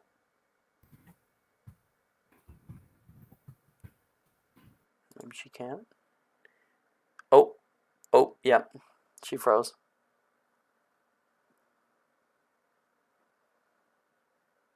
Meg, I messaged you something. Got you. Hold on. Just give her. Yeah, she timed out. I'm sure she'll be back in a second.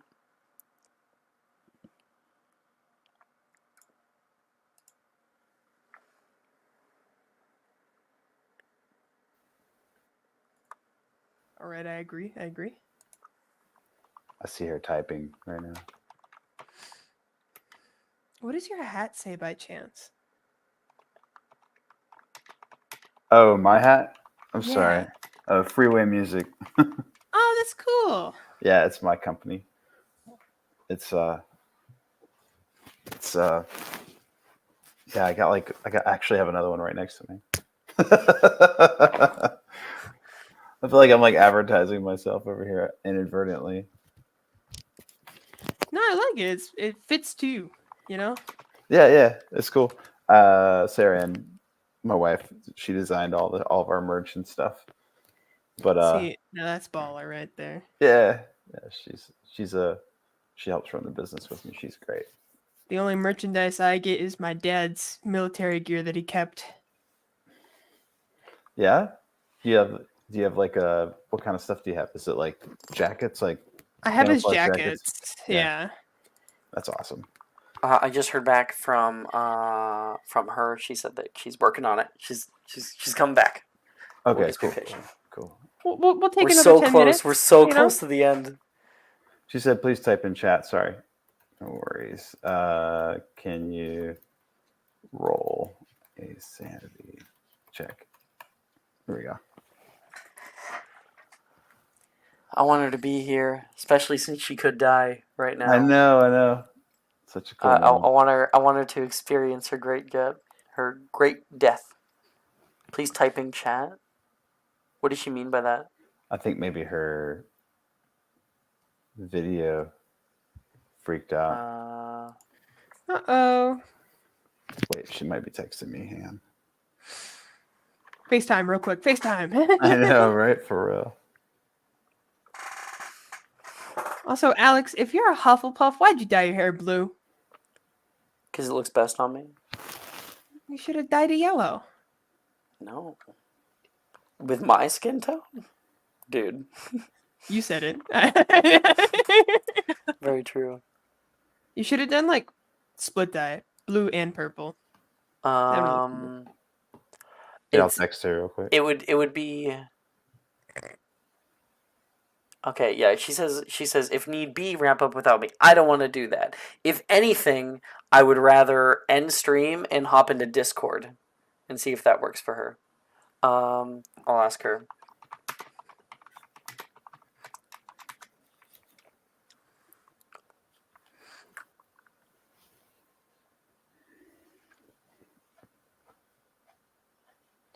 What a sad sight to see Professor laying on the ground. I know, right? This is like what a cliffhanger.